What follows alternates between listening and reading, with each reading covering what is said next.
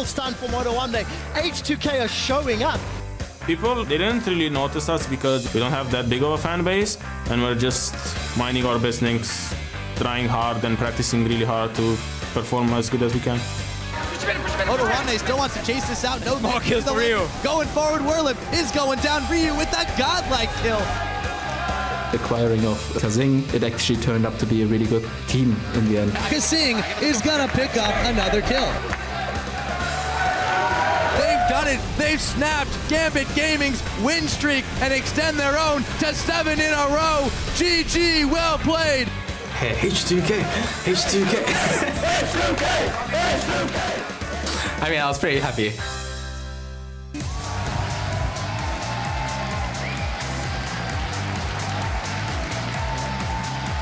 Hello and welcome back to the European League of Legends Championship Series. We're broadcasting to you live from our studio in Berlin, Germany, where just moments ago we saw the fans hyped up outside, getting ready to take their seat and enjoy all the action in the venue here today. Rocket is entering the building. They, of course, had their decisive victory yesterday versus the Unicorns of Love. Janko's looking happy and the coaching staff as well.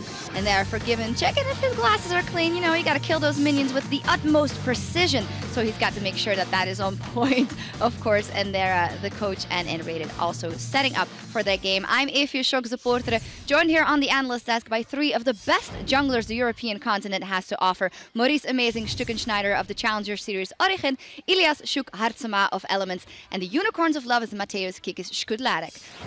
Welcome, gentlemen. Hey. Very nice to have you guys. Well, with just 5 games left in the split for each team, let's take a look at the standings. SK Gaming is once again alone in the top spot after besting Fnatic yesterday, leaving their longtime rivals a game back in 2nd place, where they're tied with H2K. The Copenhagen Wolves and Gambit are locked up in 4th, with the Unicorns of Love rounding out the top 6 at 6 and 7. Amazing, you must be very happy. The Wolves howling away. They're really doing well, I have to admit. Yep. Well, we'll look at the postseason implications of the standings later on, but first, let's talk about the games from yesterday. Starting shook with the Copenhagen Wolves versus Elements. 5 Dragons, a Baron, 2 inhibitors down, and it still didn't work out for you guys. What have you guys identified as the problems? Like, we went into the game with like a certain plan. Like, we went in with a lane swap, but we managed to like die 3 people. Like, I got greedy, I went in, I died. Kalista got 3 kills. He somehow managed to get the claw back in with like a Dragon Steel and team fights, and we were basically winning the game up until to the point where we started the last dragon, and then we just got aced on, and they finished the game. Yeah, you took over kind of in the mid-game and were able to slow it down, as what Elements likes to do. But you kind of buy into that as well, because you choose champions like Orianna, then the Jinx Orianna last week. Aren't you kind of setting yourself up to go late anyway? Yeah, we kind of set ourselves up to go with Jinx and Orianna to go for the late game. We had Corki, sorry. And Orianna is a great champion, I think, for mid-game and in late game, but early game she doesn't really apply that much pressure, so we had nearly to make up for that, kind of, but they still got too far behind, too far ahead for us to do anything early on. Yeah, a similar story for you guys yesterday versus Rocket, who came out with a Protect the Kog'Maw comp. Was it more the comp that threw you guys completely off guard, or what were the issues?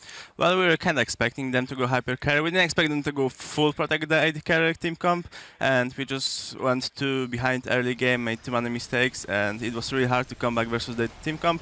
Even though we tried, it was like still we were too behind to do much. Yeah, in general, for the Unicorns of Love, Trevor actually said it yesterday, you guys are so hyped up by the fans, and I was also a believer, but now it seems like where it was before 1-1 and inconsistent, to me, yesterday's loss struck me as a heavier loss in that sense, and also this close to the playoffs. So what are you guys doing to make sure that you get that playoff spot? Well, yeah, this was like first game that we got just destroyed completely, so we really need to like get into our shape together and try our best to get to the playoffs, because we are like 6 now, I think, and it's really the other teams are really close to us, and we need some wins to protect our spot. Yeah, Shuk, you of course have had a lot to deal with in the team, and Amazing can talk about this as well. The fact that as a jungler, you need to have the best synergy of everyone with anyone, and then all around you, things are changing. How has that affected your play? Like, it affects my play a lot. Like, I get new players every week, almost right now, and I think right now we're confident with the lineup. So basically now we just have to get used to each other, get that synergy going, and if we manage to go to playoffs, we have 1 more week to practice, and I think that's going to help us greatly. All right, well, now let's take a look at today's schedule. We're going to start in just a few minutes with a bout between Roccat and SK Gaming. Then Elements will have a rematch against the Unicorns of Love as they look to tie for the 6th place spot in the standings. And H2K will try to fend off the Copenhagen Wolves later in the day. Amazing H2K Copenhagen Wolves. I feel like it could be a shorter one if H2K does what they did yesterday, but the Wolves, they can stall. Man, I definitely hope it's going to be a shorter one. Yesterday's game was a bit too much, but it was really exciting for the Copenhagen Wolves, obviously beating Elements. But H2K has shown great poise and really great early game control, and I don't think they're going to let happen what Elements let happen yesterday, and therefore it's going to be a shorter one. All right, not going to let happen what happened to Elements yesterday. You guys are up against each other in the second game of the day. You guys are currently not in a playoff position, and you guys really want to hold on to it. Tell me kind of how you're going into that matchup, Kikis. Well, we so far won one versus every team that we played 2 times so far. So to hold our destiny of being the best middle pack team, we just need to win and secure 1-1 versus Elements because we lost the first game. Check. We're gonna do our best. We want to make the playoffs. Like everyone had high expectations of us, and I still feel like if we get to playoffs, like a best-of-5 system is gonna be great for us. So I'm looking forward to the match. Yeah, it definitely seems like you became more reasonable. Do you actually think that by now your expectations of your team and your own performance have been flattened down and actually became not more realistic but less high?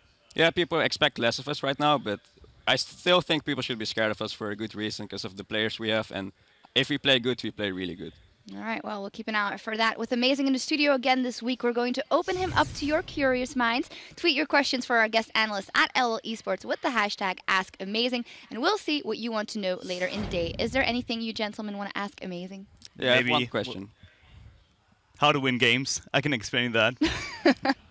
Okay, then I have a good question for you. How is the Challenger Series? Well, you can answer because it's been going good. I'm done. You're done? All right. I'm done. Well. Let's go on. Way to break the atmosphere. No. Well, thank you guys very much, and good luck in your matchup later today. It's going to be a good one. Thank you. All right, now it's time to get into our first match of the day between Roccat and SK Gaming. So we're going to send it over to the caster desk. Thank you very much, Shocks. A little bit of burns to start the day. My name's Trevor Quickshot Henry, alongside a man who can turn left, got complete control of Blue Steel and Magnum, and the double Windsor. It's Martin DeFicio Lunga. 100% done by me and only me. Well done. This guy here. Monte Cristo, I'm coming for you. All right, guys. As we focus on our first matchup of the day between Roccat and SK Gaming, both of these teams picked up wins yesterday, and both of them were in convincing fashion. Yeah, especially Roccat really surprised me against Unicorns. We knew it was going to be a fairly even match, and then suddenly protect the Woolite composition coming in from them. 30 minutes, and it was basically all Roccat. Well, let's start with the lineups. Roccat on the blue side today. It is, of course, Overpower, Yankos, Nukeduck, Woolite, Vander, and their coach, Ducky. You've touched on the team composition yesterday. It is something that you could argue is a Juggermore, protect the AD carry as the core. They put Woolite on that Cogmore. They put a bunch of protection around him, and they made it work. Let's take a look at that team composition and tell me what you liked and didn't like about it. Well, so what I like from Roccat here is how they seem to have identified, at least for this game, what the weak points are on the team. Because Overpower in that top lane, he's not been looking too good after he changed from the mid to top. He's not been doing well on carry champion, so I like how they put him on more utility focused, on like a tank, and say, okay, that's your job now, protect the rest of the team, don't carry on your own. And then you have this AD carry who has great mechanics, but also tend to be caught out many, many, many times. So you build a combo around protecting him. So even if he gets caught out, you might, or hopefully you're able to save him. And it did work against Unicorn. Yeah, it did. You know, we do have a little bit of footage of yesterday's game, and there was some debate going on whether or not having Woolite on the front line was a good or a bad thing. It led to his death a couple of times, but Roccat were able to actually get the lead and eventually close the game out. The big thing is that Woolite got caught a lot, but between every single time where he got caught, he managed to kill a tower or get like 1 or 2 kills for himself and the team. So had Unicorns been able to do this like all the time, it would have been terrible for Roccat. But because they were able, or they weren't able to do that, and Roccat could get these global objectives here, it did work. We saw the last team fight here. He died like instantly. Yes. And yet they won because they were so far ahead. Yeah, Overpower just ended up tanking for days. He was great, by the way. Can I just say, we have talked so much about Overpower being a weak link for Roccat up in that top lane. On Maokai yesterday, he didn't die. He went like 2-0 and 10. That was a great performance, and he did everything you need to do as a tank. So that was good. Well, he's going to need another performance like that again today when he's facing off against SK Gaming. one of the best top laners in the business. Let's take a look at their lineup, starting with Freddy, who will of course be Overpower's opponent, Svenskeren in the jungle, Fox in the mid lane, Forgiven AD carry, and Rated your support and coach of Inner Flame. This was a team that bounced back from that very bad level 1. Fnatic dove them up top. There were some greedy players, and Rated tried to flash in for a kill, despite being down, what was it, 3-1, and having Huni on Rumble with like Sork shoes at 4 minutes. 3 kills, I believe, as well. I talked to Freddy just before we start here today, and he said, our plan yesterday was to not feed Huni. And then after level 2 or level 3, he was a 3-0 on Rumble. So that obviously didn't work for them. It did mean they had to kind of adjust a little bit. We saw them take a lot easier and slower in the early to mid game. They didn't go for all these auto turrets very fast. But then once Huni, the guy who had gotten all the kills, got caught in that mid lane, that was where SK really turned on the engine and just said, okay, kill him, take Baron, now we have the game. Yeah, it was great hearing on the post-match interview that Freddy was saying as a team they've been working on their vision. We have been highlighting the wards from SK a lot, and yesterday was the first time I really felt there'd been some growth in their team. If you look at the ward stats in the game yesterday, 119 in a victory, in contrast to 89 versus the loss in Fnatic. That's 30 wards difference in a 30-minute game. That is a lot of vision placed. And Fox went huge on that LeBlanc. He did. He was fantastic. LeBlanc, definitely his best champion, and should be a target ban now for other teams, or at least first pick it away, because he's so good at also finding the right picks in a team fight and getting all the damage down, and then allowing the likes of Forgiven to then clean up after. So good game from him. A little bit scary that Freddy, in the interview yesterday, he said, oh, we realized we could upgrade our totem and get more wards now, like after 3 or 4 weeks. So I really do hope that SK in the future, when it comes to new patches and they can adapt, that it goes a little bit faster for them, because they lost 3 games in a row where warding was a big problem. Now they seem to have picked it up, and they played around pink wards really well against Reignover's Rengar yesterday. Yeah, and also great usage of that greater Farsight Orb from Forgiven, spotting out the Baron. Right, before we get to picks and bans, let's hear how SK's Forgiven doesn't just have the best CS numbers in the league, he's a force when it comes to lane pressure as well. Forgiven will never back first from the lane, so if you will manage to win somehow to v2 against them, it's really crucial to have good picks, to be able to trade them to v2, I think. But against them it's really hard, and they try to punish as much as possible. Well, we'll have to see if they can deal with that Forgiven lane. Nobody's been able to yet, still averaging over 10 CS per minute across all the games. There was one game, Yanin and Kasing for H2K, where they managed to kill him on Caitlyn and win the lane, which basically allowed H2K to take over the entire game, because they took the bot lane tower, they went to mid lane, they did what Forgiven will always do against other teams, and that was one of the reasons H2K won. If Rocket can get 2 and 2 lanes, I wouldn't expect it, because Vanda and Woolite together has not been looking that strong in the dual lanes, and also Overpower struggled in a one-on-one. So I really feel like for Rocket side, either you lane swap, or you really got to play aggressive early on in terms of your jungler, and you got to like try and gank these standard lanes if that's the case. It's going to be very difficult. Rocket have not traditionally had the best laning phase throughout the split. SK, on the other hand, have had one of the strongest. You broke down the 1-3-1 SK strat, and in playstyle and decision-making as a team, SK still doing the same things. Let's take a look how the picks and bans play out. Annie taken away for N Rated. We know he's still got Lulu to play with. Both of these mid laners favor the assassin, so I wouldn't be surprised to see Ari or further assassin bans. Let's run through this. LeBlanc taken away from Rocket towards Fox. Zed taken away from Nukeduck. That's 11 times banned in 14 games. Really been the target ban against Nukeduck on his side. I'm a little bit surprised about Annie. I don't feel like that's N-Rated's best champion. It is definitely Lulu, and he often picks it over Annie as well, so I'm a little bit surprised about that one from Rocket's side. 2 jungle bans we obviously talk about here on 5.4, where Jarvan has received a few nerfs. It's about Nidalee and Rek'Sai, the 2 top-tier junglers in Europe. With them banned away, Lee Sin comes in suddenly for Jankos, feeling that's better than the now nerfed Jarvan. Well, first pick for Jankos. He has played that 4 times in the past. Not the greatest of statistics, but he's going to be a comfort pick. It's going to go get to champion he's been playing many times. We just said before how if Rocket wants to do standard lanes, they need a jungler who can really make plays in the laning phase or early on. Lee Sin can do it, especially now that Jarvan has lost the armor on his E, so his early clear is a bit weaker, he's a bit more squishy in the skirmish. That's where Lee Sin can now get the upper hand, and that really allows Rocket now, if they want to get standard lanes, to play really aggressive around these SK players who you know will always push and look to fight you. Well, we'll see if Rocket can make use of that. Jankos, once known as the First Blood King, not necessarily been the same level of performance this year, with champions like Lissandra up and available for that top lane. Freddy's actually opted to go for the Gnar. Svenskeren locking in his Rengar, so there's a lot of ganking power, a lot of engage power as well from that Gnar, but taking their time, both of these teams. Yeah, we have seen Sven go for Rengar whenever Nidalee and Rek'Sai were gone. So no real surprise from his side. Does of course mean he's going to be slightly weaker before level 6. Another opening for Rocket then to try and punish it. Do what Fnatic did not the last time, but the first time SK and Fnatic faced each other, where we saw Rainova and Rek'Sai be really active between level 3 and 4 basically, where Sven normally likes to just sit back and farm and don't really want to assist any lanes that early. Well, Rocket lock in their Corki and Maokai. Overpower going to the tree that gave him success yesterday.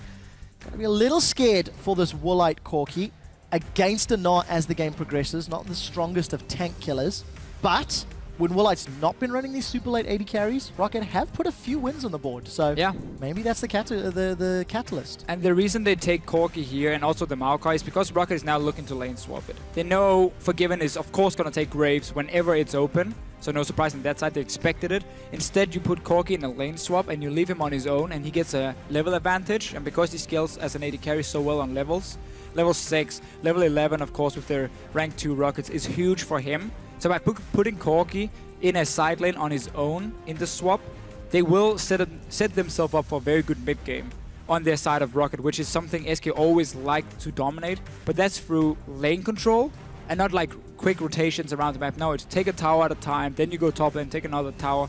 So Rocket is really setting up for a potential swap. You definitely do not want to go into a Nami Graves lane. That's not going to work. So interesting to see that if SK were looking or were expecting the lane swap as opposed to going for Lulu, which we have seen from N-Rated several times in the past. Gonna go for the disengage from Nami. Yeah, we haven't seen Nami in a while. No, honestly. Definitely not. With this support meta, support roaming meta, we've seen Nami's just too weak at roaming around. Her ganks are not very effective. She cannot invade the enemy jungle and deep wards, so it's a pick basically designed for N-Rated who likes to stay with Forgiven only.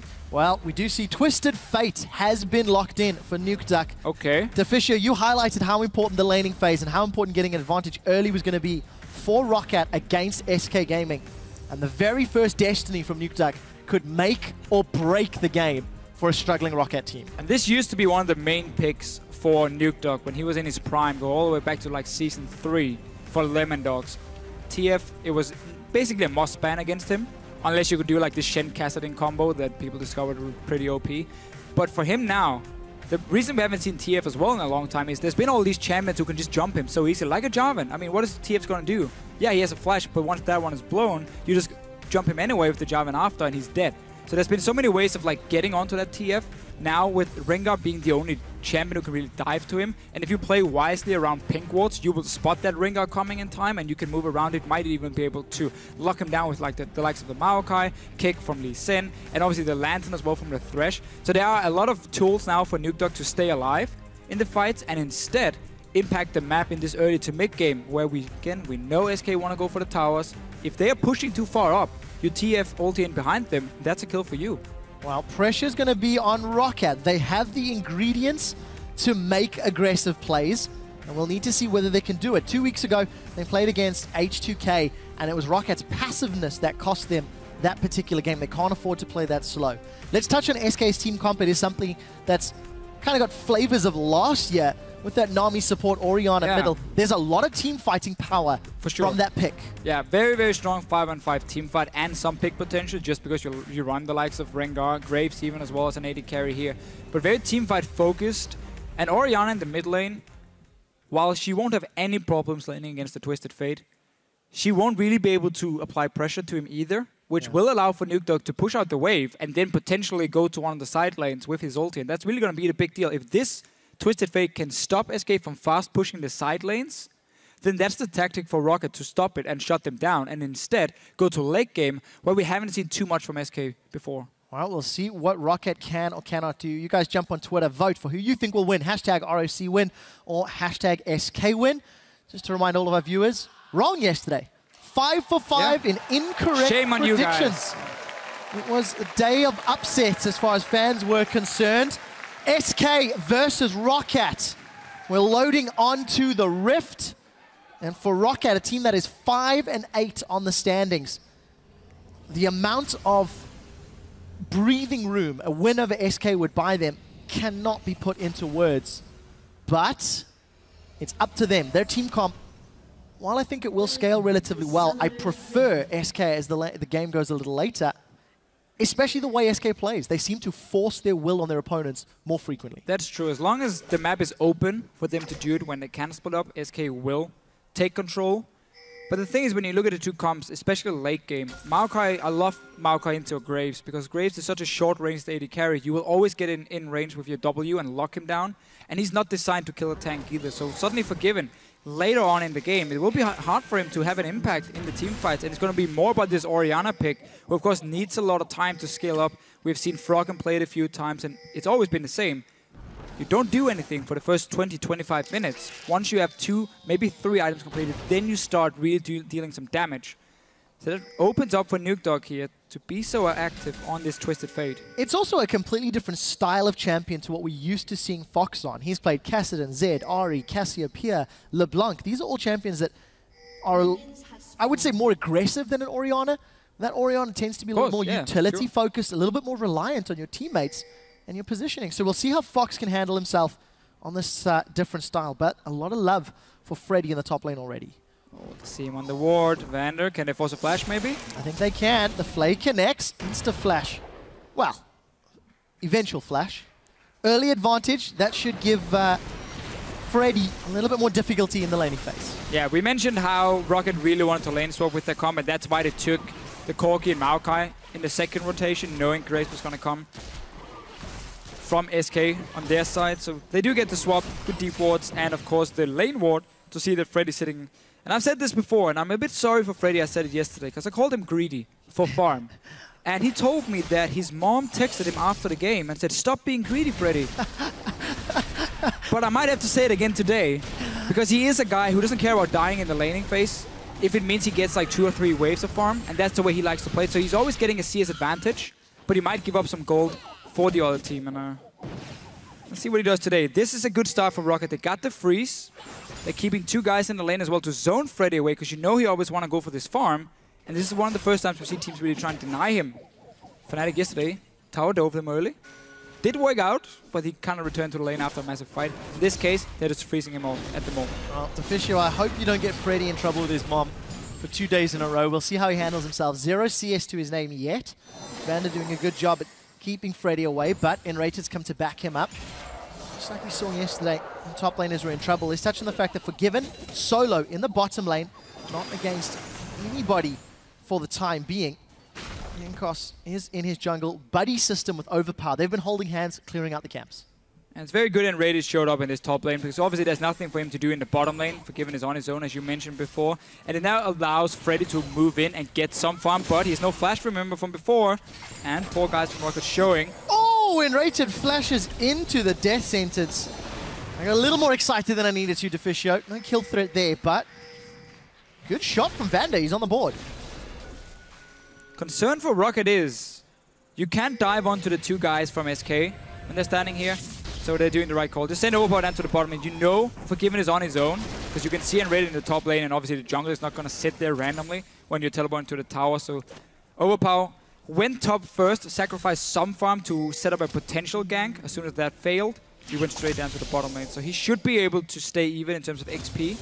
We'll just be slightly behind in farm because Forgiven is fairly strong on this Graves and can zone him a little bit.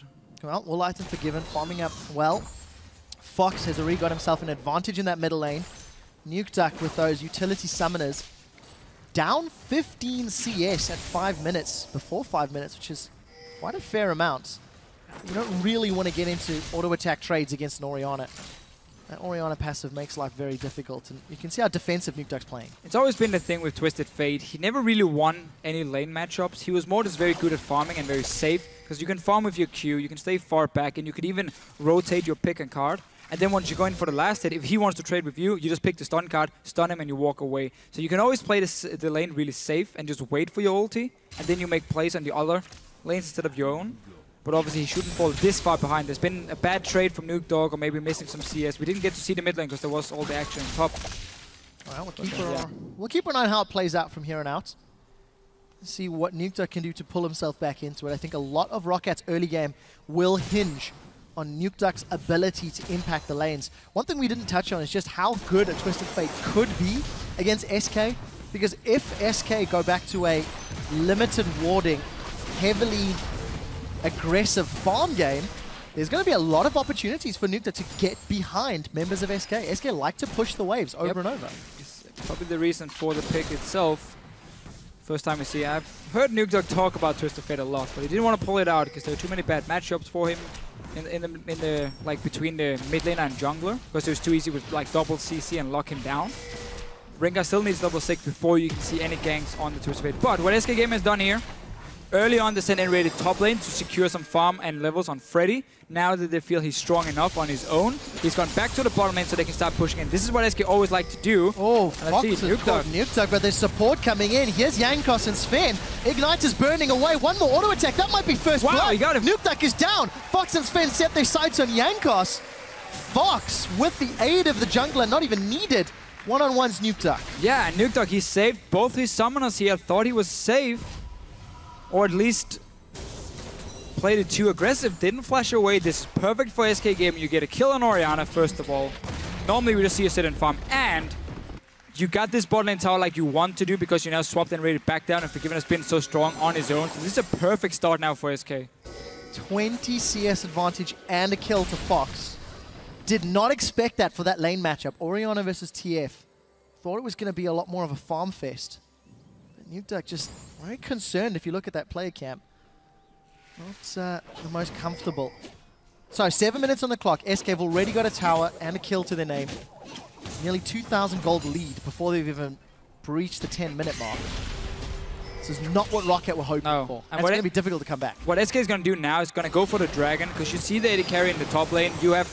You know obviously he's not going to join, and you have a BF Sword Grave, so you're going to go straight and take the dragon now at this point, because you have all the pressure on the bottom lane. Once the dragon is dead, you're going to take your Graves and just swap into the top lane, because he's a lot stronger than the Corki at the moment. So if they lane one-on-one, Graves is going to win it and push in the lane over and over. And if Enrated joins as well suddenly you might be able to get pressure on that tower. So SK Gaming setting up for the dragon, so the last global objective is gone, and then they go back to pushing the lanes. Well, yesterday, SK Gaming took an 8-minute dragon against Fnatic, which eventually snowballed them into the lead to take 5 dragons and a Baron by the 35-minute mark, 32-minute mark rather.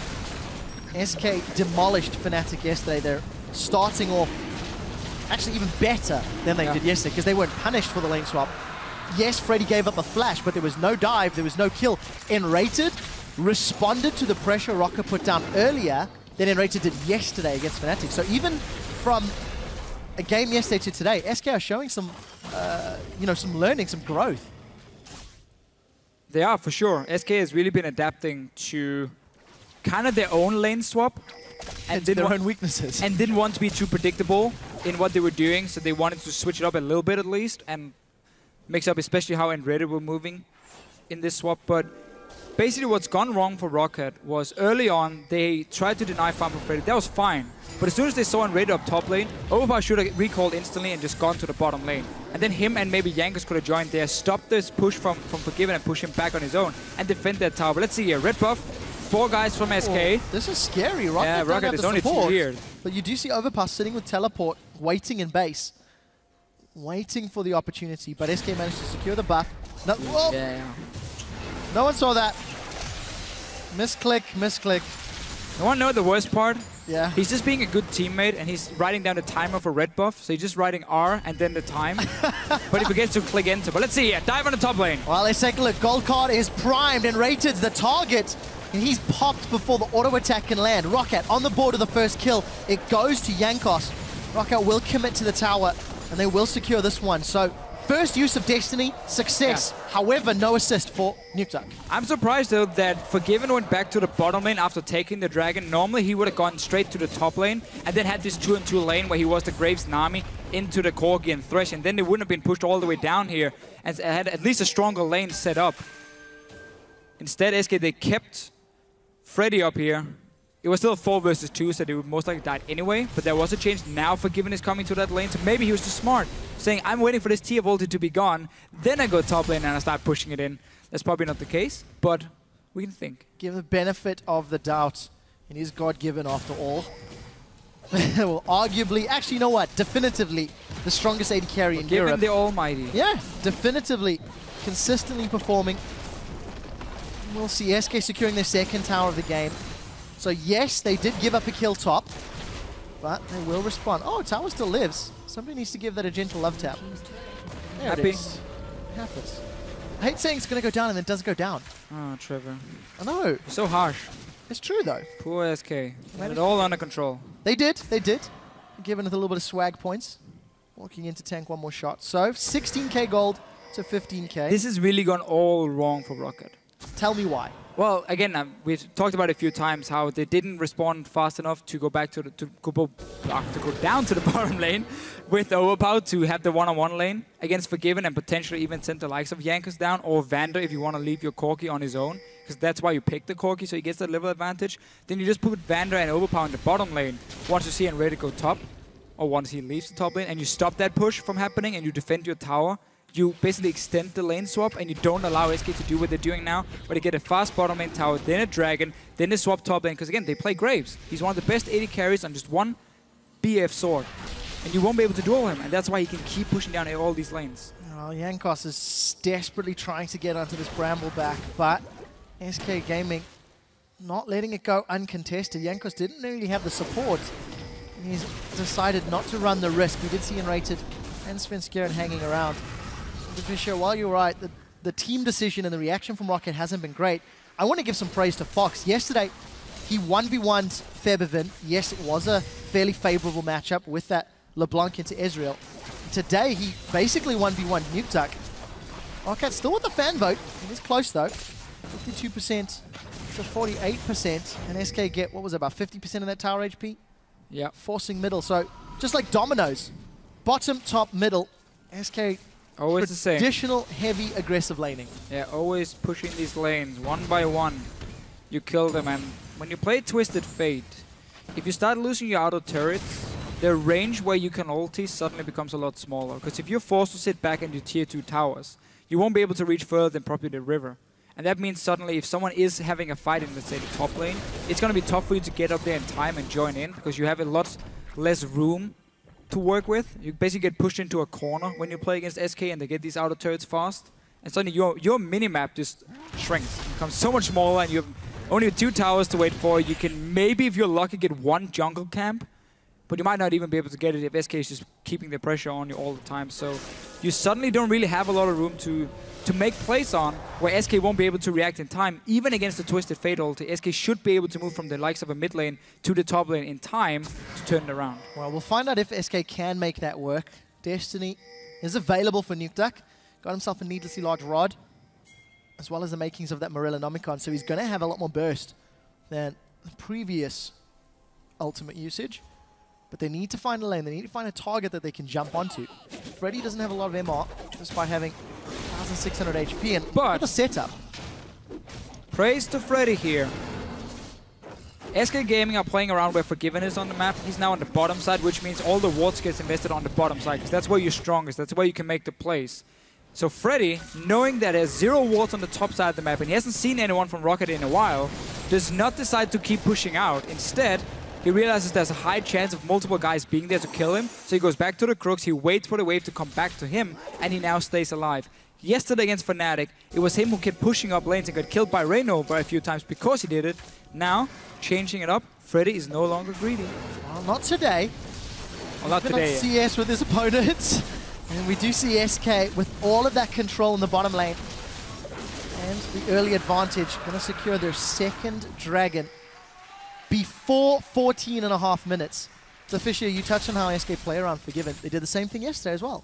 Once they got those towers, Forgiven was pushing down and SK were investing their vision, was investing their resources. Hey, it works. When you got a guy. Yeah, it's almost like it's the strategy. Yeah, definitely works out in their favor. It is the reason they're the #1 team in Europe at the moment after beating Fnatic yesterday. They do it so well, and it's tough for the other teams to respond, because if you're not strong enough to fight anyway, how are you going to stop this push, and how are you going to stop SK from getting down all these wards that they will place on whatever side Forgiven is at, and then suddenly he's safe. And now Freddy sounds like SK first. Yeah, touch on some of the other items. Wolight's got that Trinity Force completed, Morella Nomicon, as well as Rod of Ages for Nukeduck and Overpower. Forgiven working towards That's how you this farm, eye by edge. the way. You ulti the wave and then you buckshot and that's it. Now you're done. I wonder if that means we're not going to see anything happening for the next few minutes in SK's playbook. Yeah, I think you're right there, Trev. Don't know what gives it away, though. No, I'm not sure. Let's touch on the Sunfire Cape. We see Nas going different builds relatively often. No real AP threat in his lane, so no Hex Drinker today. But I know we have split feelings sometimes when it comes to Sunfire versus Randuin's. So it very much depends on what you want to do. If you want to just sit in a lane and split push, Sunfire is fine because it gives you that extra wave clear or fast pushing ability. But if you want a team fight, then Randuin is in nearly every case going to be better for you. But in this situation, Freddy is looking to split push against this Maokai, who won't be able to do too much. Sven, on the other hand, he's not looking to split push, he's looking to kill someone in the bottom lane. And Yanko's waiting as well. Well, nobody's engaged yet. But I love the idea of a Rengar being sped up by a tidal wave and the potential of Orianna Dissonance in there. There's a lot of enablers to get Svenskeren onto a target quickly, and I particularly like the synergy with that Nami. Get knocked up by the tower, get knocked up by the bubble. SK can, work together. They can really lock down somebody for an extended period of time. This was a pretty good play by Rocket, though. They had Nukeduck, first of all, show himself, or will move out of the mid lane at first and down towards the bottom side of the map, so there was the risk of him ganking down to the bottom lane. And then they sent 3 guys down to push the tower, so there was a high chance of 4 members being there instantly. And SK knew, okay, we can't do anything, we can't fight, we need to just back away and let them take this tower, because we're not in a position to respond in a 4-on-4. Obviously, with the 2 teleports ready as well, it could have been a 5 versus 4. So they simply just made a play around the ulti from Nukeduck. He still has that mid lane tower being alive, so he can stay around the mid lane for himself. And that was just a good play to make it 2-on-2 in terms of towers, and very even in gold as well. Well, Nukeduck does get his hands on that blue buff after SK tried to contest. I'm glad you actually say Rocket did well, because considering how the lane swap didn't work in their favor and just how much pressure Nukeduck was under, the team has evened out the goal difference. They've evened out the tower score. They do have a kill on their board, and SK is still unable to take that middle tower. Yes, they've not committed resources in a while, but a few minutes ago, SK did have 3 members trying to push the middle lane down. So all credit to Rocket for slowing this game down and clawing back the gold deficit they've given up. It's been really good for Nukeduck that despite him dying, he could get that large rod on the first back, allowing him to basically instantly wave clear with his wild cards on the wave and just defend it on his own. Now, he will go down at some point. Once SK go for the real push, they will take that tower. But he still managed to hold off on it for quite a while. Hook just missing on Svenskeren. But now SK got the last tower, and yes, they're even, or somewhat even in gold, but still the 2 dragons to 0, that's going to be the big problem. Well, Freddy is in Mega. Nah, it's about to time out. Here comes support. Mini Nah gets booted backwards as he hops over the wall, flashes past the jungle. And we do see Rocket collapse. What will it cost them? Kill on the board for Woolite. Destiny comes out from Nukeduck. SK behind as well. Will be happy for the trade. There is Overpower plus Nukeduck coming in. Bubble doesn't connect. Tidal Wave goes out. Gold cards onto Enrated. Here comes Woolite. That's a huge shockwave, but there's not a lot of damage to follow it up. Rocket with 2 quick kills, and they force SK away. It's a trade of 3 kills for 1 tower. And Rocket now is going to push this mid lane with all 5 guys. That's going to be another tower. That was a nice play, honestly. Yes, they gave up that mid tower because they went 5 to get overpowered or get Freddy down, but then they knew we have the ulti from Twisted Fate, we have the teleport, we can chase onto the remaining guys from SK, kill them, and also get a tower and trade it at least. So here, this is a setup all planned. I mean, you know at that time, if you go 5 to the top lane, the enemy team can push mid, but this is just such a nice setup. Nobody gets caught really by the tidal wave. Nukeduck dances around it. You blow up and raid it first. Good shockwave, but just not enough damage here. You've already been caught out, and you're in a 4 versus 5. And it was a defensive shockwave at the same time. Everybody in full retreat. To be fair, Woolite went from 100 to about 40% HP. Had a collateral, had additional damage come down, maybe got a kill. So Rocket, they do trade 1 tower for 1 after the fight. However, they lost an additional tower a few moments before. 20 minutes on the clock. Rocket looking not too shabby, especially now that Nukeduck's got himself an Hourglass. So those sort of, dare I say it, Messiah plays are a possibility where he can just destiny in and hourglass out. SK has already gone down to this dragon though. Third one for them if they manage to pick it up. This is a game where they have improved. They are investing more into pink wards and setting up for objectives beforehand. And if you come and face check, well, tough luck for you. You will get caught out by the likes of a Rengar. But for Svensson to get the right engage against a Twisted Fate and potential pink wards, that's going to be tough. And instead, we can't see Rocket just start. Well, let's see what Nukeduck can do. Gold card catches Freddy's. Should go Mega Gnar shortly. Will it be enough? Dragon number 3 secured for SK. What is Freddy doing? He's tanking up 4. But again, it's the sacrificial Brit to secure a global objective. SK, can they defend their inner turrets? What Rocket keeps doing is trading kills for objectives here now. Have to be careful, Svensson is going in. Well, there's the kitty pounce. We just get overpower melted. We do see the kickback as Svensson is knocked over the wall, but Rocket are split. They've lost 2 since taking Freddy down. Forgiven's getting run down from Woolite, and Forgiven still survives. Woolite's got no more mana.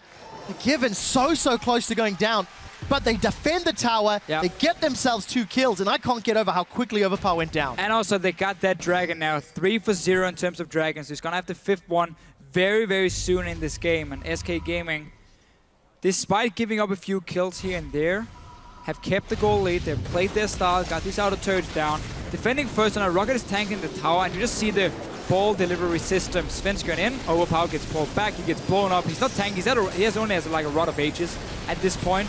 And Jankos tries to make the play, goes down as well. So 2 quick kills now for SK.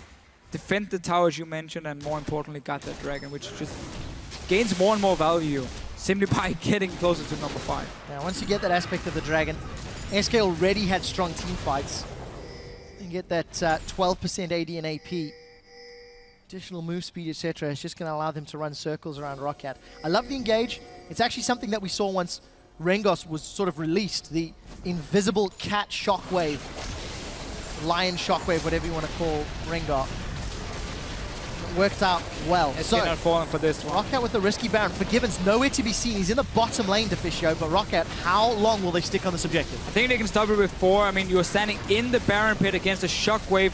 Death Cap is completed on the Orianna already, and we're going to see a fight. Well, let's see what happens. Freddy's been caught in Shockwave. Down, Nukeduck gets nuked. In the background, Freddy's dropped before he can go Mega Gnar. Overpower's looking for some targets, but he's been left alone. Big crit comes down from Woolite, but nobody else continues the fight. It's 2 members of Rocket down as SK look to chase Rocket away.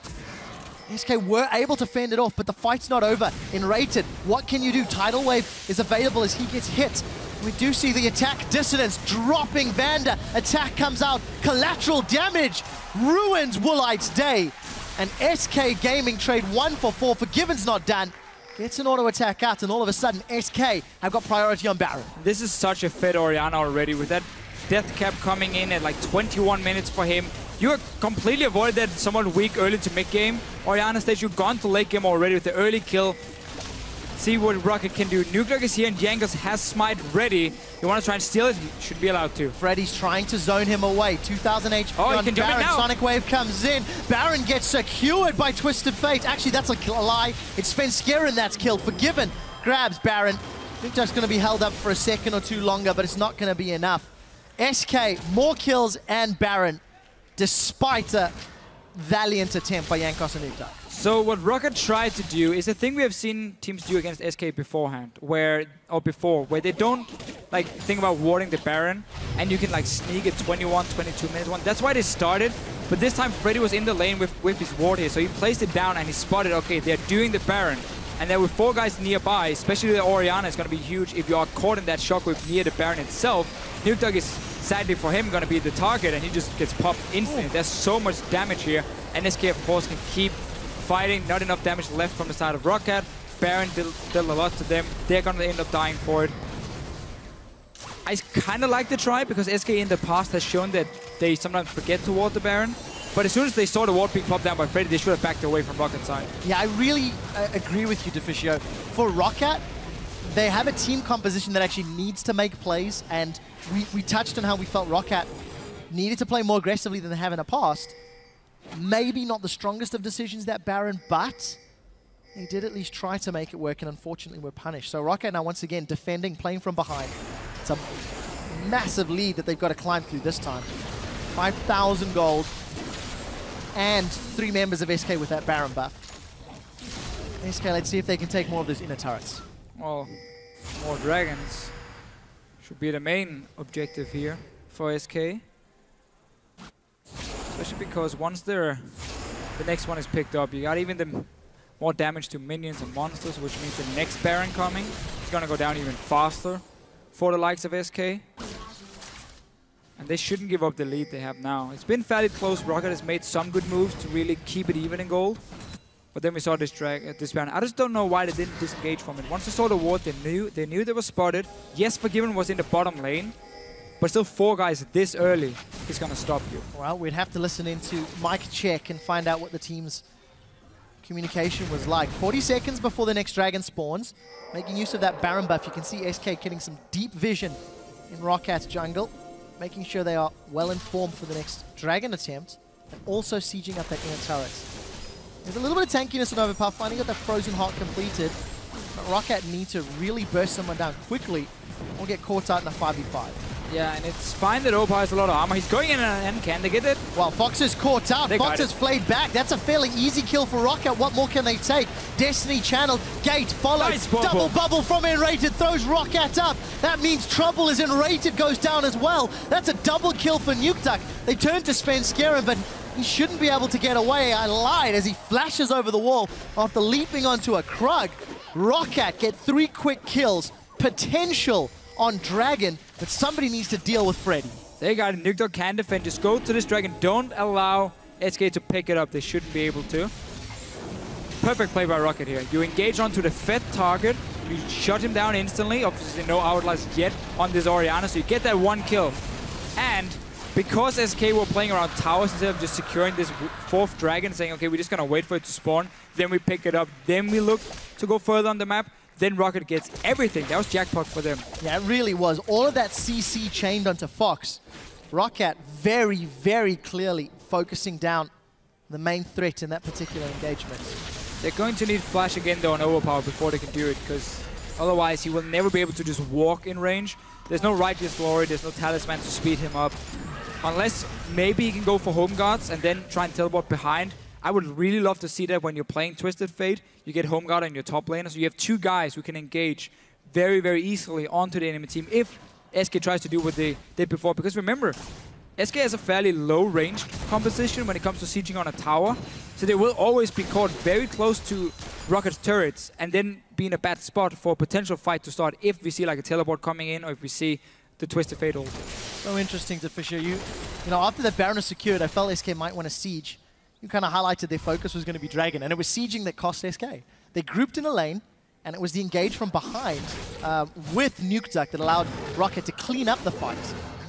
And if you go a few minutes earlier in the jungle, it was Overpower teleporting behind SK that allowed Rocket to win another fight. So for Rocket, it is a flanking maneuver. It is a, you know, multi-directional threat that they need to look to do, and we'll see whether or not they can find more opportunities, or if SK is going to be wiser. I mean, SK still got a 4K gold lead, so yeah, they're still ahead. in charge. They got a 3 dragons, but the flanking here is another reason why Nami, as a support, has kind of fallen out of favor, because there's so many options now with these like teleport home guards, or junglers like Rengar maybe who can sneak in from the side and then jump you, where Nami's ulti is fairly hard to place properly to stop and engage. If we have the team engaging from 2 sides, Nami can only disengage on one of the sides. He has to pick, okay, do I want to try and shut down maybe the Twisted Fate coming in here with his ulti, or do I want to go for this Maokai who's teleporting from the other side, because again, her tidal wave, it doesn't cover like a monsoon all the way around you.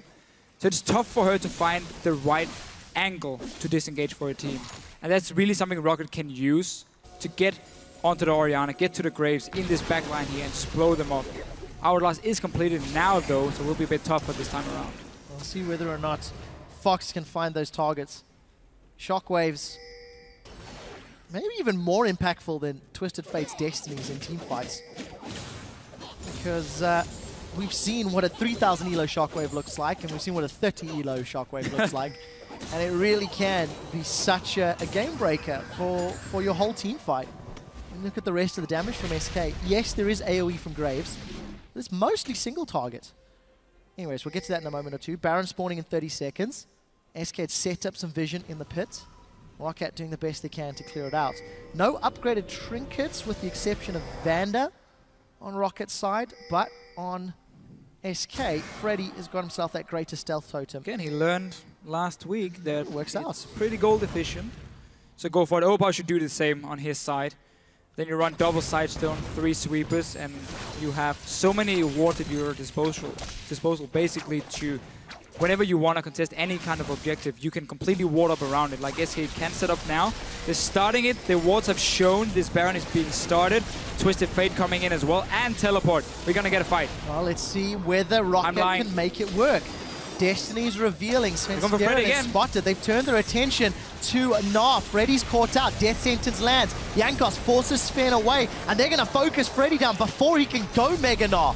Numbers advantage for Rocket, but they expended a lot. The Shockwave whiffs! 30 it doesn't elo. hit anybody! That's a 30 elo Shockwave for sure! Svenskeren and the rest of SK trying to get away. The Flay doesn't connect. This is turning into a comedy of errors. There's not a lot of abilities are catching, but Rocket have found the second kill. They're continuing to chase. Bubble throws up Woolite and Overpower. Nukeduck throws up the wild cards, and that makes it Rated go wild. Flash forward, the Tempest, the Cripple, the wild cards, another kill. Sonic Wave into Resonating Strike, and Jankos secures kill number 4. Rocket have clawed back the 6,000 gold deficit and are looking at Baron. And that was such a smart decision by Rocket. They were looking once the teleport came in and Nukeduck could pop his ult. They were saying, like, where are we going to go? Oh, there's a Gnar right now who's not even close to getting Mega Gnar. We can engage on him.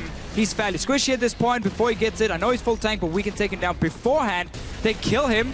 Sadly, though, Forgiven is not going to let you just take a Baron for free. He will get an inhibitor for it. Overpower's going to look from that's not your gate, Forgiven, but you can dash through it if you like. Flashes over the wall. Overpower's chasing. There's a lot of armor and hit points. Ranged. Destiny's quickly becoming available for Nukeduck, but I think the movement speed of Forgiven and the support of Svenskeren will allow him to get out. Let's see if Nukeduck wants to go. Destiny thrown out. They're going for this one, Deficio. Gold card connects. Wild cards do not. Overpower jumps onto Sven. There's a teleport from Freddy. Over-aggressive play from Rocket. Will it work? The Death Sentence hits. Vanders held Svenskeren in place, and Overpower is tanking up SK Gaming. Sven's managed to flash away from the backline as Overpower gets cold. The Overpower does get killed. Woolite gets killed. There's too much happening to Fisher, and Svenskeren, he's stealthed up. Showing himself. There we go. He will get caught out. It's not done yet. Wow, SK are now chasing Rocket. They're in trouble. They've got no inhibitor. There's minions in them pushing down towards the base. Fox forced to Hourglass out. How far can SK go? They don't have Forgiven with them. Freddy's going to carry on the chase. I look forward to hearing how you break this one down to Fisher. But Freddy's going to carry on. Let's see. Boomerang slows Jankos out, but he's going to ward hop over to the red buff. Mega Gnar throws the boulder. Jankos, Sonic Wave. Just take the dragon, Freddy. Are we going to crunch over? Freddy's just going to throw the rock, and SK grab dragon number 4. So, I got confused and tongue-tied. Do explain exactly what transpired in the last 2 minutes. Well, my good man. Once we get the replay at least. One thing I did notice was Woolite, he's a man who likes to jump in for the kills. As the AD carry, ended up killing himself. And once we get the replay, we can see that was the main reason Rocket lost the fight. They went very aggressive first. Teleport came in from SK as well. A lot of chasing back and forth here. And now, 4th dragon. So, ulti coming in here. So Nukeduck, he chooses Forgiven, missed the first wildcard, and now they can't really get onto Forgiven after from Overpower, so he chooses Svenskeren. This is fine for now for Rocket. As long as they kite back, focus Svenskeren here. Just kill him. You don't have to dive deep, because right now, Overpower is zoning 3 guys on his own. Forgiven is only hitting the tank. Just kill Svenskeren here, and then you can start backing away or looking at what's the next target. Once Overpower dies, though, Woolite thinks that he wins the fight by killing Forgiven. That's not how it works. You still have to deal with this Orianna, and now your AD carry is gone for no reason. If you just focus on the Rengar itself, back the way you would have been 5 versus 4, and it would have been a very different fight for Rocket. Instead, SK Gaming, especially with an extremely fed mid laner, can play the fight. Yeah, props to Enrated landing bubble after bubble as they chase through to punish Rocket. Forgiven was out of mana as well. He wouldn't have been able to chase anything. He would have been forced to basically say, okay, unless you guys are standing right in front of me so I can auto-attack you, that's the only way for me to deal damage. And yet Woolite decides it's better for him to trade one-on-one between him and Forgiven. definitely disagree on that one. Well, I think you have to ask questions of Wolight's positioning. We've definitely been saying it over the last few weeks. He got the kill. Decision making in this game. He got his man. He did. This one was more decision making. Okay. Saying, okay, I'm going to jump in. 1 versus 4. I don't care. I'm going to kill this guy. Worth. Maybe he just want to ruin his KDA. I don't know. Worth. 3-2-3. Woolight 5-2-9. We're at 35 minutes on the clock. The gold that SK had earned themselves has been once again melted away. Rocket are even. They're 3 towers to 5. The only scary thing is the next dragon is dragon number 5 for SK Gaming. And truthfully, SK have had much better control of the pit. Around the dragon for sure, yeah. But the thing for Rocket is, we have seen it a few times already this game. When they're the ones deciding the fight, I mean, that's always the problem about a Rengar. Rengar is great when it comes to creating picks and like setting up kills for your team, but he's horrible if you engage onto Rengar. He doesn't add anything.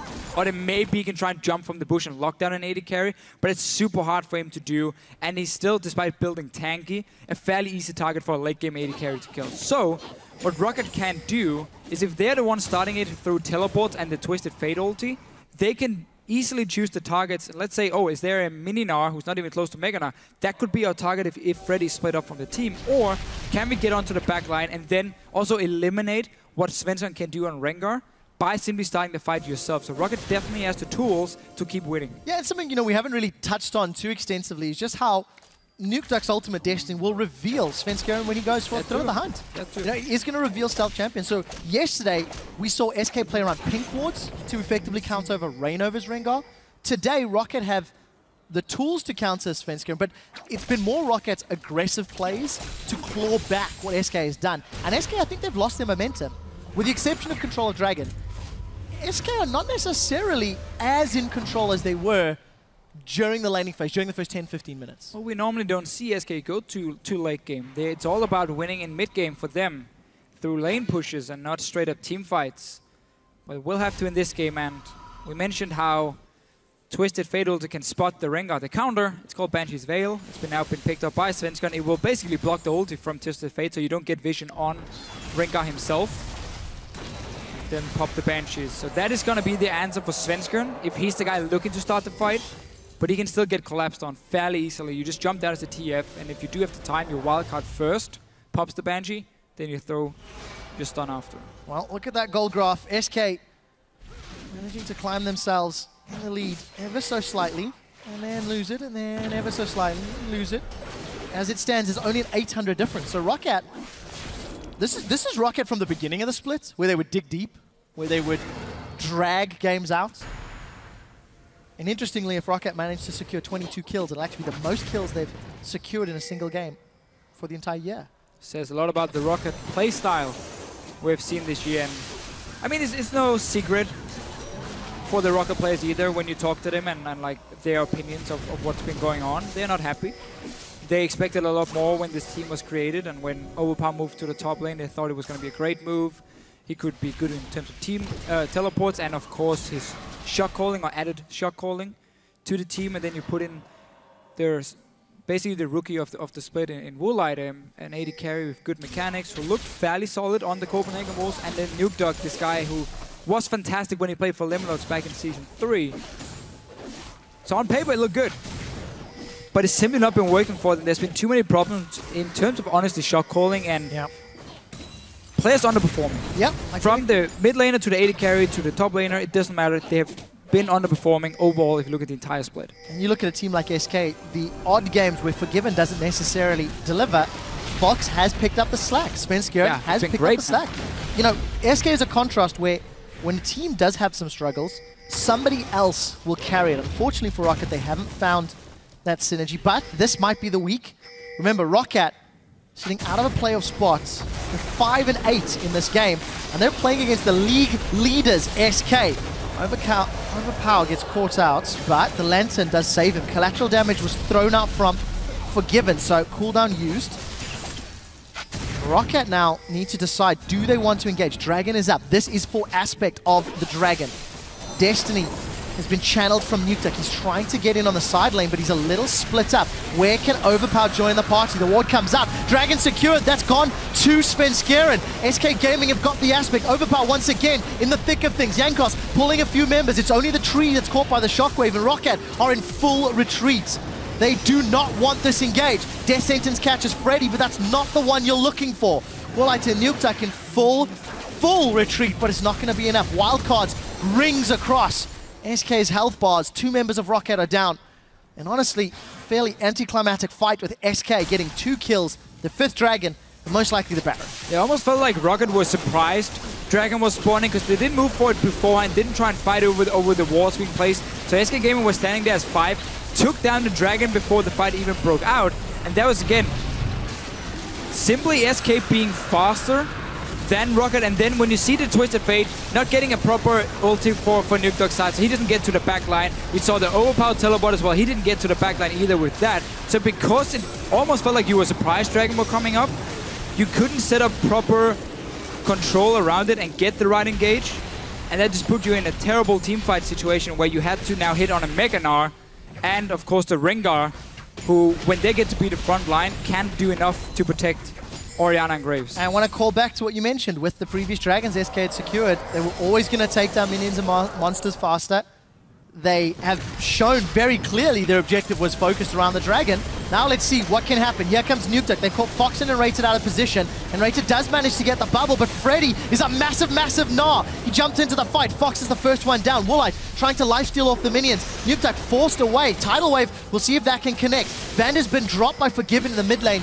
Let's see exactly how that transpired, but the bubble works. Support 101. And Rated manages to finish Nukeduck. Overpower gets shut down. 3 members of Rocket down. SK in a 4-on-2. They're looking to close the game out. Baron empowered minions, Aspect empowered champions. They're on the Nexus turrets, and this is for game. I really like this support 101 from Rated here against Nukeduck. And wow, another one for Forgiven. Another kill on the board. 6, 2, and 5. Forgiven sold his boots. He picked up the Zephyr as his final item. Gonna use all that attack speed to melt the Nexus turrets. SK Gaming, 11 and 3. Take down Rocket. Retain control of the European LCS. I think that was a harder game for SK than they would have expected beforehand. They had a great start. The lane swap went in their favor. They got these early towers down. And Rocket still managed to find ways of getting back in the game. They always try to keep it even in gold. We had some fairly good team fights here. But the Dragons, the first one picked up at 7 minutes. SK is the team in Europe who gets the fastest first Dragon. This game, or in this game even was the faster same. today, yeah, this even week. faster than the normal average. And that was really the key for them. Always just wait for these Dragons to spawn, play around them, and then the last one. Still surprised that Rocket were not in a better position to fight for it. Yeah, I think if you look at all the teams in Europe, SK have got the strongest Dragon decision making. Them and H2K. When it comes to playing around Dragons. In the last few weeks, I'd agree with H2K, but you know, over the entire split, right? SK play very safely. When Dragons aren't available, they win through other means. But this is the third game that I can think of where SK have actually gone for the 5 Dragon to use it to allow them to take down the Nexus. And I think Rocket this week have performed better than they have every other match leading up to week 7. I agree. It's looking better for Rocket compared to what we've seen in the past, but a game like this now for them, you were about to take out SK Gaming, and the reason that was going to be so important is because you're fighting against Elements, Unicorns of Love, and the likes of Giants, fighting for that last playoff spot, because Copenhagen Wolves now are a few wins ahead of you, and obviously Gambit is above the Copenhagen Wolves, and so on. So it's between like 3 or 4 teams, and Rocket is one of them, of avoiding relegation, number 9 and number 8, and of course getting into playoffs as the last spot there, number 6 in the standings. Being so close now to beating SK Gaming, a game where you normally would look at the schedule and say, okay, this is not the one where we are going to get closer to playoffs. No, we just ignore that one and look instead at the games against Elements and maybe Giants or whatever. These are the ones we need to win. You were so close. Yeah. Really, really annoying feeling now for Rocket. It must be heartbreaking. If you look at the standings, Rocket were 5 and 8 coming into this game. They're now 5 and 9. Giants have 9 losses. MYM have 10 losses. If MYM or Giants pull off some upset wins, they could get ahead of Rocket. Rocket are by no means safe. And remember, 7th position on the standings gets you a spot in the summer split. 8th and 9th is promotion tournaments. So for a team that at week 1, we heard the players saying, look, we're expecting to be top 2, top 3. Very harsh realities, very harsh realities. But, we are being a bit overly negative. I think Roccat, they put up a great fight. They had a team comp that was not reliant on getting to the late game. They made decisions. The Baron call, you could argue, was bad, but they made the call. Even just last week against H2K, they weren't making calls. So it's good to see growth. It's good to see development. However, it has come very late. There's not a lot of room left. No, and that's the problem, really. Yes, you can get better and better, but unless you suddenly get to a point where you win every single game, it might be too late for you. And that's another thing as a player, because you're always looking at the standings. You're always looking at what's our next goal here. When you suddenly realize you have so few games left and you then lose like this, now against SK where you were fairly close, that's really where you start losing, belief and trust in yourself and, can we make playoffs at all? But for Rocket's side, they have to look at this week and say, we were playing better. Yeah. We kept it even in terms of gold for such a long time. Use that next week when we're not playing SK Gaming, and we will pick up more wins. Well, next week, SK Gaming will be playing at the IEM World Championships. 2 weeks. They're looking in good form.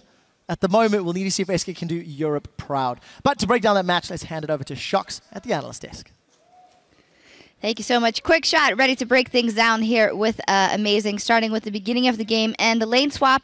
Good concept by Roccat, bad execution. Yeah, they started off pretty well by forcing a flash onto Gnar pretty early. So they basically had the setup to contest Gnar's XP gain that he's trying to get when he's basically in 1v2. But they didn't set up the freeze properly. And when they actually tried to make the play happen, they were not decisive as decisive as they should have been.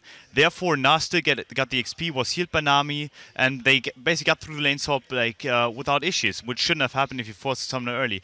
And Forgiven was able to free farm bottom. They didn't catch the wave early enough, which should have happened too, because Marka had TP, could have even walked bottom, then keep his TP priority for a potential top gank, top dive, whatever it is, which they did in the end, but it was way too late, and they should have made those plays happen earlier, and they missed those opportunities. You said also that you're generally just not a fan of the XP sharing in the top lane. Was that a fault by SK, and were they actually lucky that Roccat didn't capitalize on it? I'm not a fan of that, because I think if you're basically 2v2 laning with your top laner and support, you're basically setting yourself up for an XP deprived top laner, even though he could potentially even get XP in the 1v2, which he got earlier. So he should have just based, take the hit, and then go, because the freeze was actually set up at some point for Rocket, so the wave was pushing into Rocket 24/7 anyways.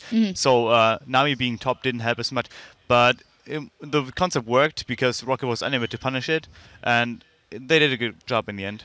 There's two things we can always count on. Forgiven was getting farm, and SK was getting dragons. Yet Roccat in the skirmishes mid-game did come out on top, even though SK with that Orianna had a very good team kind of comp. Yeah, the thing is that SK played pretty greedy. So did Rocket at times, and that's why they got punished pretty hard.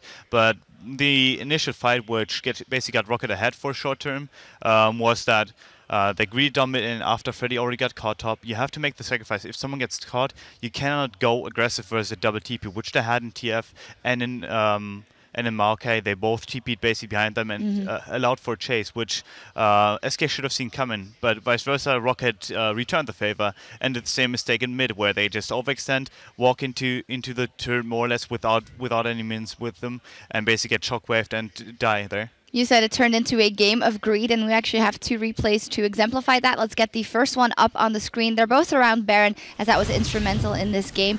Talk us through this one. Yeah, basically, Rocket just randomly starting Drake, Nash, I mean. They saw Forgiven bottom, hence they went for the play, but the thing is that you can't do that in a versus strong 4v4 or 4v5, which SK has as long as they stay as a ball. What SK wants to do is basically have Fox get in rotations out, have Svenskon to see someone, and ready to see someone, and then basically get the burst, the QW of Orianna, then they get the proper shockwave, which SK was able to do because they were never contested in their ball, which happens as soon as the enemy team basically groups up for an objective and doesn't try to flank you. And SK is basically chasing Rocket down and allows themselves for early kills. The Orianna that are flashing forward to get the auto attack off and the kill, very different from the Orianna we saw yesterday. Yeah, definitely. I think Fox, what he did this game was really insane. I think we'll have another replay later on, or maybe not, but he even put the Orianna ult on himself and flashed into an AD carry, which is just crazy. Like, that guy must be Korean or something, but I've literally not seen that in the US yet so far, and that was pretty crazy. This is actually the second replay we wanted to show. That is second replay. So this again, agreed from SK in this case, where what they basically do, they put themselves into a situation where they were at Nash and they didn't respect that Gnar could be collapsed upon before his passive procs, because like TF is able to TP on him and they can basically collapse on him and one-shot him. So Rocket is able to one-shot the Gnar and allows themselves for another chase, which sets up for 2 kills now. I think they're gonna get a third. Yeah, in a fourth basically on Fox with the E-Flash of Jankos, which is also mechanically well executed. And that's basically it. It was a game of greed, and in the end, SK's greed was lesser than Rocket's. Definitely not Korean because he whiffed the shockwave there. No, but not taking anything away from Fox. He actually has played very good yesterday as well, and really stepping up in that carry role. And just in this game as well, there was this crucial moment when Rocket was back even, and then Forgiven found a way to get the inhibitor down. And I think that's what set SK up also for later, because they knew they would always have that entrance into the base. Yeah, what SK is really good at doing is basically like using the bust or like the changes of the Season 5 patch. That is like the inhib giving you, as soon as you have one down, then basically like having stronger minions, etc. Like, and basically setting up for it, and the Drake itself and the Nash itself, like, which like as soon as they get a neutral objective, like let's say the 5th Drake, they will snowball that really, really hard. And the same applies for Inhibitor being down, and the same applies for Nash being down. And I think that is crazy to see, and it's one of the only teams that actually abuses that to that standpoint. The only other team competing at that level, and with the objectives coming into Season 5, is actually H2K in the US, I think, and it's pretty great to see. Yeah, it is fantastic to see. One last thing about Rocket, because I do think that they played a solid game here, even though it didn't go in their favor, and it's starting to look a little bit more like the Rocket we expect. Yeah, yeah. I mean, I'm almost a fan. I've always been a vocal fan of Rocket, because I think when I see that players, I see roster, I see potential. Like we abuse that word, I abuse that word maybe. CLG has abused that word, obviously, but Rocket is supposed to win. They're always in the game to a certain extent, but they make 1 or 2 bad calls and it just snowballs from there. And I don't know what the issue is. I don't know where it comes from, where it stems from, and if the coaches are unable to identify it, I can't identify it either. But they have to find that something that basically makes it happen. And if they're not able to do that, like, they deserve to be where they are right now. Yep, and if they want to find it, they'll have to do it very quickly with the season, the split almost ending. Now, coming up in just a few minutes, Elements will chase the Unicorns of Love in the standings as they try to close in on a seat at the Spring Playoffs. And as Krepo himself said just moments ago, it's time to do or die, so stay with us. Our first matchup of the day between Rocket and SK Gaming. Both of these teams picked up wins yesterday, and both of them were in convincing fashion. Tidal Wave goes out. Gold cards onto Enrated. Here comes Woolite. That's a huge shockwave, but there's not a lot of damage to follow it up. Kill Ori, kill Ori, kill Ori. Yes. Keep fighting, guys. Keep fighting. I got ult. I got ult. Go, Graves. I got Rengar. Coming for Rengar. Taking Lantern. He's Rengar. Nice, guys! The death sentence hits! Vander's Health Sven's going in place, and Overpower is tanking up SK Gaming. Sven's managed to flash away from the backline. SK Gaming have got the aspect. Overpower once again in the thick of things. Jankos pulling a few members. It's only the tree that's caught by the shockwave. SK Gaming retain control of the European LCS.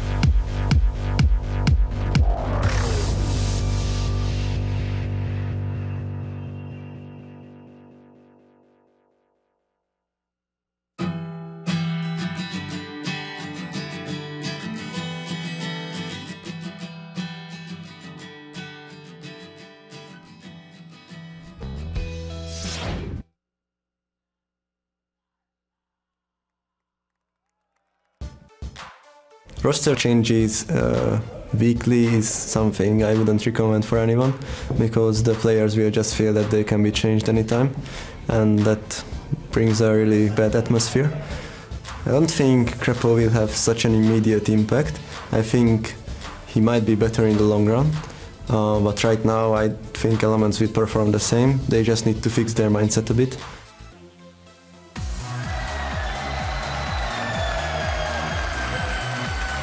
Welcome back to the European LCS, where the veterans of Elements are looking to catch the league newcomers, Unicorns of Love, in the standings after beating them back in week 1. Let's start by taking a look at the lineup for Elements, what it looks like this week at least. We have Wicked, Shook, Froggen, Reckless, Krepo, and Nif.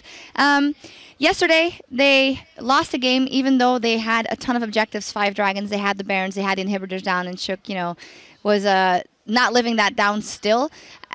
We saw Froggen on Orianna. Shook also expressed the fact that it might not always work. And for me, it's a question for Froggen a little bit. When do you stop expecting someone to achieve or go for a standard that they've set a long time ago? And when do you start holding them accountable for the standard they're setting now every week? I mean, as an opponent, you have to take or like basically see it like this. You can't be nostalgic. You can't like think about the past performance that they have put up, especially after like 4 or 5 bad games or like subpar games that are not in the standard anymore. You have to be in the here now. So when I would play versus Elements, I would not prepare for Froggen.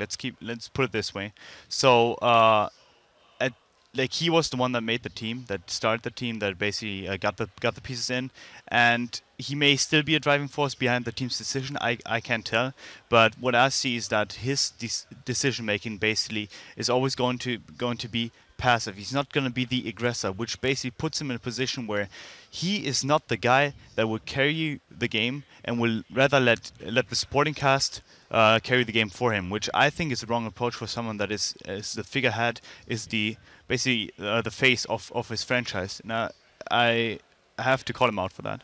All right, and you did actually pose the same question to Dentist, who actually replied, because it is Froggen and the mechanical skill he's showed in the past, Dentist said, I still get shivers when I walk past him in the hallway, but it could just all be legacy. Yeah, I think it's definitely legacy. Like especially people who haven't played against him like too much. Like this season, it's only two games. Like for Dentist, for example, like as a coach, so he obviously doesn't have the experience yet. But we scrimmed, or we as TSM and we as ICW, we scrimmed Alliance back then too. So like I've had a fair share of experience versus him. I don't get shivers when I walk past him. Mm-hmm. I respect him as a player. I respect his body of work. But right now, his team's calling for him. He's not answering the call. All right, and what should be the main thing that they change? The thing that we've always said is they have to be more aggressive. They have to pick more laners in general. And actually, yesterday, Reckless on Corki was the most aggressive I've seen him in a long, long time. So it gives me the impression that he definitely wants to go forward. Yeah, it feels like that Reckless is actually adapting to what he has to do. I criticized yesterday already where I said CW is more of an evolved Elements, where they know what the carries have to do, where they know what the supporting cast has to do. And I think Reckless actually made some adaptations. We saw it the week before when he made a couple of YOLO plays together with Krepo. Some didn't work out, some worked out versus MOM, and I thought that was the right approach. And I think this week again, like we see the same pattern. And if they keep evolving, then maybe Reckless is able to get Froggen to the same standard and basically pull Froggen with him, but that has yet to happen. But as I said, like Reckless is really doing a good job right now.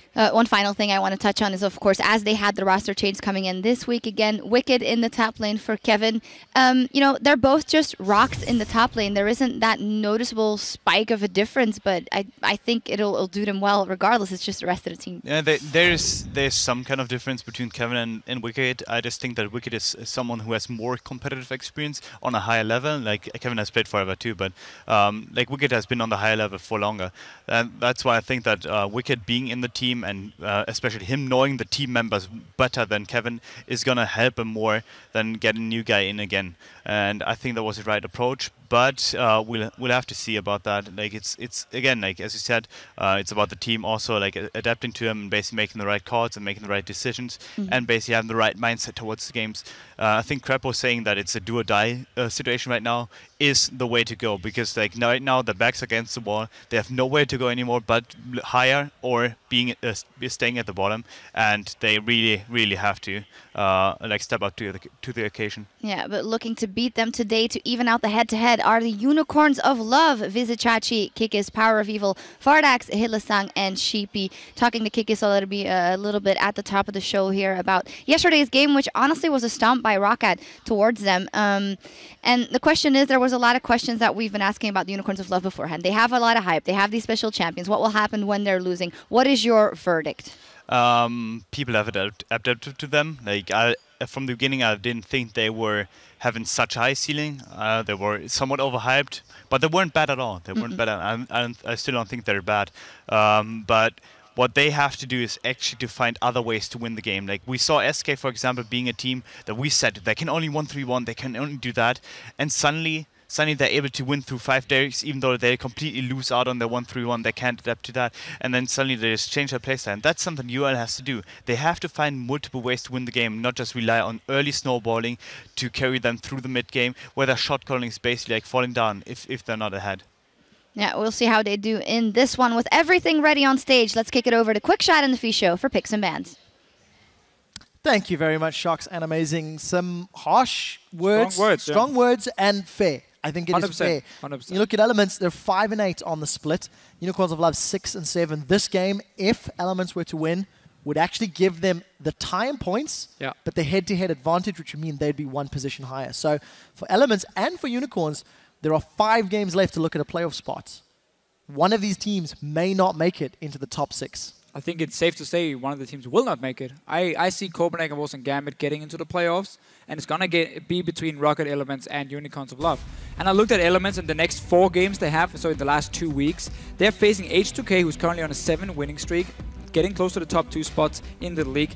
Gambit, of course, has been looking fantastic. They have Fnatic, and the last one is then Giants. That's the only one where you can say they are favorites, so they have to win here against Unicorns of Love. Wow, Elements and Unicorns, both teams that have lost games that you said they should have won in the past. We'll see how things play out. For today, we're in picks and bans. The 2 struggling teams, Elements banned Nidalee, Siva, Cassiopeia. Rek'Sai still available if Unicorns want to take that off the table. They've removed Callista from Reckless, Lissandra from Froggen, and they've got +1 to take off the table. Not what I was expecting as bans. No, Lissandra's been a bit of a weird case this week. I still consider it to be one of the best top lane picks, so I like the ban in that case.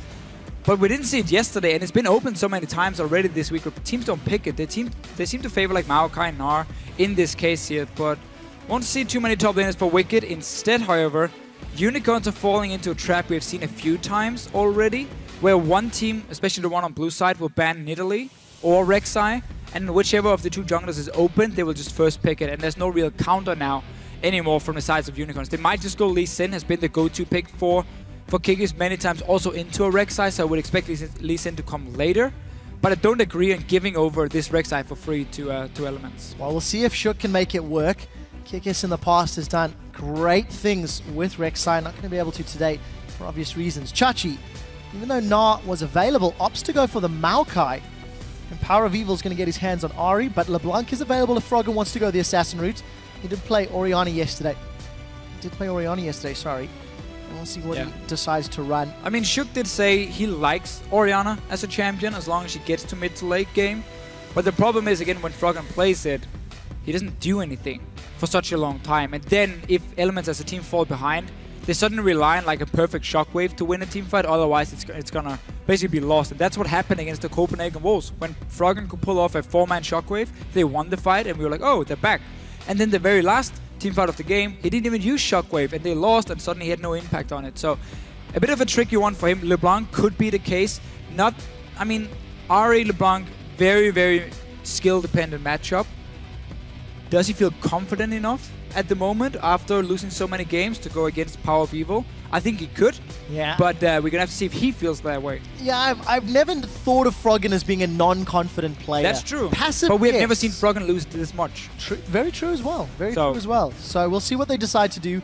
Let's run through the picks. It is Corki for Reckless. He's currently 0-2 on that champion. It's the same duo that Elements ran yesterday. Okay. The Morgana support. And Unicorns, they've gone for Graves Annie. So leaving their jungler to last pick.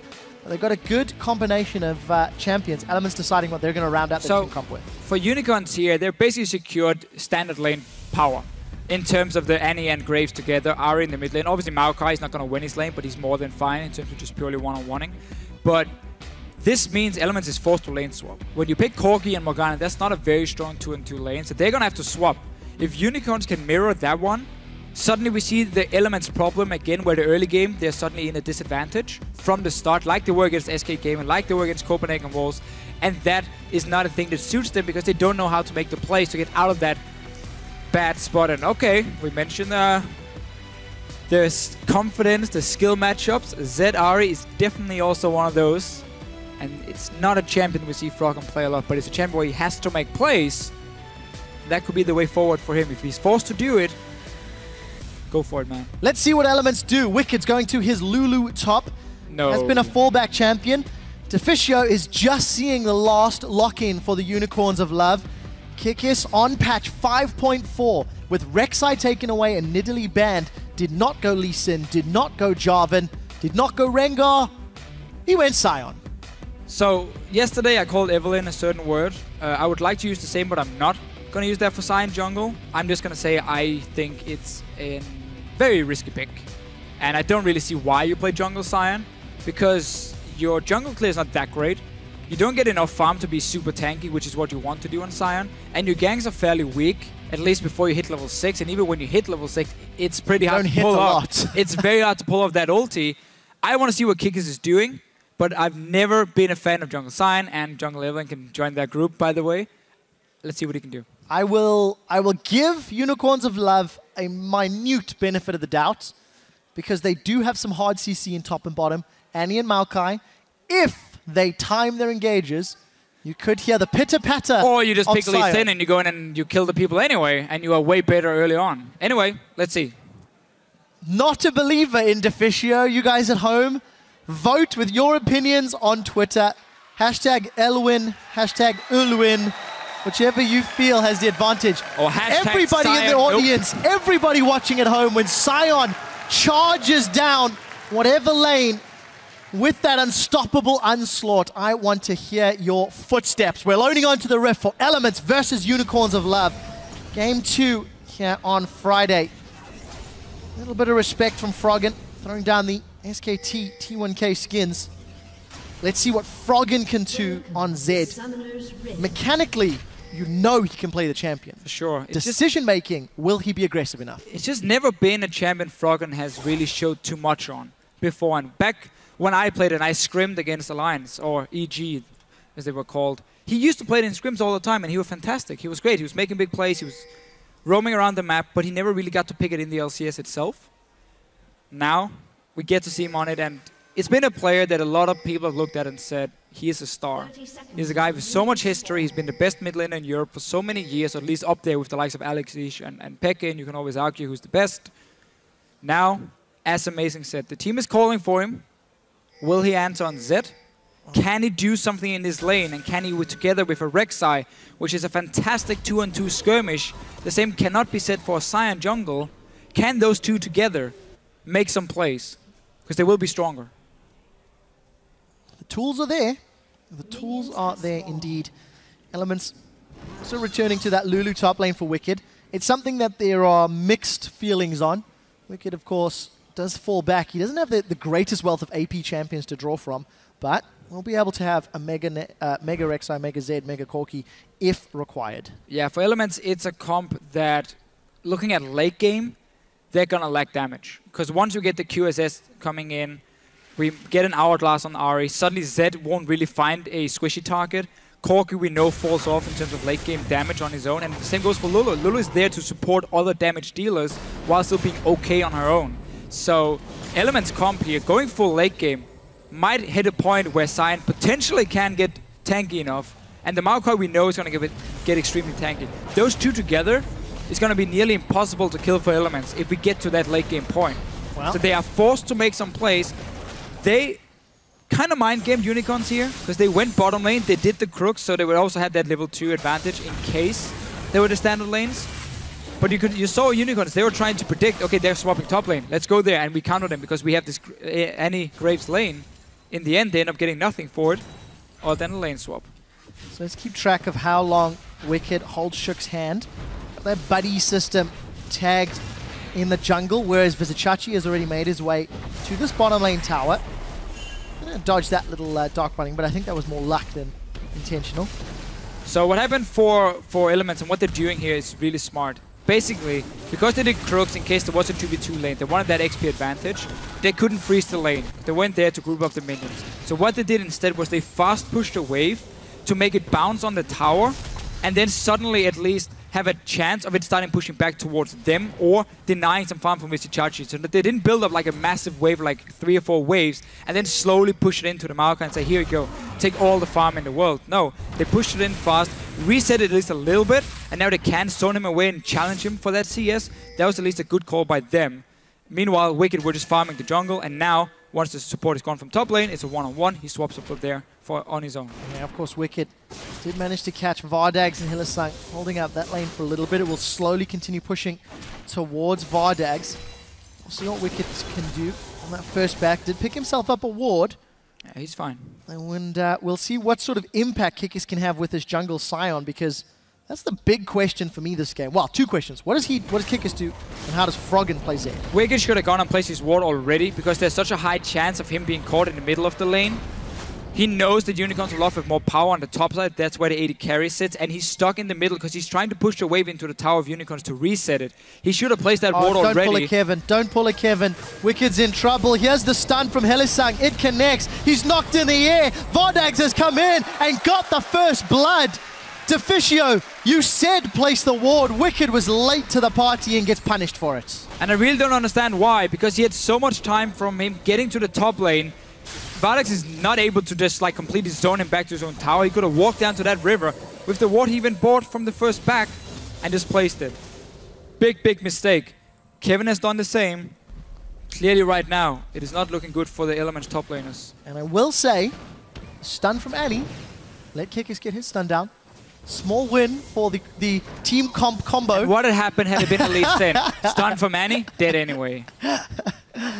Just saying, Deficio bro. Hey, so far, it's better than expected. Just saying. But again, it's mostly because, of course, Wicked didn't place the ward in the river. He's returned to lane, opted not to place the ward yet. We'll keep tabs on how quickly he decides to place the vision down. He's playing it greedy. Again, he wants to push the wave into the tower to reset it. But whenever Vardags does this, Wicked needs to obviously just say to himself, okay, someone is coming, because the AD carry is trading. I need to back away. And yeah, someone is coming. Now he plays that ward. But he has no flash from the gank before, so he can still be ganked. He's trying to reset the wave. It is nearly impossible for him now because Unicorns keep ganking him. Hylissang can flash the wall here and just go for him. He has flashed the wall. That's a level 2 Annie. Unicorns of Love. They want more blood. Kikis gets in place, does not manage to get the stun, but there's so much damage from Unicorns. 2-0. Camp Wicked, hashtag tilt him. Unicorns off to a great start. Well, wards can save your life. Not when somebody flashes over Tribush at level 2. No, the point was basically place the dam earlier, and that was it. Well, let's see what happens in this middle lane. Power of Evil forced the Spirit Rush away. We did see Chachi showing his face in lane. Got teleport available. Unicorns of Love, they're off to a good start. Jungle and carry with kills on the board. Very good start on the top side of the map. Meanwhile, because Elements played it smart in their own lane swap between Regis and Krepu and pushed the wave in and got it to reset and like bounce back a little bit, they have managed to keep Vizicachi down in terms of farm. He's only sitting on 15. He's now back in this lane here. So despite Wicked dying, he's not that far behind in his own matchup. Hylissang's in trouble. So that was just well played by the bottom lane from Elements. And now a kill as well. Good roam, good setup by Shook. Well, it's done before we can say who knocked him up. But Shook plus Krepo, easy kill onto the low-level Hylissang. Yeah, I really like that play. We know how Unicorns have focused all the wards on the top side because basically where they were stronger. Elements were strong on the bottom side, and they've done exactly the same. So once Hylissang walk into the jungle, no flash because he flashed the wall beforehand, that was just an easy kill for Elements. Good little setup by them. And it's not over yet despite this Lulu dying twice early. Yeah, CS difference is actually still in favor of Wicked. However, there's a wave and a half working towards Vizicachi. Another one following up behind. Vizicachi's got a small level advantage. Neither jungler going for the Trailblazer, so we're going to see that Stalkers and Chilling Smite coming down. Challenging Smite, rather. But, I want to see Cutlass here now for Froggen. I want to see Cutlass, so he won't be able to kill Power of Evil on his own because Power of Evil is running Exhaust and has Arm Guard as the first item. That means basically the Cutlass is going to be used to join up with the Rek'Sai, with Crepo if he's roaming on Morgana, and then you have a lot more all-in potential because of the on-hit effect, or well, the on-hit damage from the Cutlass from him now. So it means for Froggen, try and push out this wave, and then try and make some plays elsewhere. You have the damage to do it already, especially if you're teamed up with one other guy, because this Exhaust Ahri with an Arm Guard is not going to die on her own. Well, Reckless did take a lot of burst damage. Hylissang throwing out the stun. Reckless forced a Valkyrie over the wall. Never mind, Hylissang now very low level himself. Yeah, only level 4. Good dot binding accuracy from Crepo. He was responsible for the first kill Elements put on the board and the poke of putting Hylissang down. And look at the 2 ping wards here from Elements around the dragon.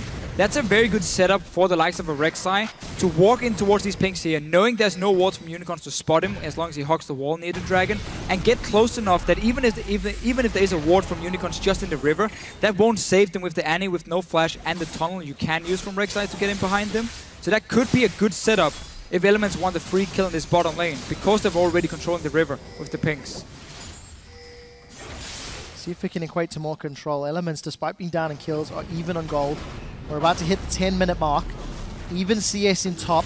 Small advantage for Froggen over Power of Evil, but small advantage for Vardags over Reckless. You could argue the lane matchups are the reason as to why those numbers are in favor of who currently has the lead. But we're going to be settling in for a fairly extended laning phase. Elements, of course, looking for their Trinity Force, maybe Blade of the Rune King, spikes on their carries. I really don't know what Unicorns are going to do with this jungle Scion as the game progresses. They're going to try and just farm him up to a mega tank. Because as we said before, and here, Elements have no ways of dealing with the tanks in the late game. Corgi is not a tank killer. Lulu especially not a tank killer. She's more about, again, supporting the rest of the team, add more utility, and then her own damage on top of that, which is not going to be enough to take down the likes of a Maokai. So Unicorns, for them, if they can manage to just sit back and farm and drag it out, that's fine. Perfectly fine. Where it is Elements who needs to make some plays on the map. We see Shook again. I would love to see him just go bottom lane here. You have these 2 pink wards. You can get so close to the lane that this Annie might not be able to reach the tower in time, especially not if Crepo sets up a binding. But he wants Power of Evil. At least want to blow the ulti from Power of Evil, and then Elements can start dragging after, because then suddenly the Ahri is fairly weak. Gonna have to see if it works for them. They're going here. There's the ulti, and then back away. Yeah, but the problem is Shook gets caught with a charm. Froggen goes in with a Deathmark. Exhaust is down. Damage isn't going to pop. Froggen wants blood. He gets the kill, and he gets out. Froggen, Elements has called. He's on the board and answered. Such a nice setup. You saw how Shook went in, and as soon as the ulti were popped from Power of Evil, he just backed away. That was all he wanted, just blow the ulti from the Ahri. But because Power of Evil, he kept in and went for a trade. Instead, Froggen saw the opening, jumped in, threw exhaust and everything. He got that kill with the Cutlass. Great start now from him, winning the lane in terms of farm.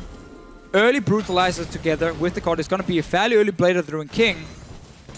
He's looking for blood. Good start. Or Pulsar. He's Danish.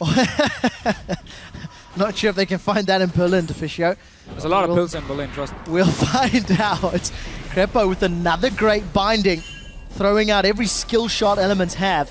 Vardags loses a bunch of HP, but they're still down in CS. Again, this BF sword plus pickaxe. Vardags is always going to have more power at this exact moment in time, as we see Wicked actually teleport top. So TP advantage to the Unicorns of Love. Every time they trade in the bottom lane, it's only when Crepo hits the binding. Because then you have the long-range rocket coming in from Reckless, and he just hits the Graves, who won't be able to hit him back, and then he just backs away. You don't want to take any like pure one-on-one trades or like auto-tech trades when Graves has a BF sword and a pickaxe. So it is simply long-range trading. This dragon has been started. Crippo's recall, so Unicorns here are timing the backs from the bottom lane of Elements. That's very well played. Seeing the recall from Crippo, saying, okay, 4 vs 3, we started. But this tanky Scion's not dealing a lot of damage. Unicorns of Love with a slow dragon. They should be able to secure this one. Look for the smite. Very close rocket from Reckless. First dragon on the board for the young upstarts of the Unicorns of Love. But that took a whole lot longer as we see Wicked and Vizicachi going toe-to-toe. Wild Growth secured, or gained rather. That Vengeful Maelstrom will be available much sooner than the Wild Growth will. And Wicked just playing spoiler for a moment or two. I like the play from Unicorns. They had the stronger 2-on-2 lane. Creppo went back to base. Didn't see if he was low on HP or mana or anything, but he went back anyway, and then they instantly just go for that dragon. So nice little setup to secure the 6% AP and AD, which of course not that much early on, but it still scales up.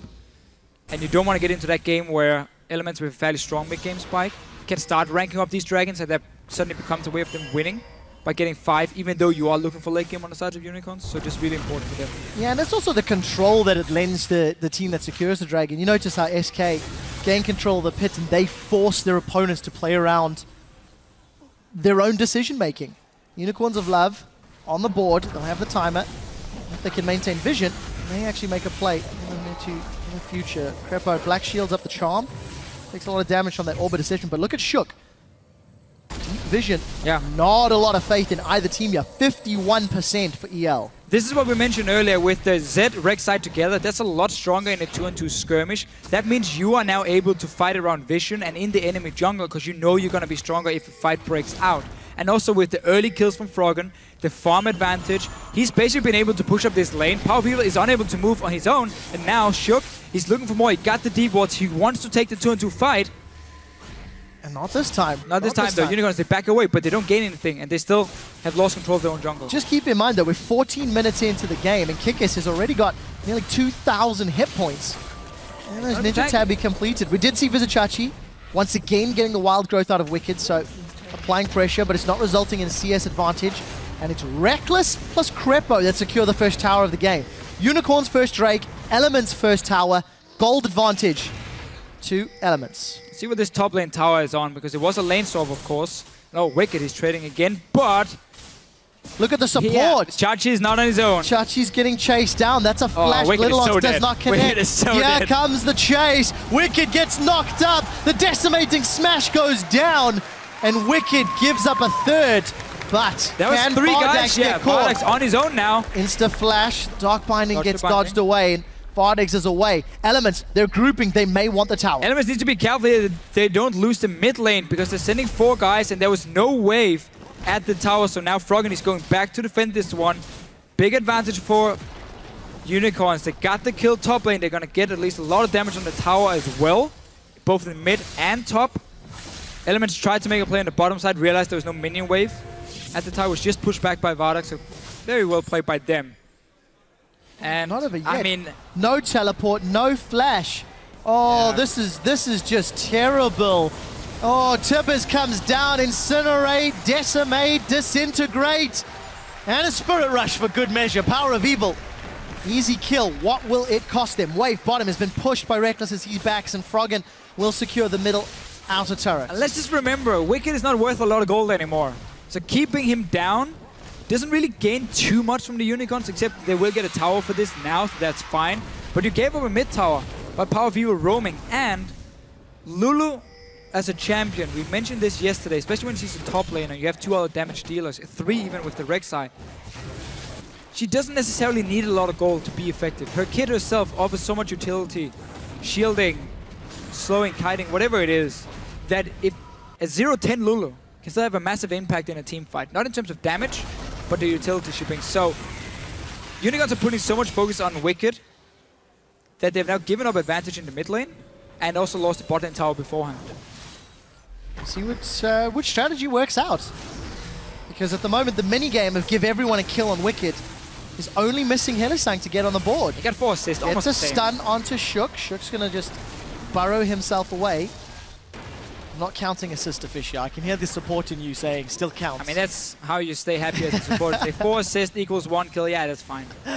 I'm also important. That's just what you keep telling yourself. Well, it is true. If it wasn't for Hylissang's stuns, it wouldn't work out. Numbers advantage means that Unicorns will get an uncontested tower. Wicked pushed up top, but he's peeled away. And considering an engage, Unicorns are still grouped up with a minute till the next dragon. And that was an advantage Unicorns gained because Wicked kept using his teleport to try and get back in lane and stay relevant in the game. So he didn't have it up this time, and once he was in the top lane pushing, Unicorns very quick to win 5 together. Got this mid tower, which they got so much damage on beforehand because Elements were moving forward to the bottom lane. Had a bit of a misplay there, and Unicorns managed to punish him. All 5 though, sitting around the mid lane. Wicked cannot show himself top lane, then he will give up this dragon. And now, once you have the Ahri, if you have the ping ward control around an objective, people have to face stick you with a charm. Black Shield won't get there in time unless Crepo is really, really fast. And suddenly, Elements are forced to back away from it and try and trade something else. Yeah, I'm much more afraid of the flash Tibbers from Hylissang. That too. You know just how aggressive he has been playing a moment or two ago. Just him walking into lane was enough to scare Elements away. So position on Dragon, secured for Unicorns. It looks like Elements will concede that objective in exchange for top tower. There's also a minion wave pushing bottom, so somebody from the Unicorn squad has to go deal with that. They get top tower, and Crepo put in 4 wards in the jungle of Unicorns, so they simply said, we have lost control of this dragon, we're not going to face shake your tapers, your charm, whatever it is. Give it up, we try and get anything else, or we get something else in exchange. So, not a bad trade in terms of the gold and the information they have now gathered. But the Unicorns are slowly now building up towards these 5 dragons. And if we do get to that late game point where they're going to be stronger anyway, nothing is going to stop them from getting 5. Oh, pings on Power of Evil. I think Elements want this one. Shook is going to get the knock-up. Wild Growth to follow. Deathmark to finish. Now Hylissang's in trouble. What will Elements do? Crowd goes a little wild. Is Froggen rather is going to be playing Interruption. And right here, Unicorns walk right into the trap of Elements. Elements traded vision control in the jungle and the top lane tower for the dragon itself. Unicorns should have expected that and not walk straight through the jungle that just been completely warded up with 5 guys from Elements on that side of the map. That was, again, a bit of a misplay. Power of Evil, he's the target, died twice now. Yesterday, he didn't look good either when he played Ahri. He was locked down multiple times. And here, Elements managed to get quite some gold out of this in terms of a tower and a kill. 2 for Froggen. Still maintaining lead of the game despite being down 2 dragons. The question is, at what point do Elements decide to take a team fight? At what point do they try to prevent a dragon? You could theorize if they keep playing the map well, they don't need to, because Elements could eventually gain control of that area. But that's still a fairly long way away. Trinity Force has been picked up for Reckless. Blade of the Ruin King for Froggen. Making his way towards some more armor. Baiting it. Baiting Power of Evil. He has Hourglass ready. And then the Annie is going to follow behind. But Froggen, he's baiting himself, sitting in a bush. Let's see. Who's the smartest here? A little Kit and Power of Evil? Or Froggen the Almighty? Froggen the Almighty. Wow. A lot of praise to Fishio. Well, yeah, that Void Rush. And kind of used that one in the last game. It was just stuck in my head. And also, I just watched Bruce the Almighty. Oh, right. Froggen, 2-level advantage over his opposite number. 30 CS lead and a kill to the good. We see Shook playing aggressive. All the wards that were placed down a few minutes ago slowly starting to time out. But more importantly, Elements with the numbers advantage. Froggen is playing defensive duty against 2, but it's a 4v3 in the top half. I don't think Hylissang showed himself yet in this lane. He's still waiting for Froggen to go aggressive, but there is an Hourglass on Power of Evil, so it will be so tough. He's going in though. Well, let's see what can happen. Froggen's got Deathmark down. Power of Evil still alive. He's going to Hourglass away as Froggen does throw it on the Blade of the Ruin King to survive the engage from Hylissang. Whoa, but here comes Wicked. Wicked from behind. Finally on the board. He's going to run down Hylissang. We do see Tibbers trying to get those auto attacks away. Forced to Wild Growth as the fans throw down the Kappa faces.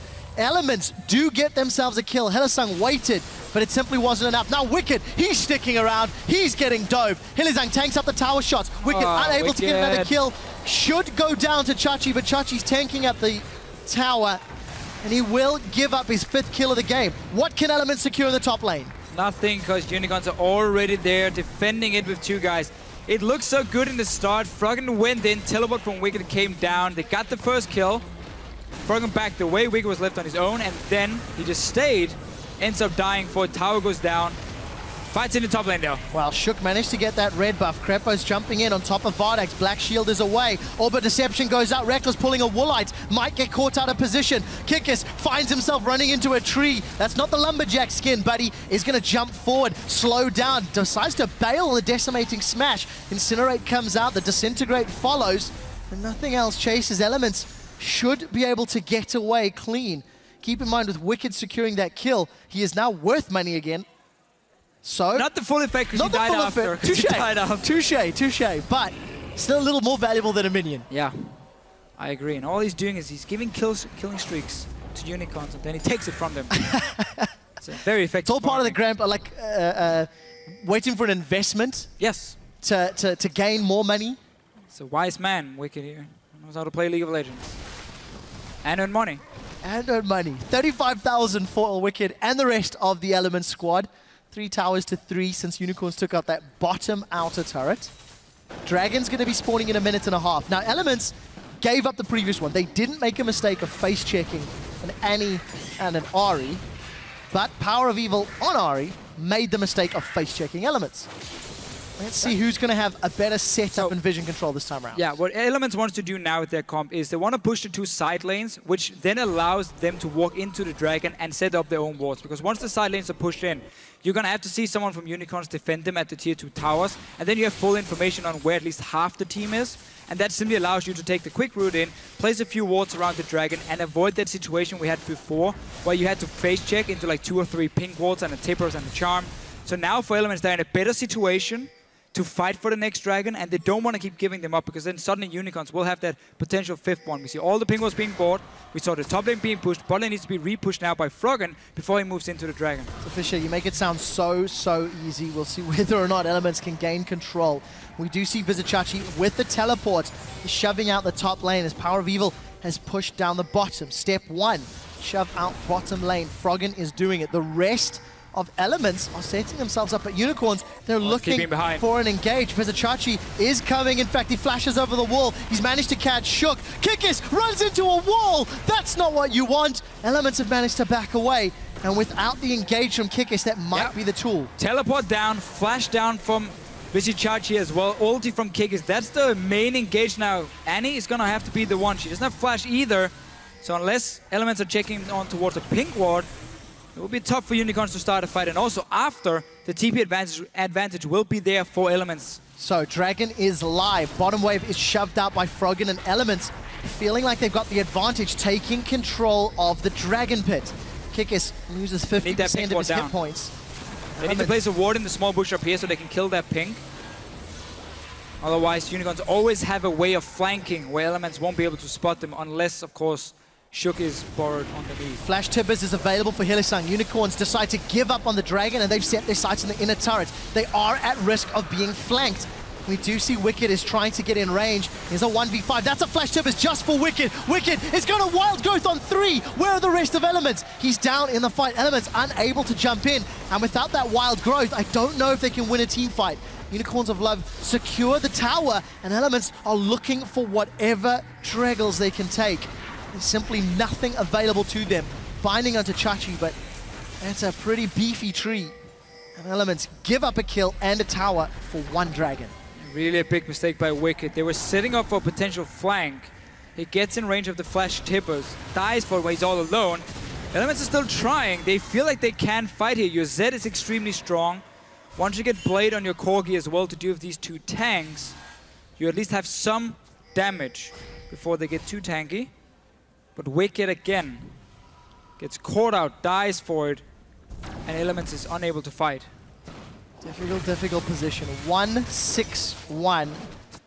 He's got that sort of discount power build that you sometimes see on top lane Lulu's. Morella Nomicon into Lucidity boost for the CDR. Got the AP from the Rod, so makes his Wild Growth and his shields and his slows all that more He's just a fed support at the moment. That's basically it. He has more AP than normal support, but he has no damage really to add. And now Hylissang, he's looking for him again. Power of Evil is joining. And the Charm doesn't connect. Forces the flash out of Wicked. Just an exchange for, quite simply, pressure. The rest of Unicorns of Love rather backing away. They're still down on gold. You just feel like they've sort of one-upped Elements at different stages. I mean, look at the big CS differences. Reckless and Froggen are miles ahead of their opponents. 45 CS in the middle lane, 50 CS in the bottom lane, but 0-0-0 on this Corki. And 2 tanks, it's going to be so difficult to get through a Maokai and a Sion. And that's why all Unicorns are doing is basically trying to prevent the split push from even starting by making a play onto Elements, have them go back from their lanes, trying to deal with whatever move has just been made by the Unicorns. They still get to split out in their lanes, so they have the side lane control from Elements, and you can see Unicorns, they keep moving 5 together. There's no flash from Chachi. He used it earlier. Oh, no teleport either, which was blown around the Dragon, and he gained nothing for it. So Elements can still play around the map. You just can never leave Wicked on his own, because he will be a target and die. And that simply means it's only Froggen who can split. Blade should be completed now, though, by Reckless. So for the next few fights, at least for the next few minutes, Elements can take it 5-on-5. There's only an hourglass to deal with Zed's ulti, which means Graves is gonna be the target. Before there's a QSS at least. We'll see how quickly Vardax can get his QSS. But something that I definitely want to highlight, 4 out of the 5 Unicorns members have upgraded their trinkets. 3 of them rather, running that greater stealth totem. And just Hylissang, the Oracle's lens. Over on the other side, 2 Oracle's lens upgrades and the single greater stealth. We're definitely seeing more trinkets upgraded this week than we have in previous weeks, despite the fact that some of those changes have been in play for a little while. But with Vardax going the greater stealth, it's a little different to the other AD carries. Let's carry on talking about the vision in a moment. Unicorns of Love grouped up as 5 inside Elements jungle. Elements knows this side. Yeah. They had wards at the entrance, so they saw Unicorns move in and haven't seen them leave again. So they know currently they're sitting in there. Don't fish it, just push elsewhere. Hey, Wicked's backing but away. Also be ready potentially to defend the tower here, because that's what Unicorns are doing. They're trying to say, okay, we're just gonna brute force down a tower and again stop you from split pushing, force you to recall and get in a 5-on-5. So they're trading tower for tower. We may be in a base race situation. Wicked's been unable to defend any tower all game because of the numbers advantage Unicorns have put in place. Reckless got the mid in a turret and backs have come in. That's the engage. Wicked maybe out before this fight has really even started. Krepos flash to try and defend the tower. That's a good soul shackles, but Elements are on the defensive. Krepos running away. He gets knocked in place, but with a decimating smash, knocks him down. Now Elements, 1 man down. Wicked, no wild growth. Deathmark still available for Froggen, but it's not going to matter. Unicorns get their objectives, and they're going to get out. Elements looking for more, but the chilling smite for Kikis will slow him down before he's forced to flash over the wall. Reckless and the rest of Elements unable to defend their base. And those are stern, stern faces on the Power Rangers cam in the bottom left of your screen. It's the same again for the Unicorns. They never allow Elements to really set up a split push. So they just walk into a lane, tip us down, 5 men start pushing it. The recalls are coming in too late. Once again, Wicked gets caught out here. To be fair, it was just like flash ulti from an Ari as well, like onto him. He ends up, I think, surviving, but Krepos now jumped under the tower for himself. He's trying to buy time for the rest of his team. Now there's no flash. He will end up dying for it. And Inhibitor will go down as well for the Unicorns. So they just keep making plays as a group, making it impossible to use Zed to split push. And Unicorns know the later we get into this game, the harder and harder it will be for Elements to kill Kikis and Visichachi. When Elements lost the game to Giants 2 or 3 weeks ago, they disrespected Giants' ability to make a play on the bottom half of the map. Remember, Giants stole that Baron, and it was Nif and Reckless that stuck around, got caught, and then 1 by 1 Elements fell. Fisher, you were saying how Elements knew the Unicorns were in their base. Yes, it's difficult to predict a Tibbers to tank a tower with no minions, but Elements just responded too late. They're going to respond too late again. Maybe a little too greedy. Reckless in middle, Tier 2 tower is top. gone. This one is going to be pushed down once again by 5. At least going to take a lot of damage before Elements can react. And QSS is completed for Vardax, so he's no longer the target for Froggen.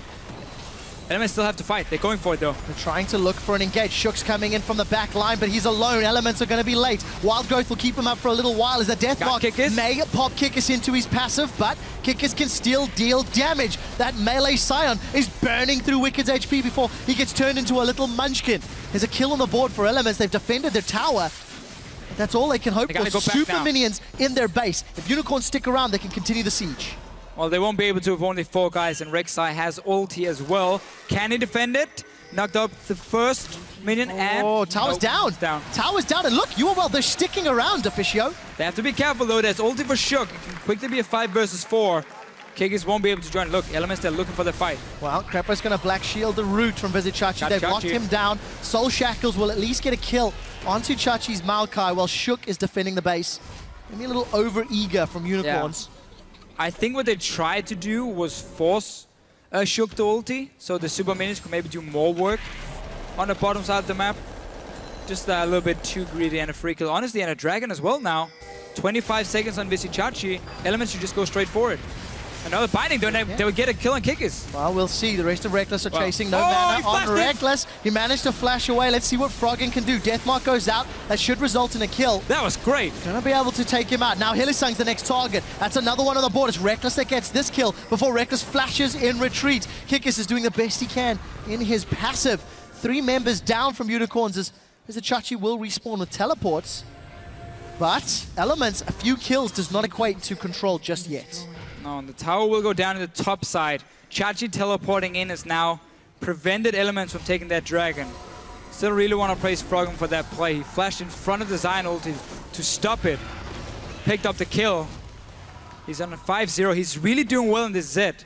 But Elements as a team has simply been unable to really set him up for the spade push because Unicorns keep just walking around as 5 and keep making plays on the map. If it's taking the tower with no minions, they're going to get a dragon as well. 3rd one for them now. This game is far from over, but it's becoming harder and harder now for Elements to pull it off. It's just so interesting to see the Unicorns of Love down, down 2,000 gold, despite the fact they have 4 towers more than Elements. But you just look at those CS differences. Froggen and Reckless have spent so much time in side lanes.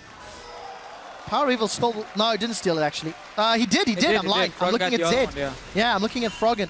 So Power of Evil is even going to steal that with Orb Deception. But more importantly, just the gold difference.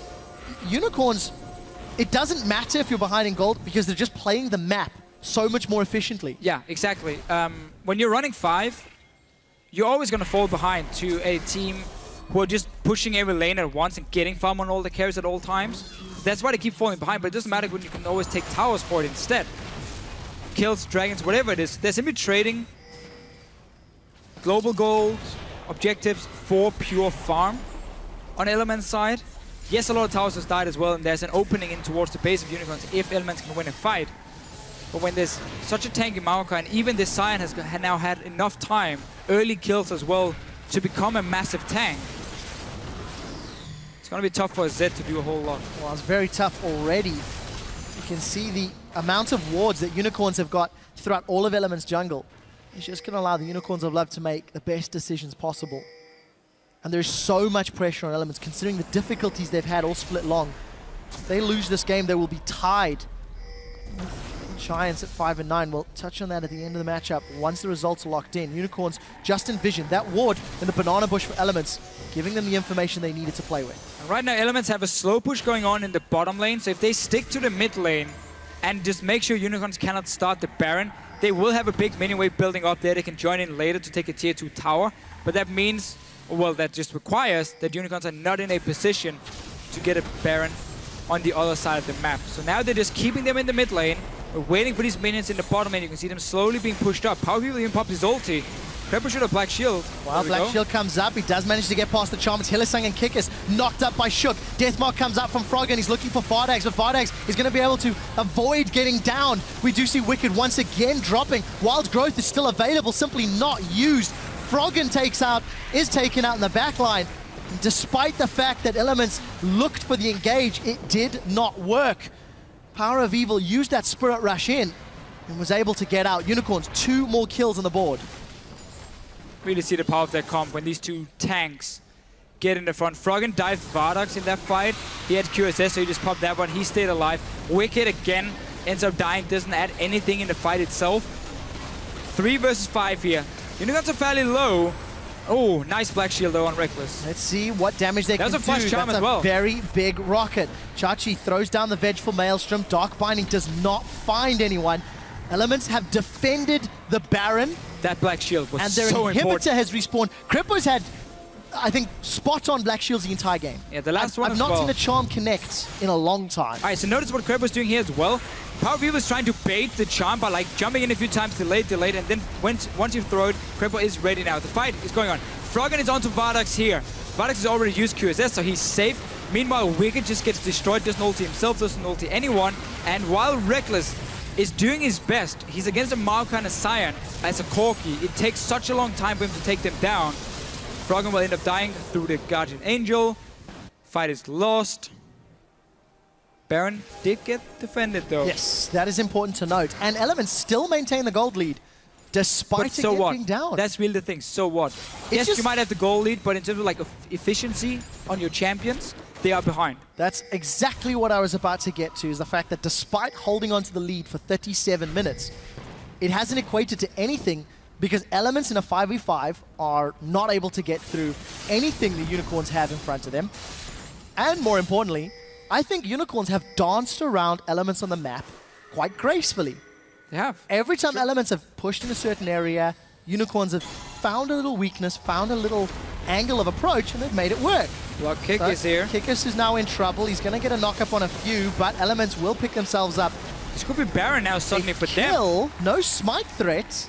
Let's see if they're brave enough to commit. Elements didn't use any ultis on this one. He had no flashes either, so they're all ready. You start this Baron. If TP comes in, then you just turn away from the Baron and you take the fight, because you're 5 versus 4. No smite either. The Unicorns, they're going to give it up.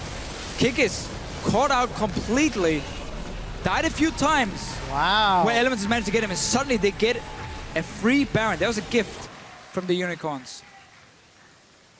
We'll see whether or not that present is going to cost the Unicorns. Some vision placed in the red side jungle of Elements. With Baron and the fact that Elements have been pushing the waves for such an extended period of time, maybe that's how they can regain control. But it's still been the Unicorns' game, really. The Unicorn story. Red Elements, Baron on all 5 members. Very key items picked up, a BF sword, as well as QSS and BF sword for Reckless. Mikhail's sitting on Crepo. Death Cap, plus the makings of either a Void Staff or an Hourglass or Wicked, whatever he wants to decide to go next. What do Elements want to do to Fisher? It looks like they want to fight. Charm is black shielded away. That's a flash. Dark Fighting doesn't connect.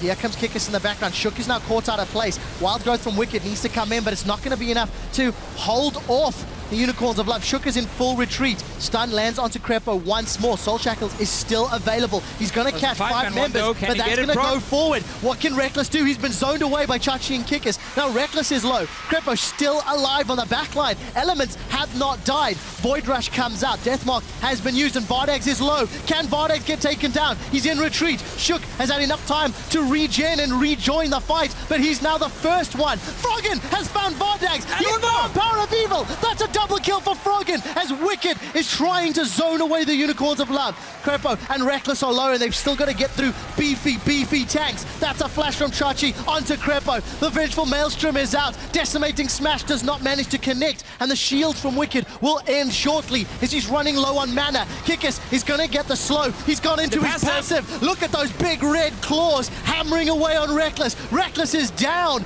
but he does get a kill. Elements lose Baron on 4.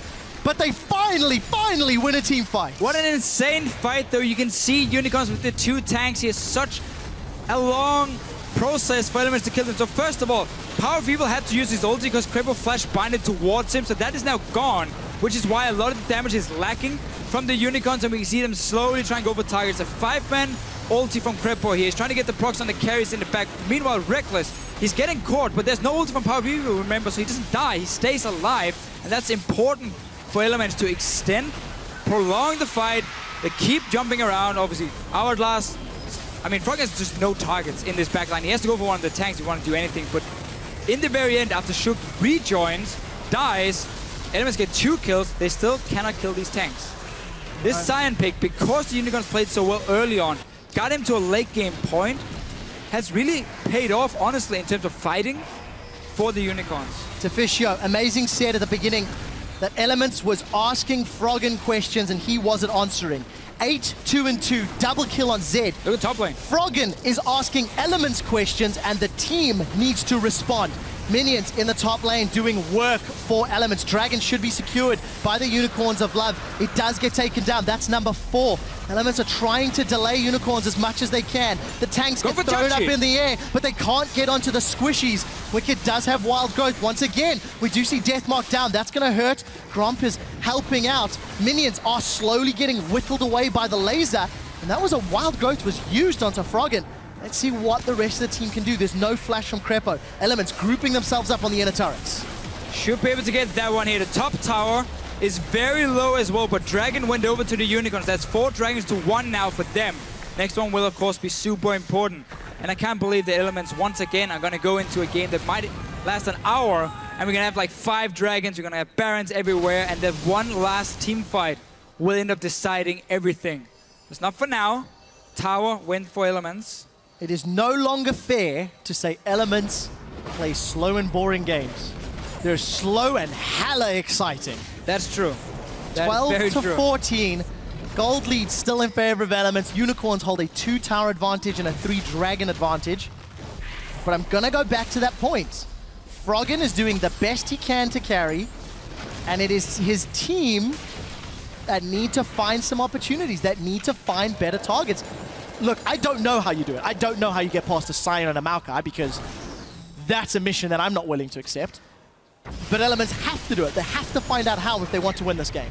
I think what they have been doing before is smart. They're trying to force Power of Evil to use his ulti before the fight even starts. Like you try and bind him, even flash bind, maybe even Froggen jumping him with his ulti. That's just to make Power of Evil pop his own and Hourglass. So now he's out, which means Vardax is the main damage dealer left, and he's on a Graves. So for him to find a target late game is extremely hard due to the short range, and that allows Elements now to kite in and out and like always hit the tanks just a little bit.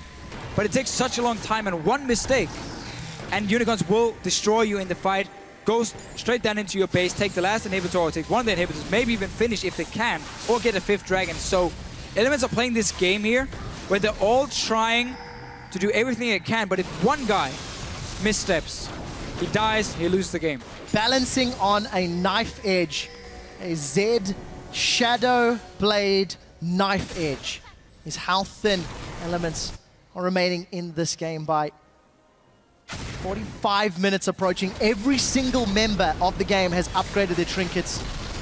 Maybe the first time here in the European LCS. Just an interesting little tidbit to throw away, and we see Reckless has gone for that Farsight Orb, gonna drop that little 1 hit point ward in the distance.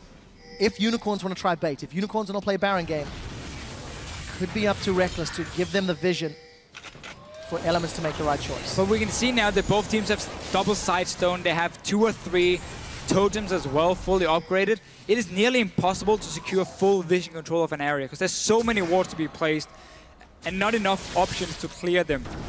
And that's why even though Unicorns give up the jungle now, they can still walk in, like place at least 1 ward, spot Elements, and now move out. You're simply not able this late in the game with this many options to completely set up this. Still looking for, but there's a ward spotting them.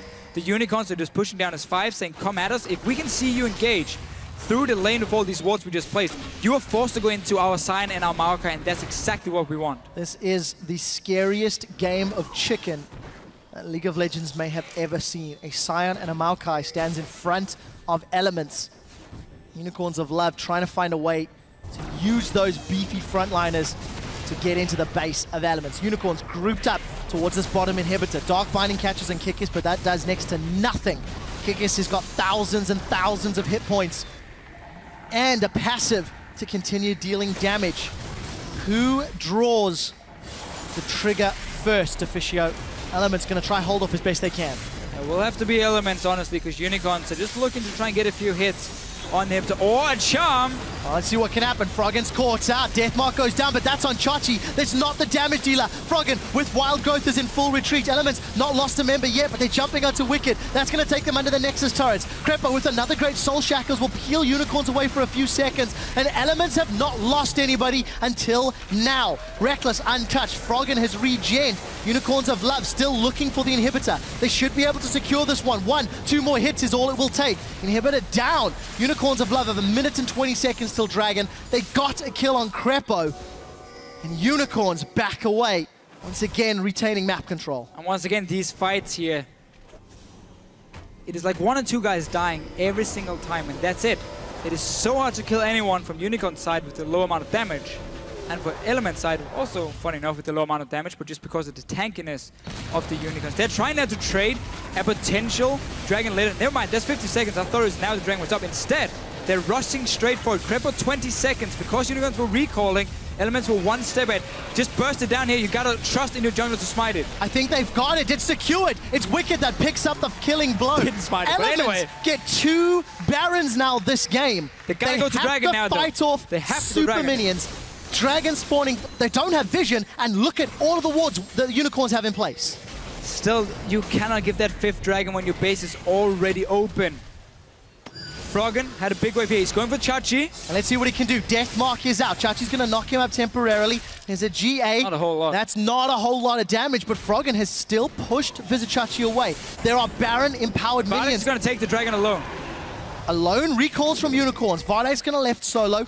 Crepo's going to join this top lane fight. We're in for a race here, Deficio. It's Baron-empowered minions versus Dragon-empowered champions. Vardex will get this shortly.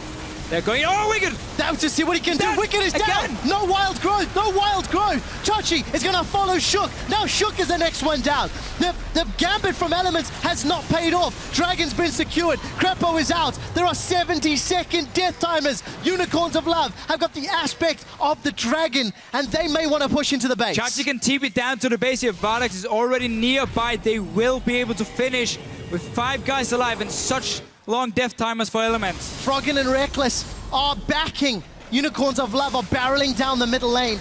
Nexus turret is going to survive for a few seconds longer.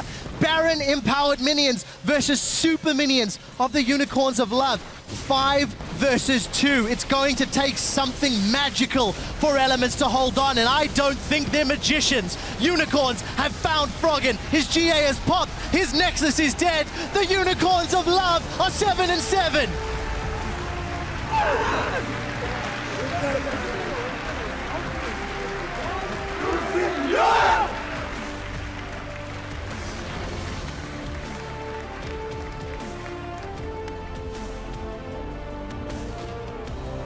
Elements. Broken faces. Another 0-2 week. They are now tied with Rocket. 5 wins, 9 losses, and out of playoff positions. Yeah. Unicorns, on the other hand, elation all around. I mean, look at those smiles. This game was so important for the Unicorns of Love because now they have 2 wins. Down to Elements and Rocket as number 7 and number 8. And they got the 1-1 tie against Elements as well. So even if they do end up with the same in the standings, they will have to play a tiebreaker match before it's decided who's in playoff and who's not. Kikis giving the camera some love. Jungle Scion. You know what? Kikis dropped the scarf as well today. I don't think he was wearing it yesterday either. We'll have to see if that's giving him some power. Yeah, that's the thing again for Unicorns. It seemed like they said, we don't think Elements can challenge us in the early to mid game, so we can pick a comp that can be extremely strong in terms of late gaming or in terms of tanking in the late game. So that's why they went for that Scion pick, because Kikis got to late game. He got enough items to be really, really strong as a front liner, and that's really why the pick paid off for him. And he played it well. He got the early kills onto Wicked, which really, for me, was the big story here. When Unicorns had 6 kills on the board, Wicked were 1-6. Yeah. The he was the guy being decision-making. targeted out. The first mistake in the lane where he doesn't ward, and this is a guy who's played for 3 or 4 years, 5 years, 6 years, whatever. That mistake can never happen in that situation. I hate to say this, but Elements have not had a solid performing top lane in a few weeks. Kevin had a bad game last Friday, where he was also making some poor decisions with teleports, with being in lane, with getting caught out. Wicked had a similar position. Now, it is a little unfair because Unicorns did camp him. And Unicorns did flash, and they dove him, and they chased him. But because he allows them to do it. That's the caveat, is that Elements are just floundering. They are very, very seriously looking at a promotion tournament position, 7th place at best, if they don't manage to fix something. And that's weird because when Elements lost a few weeks ago, we were saying, okay, they're just basically losing on 30 or 35 minutes. Yeah. Nothing is working for them. The early game was terrible. The mid game, nope, shot calling, didn't work, nothing. Now we see small improvements in terms of like somewhat the shot calling, some of the plays they make in the mid-game are great. But then you suddenly look at individual mistakes in a game like this, and that just ruins everything, because even though you might have better shot calling or better synergy or teamwork, if you make individual mistakes like here, well, that would then set you behind anyway, and it was a ticking time bomb against Unicorn's comp, because you couldn't really go full late game and then team fight them still. So it basically meant once the Unicorns started making these plays around the map where they avoided the split push, walked as 5, got towers that was really well played by them, then suddenly Elements were in a position where, okay, we are in a massive disadvantage now. The thing that I have to ask of the Elements members, you take away the individual players, you take away somebody being camped in decision-making. The fact that Unicorns of Love were able to sneak that bottom lane tower and then the inhibitor, and then an inhibitor, it reminded me so much of how Giants beat Elements a few weeks ago when Giants snuck a Baron and then caught people out. I think as a team, they need to figure out how they can identify those in-game. And that was the big problem for Elements beforehand, the quick decision-making. When something unexpected happens, it's like there are 3 guys saying, we should do this, no this, no this, and then they decide on nothing, and that's where it goes wrong. Well, we've chatted, we've broken the game down, and for just a little bit more, we can hand over to Shox and Amazing at the analyst desk. Thank you very much, Quickshot. Joining us to talk about their win to keep Elements out of 6 is Unicorns of Love, Kikis, and Power of Evil. Congratulations, guys. Thanks. Very long game, almost an hour. Talking about picks and bans, the Fisho had a thing or two to say about your Sion pick. He was not a believer, but tell us how it worked in your game plan for Elements. Well, with Elements, with Sion is that you have really high base damage.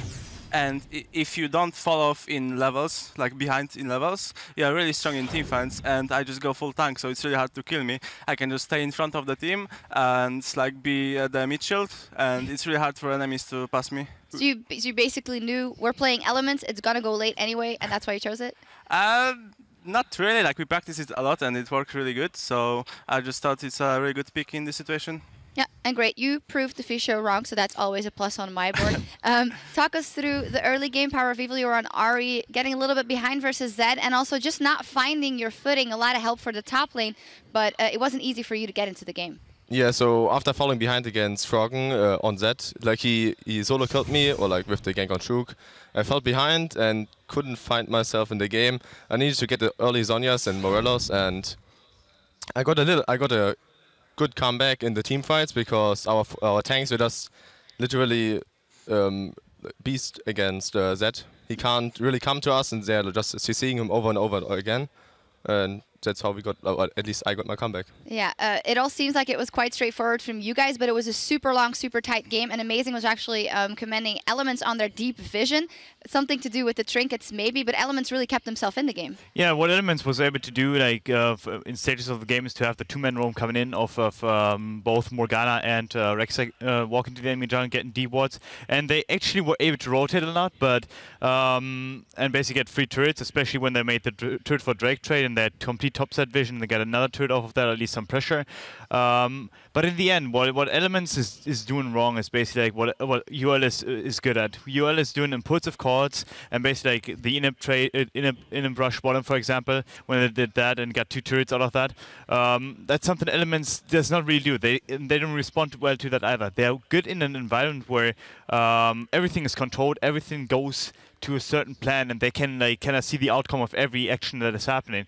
And as soon as that doesn't occur, Elements seems to be faltering, and they seem to not adapt pretty well at all. And especially this game, when that happened, I felt like there was a lot of greed coming in, maybe for a lot of push-outs, something like that, where they just wanted a bit more farm instead of grouping, instead of like doing 4-1s, instead of getting the deep vision again after it vanished. And UL capitalized on that pretty well. Yeah, you guys thrive on chaos, Kikis. How come that even in a game where you're a little bit behind, you guys always get an inhibitor somehow? It's like magic.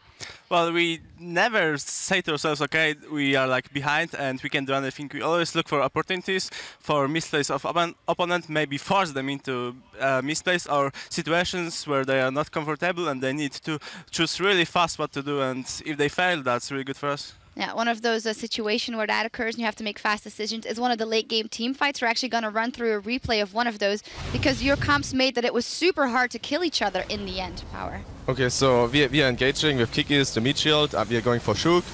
we are calling that we should just go for him and fight backwards, kinda. So me and Varix are in the back line. Froggen can't really join the fight, but we are not dealing enough damage, so it's a really slow fight. I think Trapper's now going for the ultimate and trying to like run into the carries, exhaust me to get the ultimate off. Froggen is still searching for the engage on me and Vardex. He's gonna get it. Yeah, I'm zoning his ultimate, so we are all calling for Froggen. Sugar's rejoining the fight, so we're going for him. CCing him down, taunt, everything what we have. And now Froggen gets a double kill, I think, on me and Vardex. That was pretty good by him. Yep. But because we have like still both full tanks who have, I think, both Sonma at this point, we are still calling that we can go or like fight them in a 3-3. And we did that pretty good with the Sign passive, using the Sign passive to get on Reckless and CCing him down. Yep, that's basically the story of it. The Scion passive also in the end, making sure that you guys could stall and fight a little longer. Yep. You guys did pull it out here. As I said, you thrive on chaos, but it hasn't been the best last couple of weeks for you guys. It seems like you're faltering just before the playoffs. For the guys that are coming on stage now. Power People, how have you reflected on your own play? Because you were very hyped coming in, you delivered a couple of times, but it's hard to find your footing in the early game the last couple of games. I would just say that most of the teams improved lately in the last weeks, and we kind of need to find ourselves now in the next weeks, look to how to improve, and I think we need to like just play better as a team. Yep. Well, straightforward. You did win versus Elements here. Fantastic victory. Yep. Thank you guys very much. Thanks as well. All right, in just a few minutes, Meet Your Makers will try to hold off Fnatic to keep their fight to stay in the LCS alive. Stick around, we'll be back in 3.5. If we do it like yesterday, except we don't throw early, we win.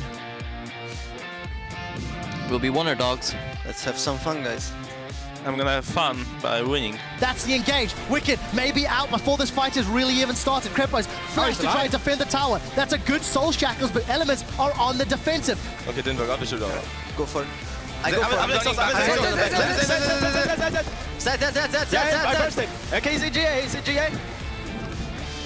I healed your shot, G, I healed you. Okay. Set. He's dead. We can go. Two of them are dead. Shook has had enough time to regen and rejoin the fight, but he's now the first one. Froggen has found Vardags. He's found Power of Evil. That's a double kill for Froggen. They're going, oh, Wicked! Down to see what he can do. Wicked is down. No wild growth, no wild growth. Chachi is going to follow Shook. Now Shook is the next one down. The Unicorns of Love are 7-7.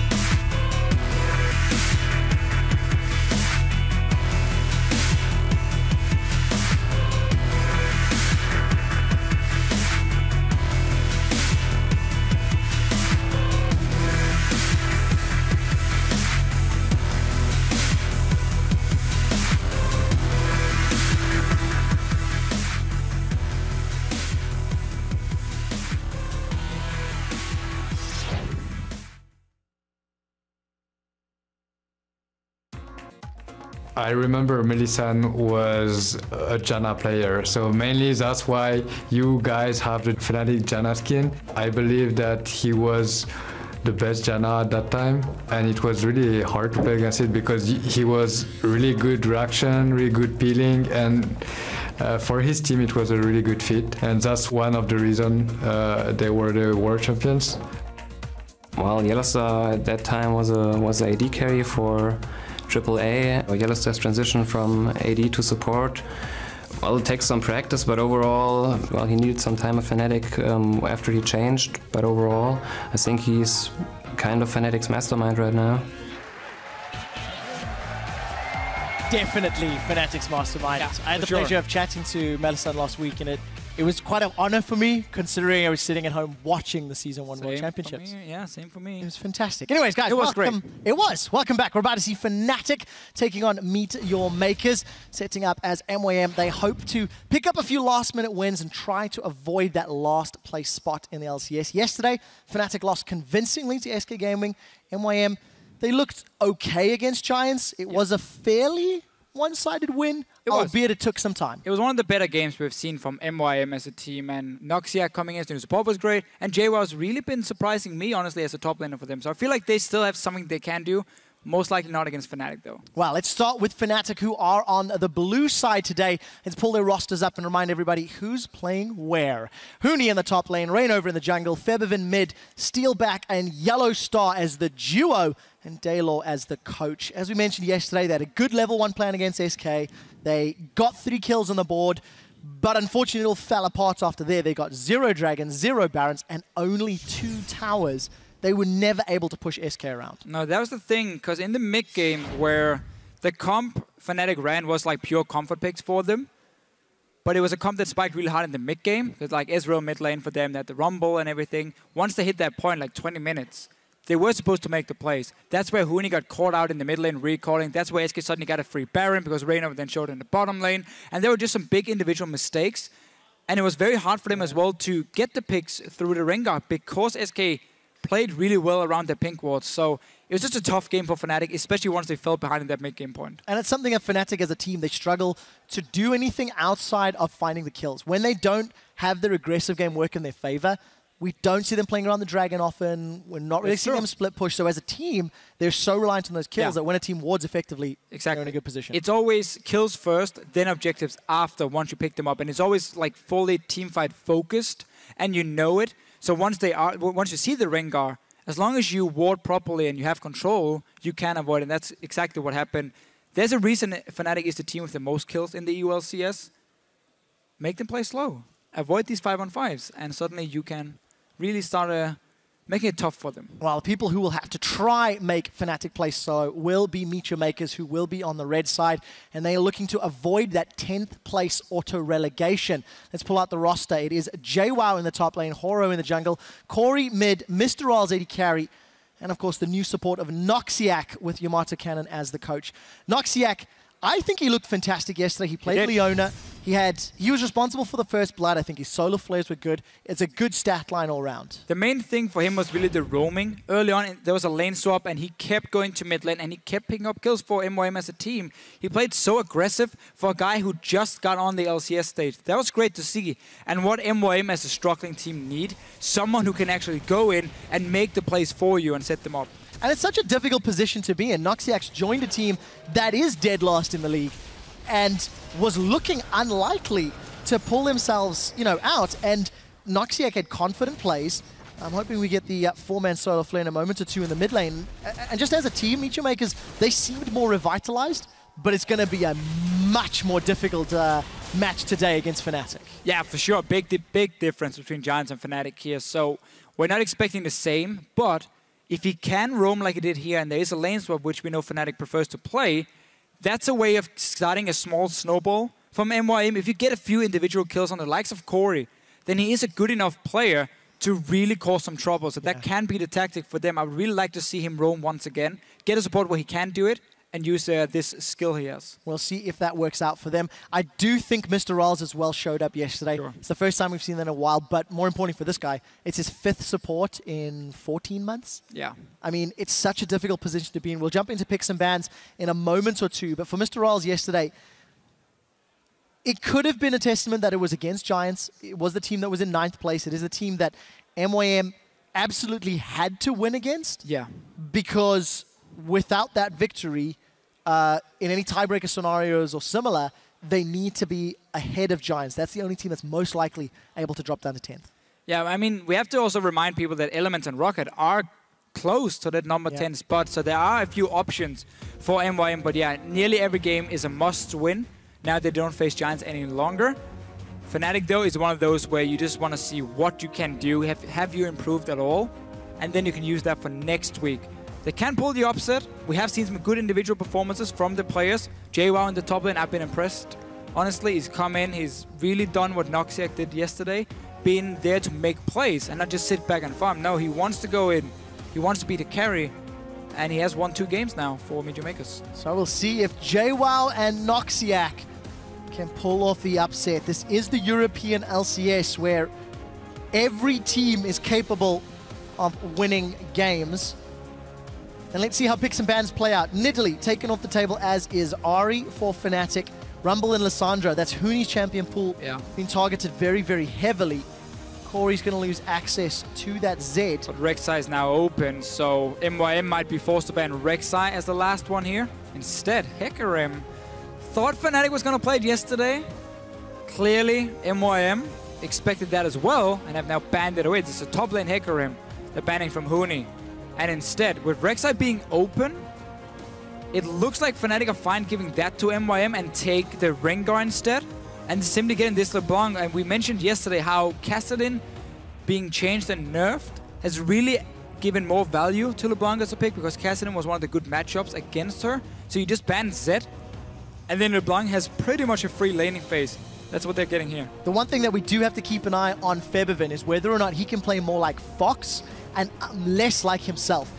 There's one LeBlanc game for Febiven. It was a loss, but he went 9-0-5. And the problem was Febiven wasn't able to find the targets that would win team fights. And that was against MYM, if I remember correctly. Might have been against Unicorns or Love, but it was against one of those 2 teams where all he did was kill the support. Yes. It was against Unicorns, I'm so sorry. Unicorns, Hylissang and Hylissang who died like 5 or 6 or 7 times, and Febiven just killed him. But that was the only thing he managed to do, because Fnatic didn't set up objectives beforehand in terms of vision, and they got like that great flank with the LeBlanc. They ran kind of like 5-man first, head first into the Unicorns, and that's where it becomes tough for LeBlanc to really get to the backline and assassinate targets if they can see you all the way. And of course the Rengar, no surprise for Reignover, and also why they give over that Rek'Sai to Meteomakers. So we do see the Gnar also locked in for Fnatic. Huni's going to be playing that up in the top lane. Picked up a victory over Giants last week, I think it was, went 2-0-10. Had a pretty solid performance. And we'll see if he can do the same against Meteomakers. Corey's looking quite comfortable and laid back, pulling a little bit of a Pinoy in that chair as he decides who he's going to run. Go. In the middle lane. Come on, Corey. You want to play it. We want you to play it. It's going to get played. Thank you so much. So this pick has been used quite a lot in Korea. I've seen it in China as well. FLICKR even pulled it off earlier today and went huge on this Victor. You have so much damage. It's absolutely insane. Your mobility is terrible. So if you do get locked down, you will die.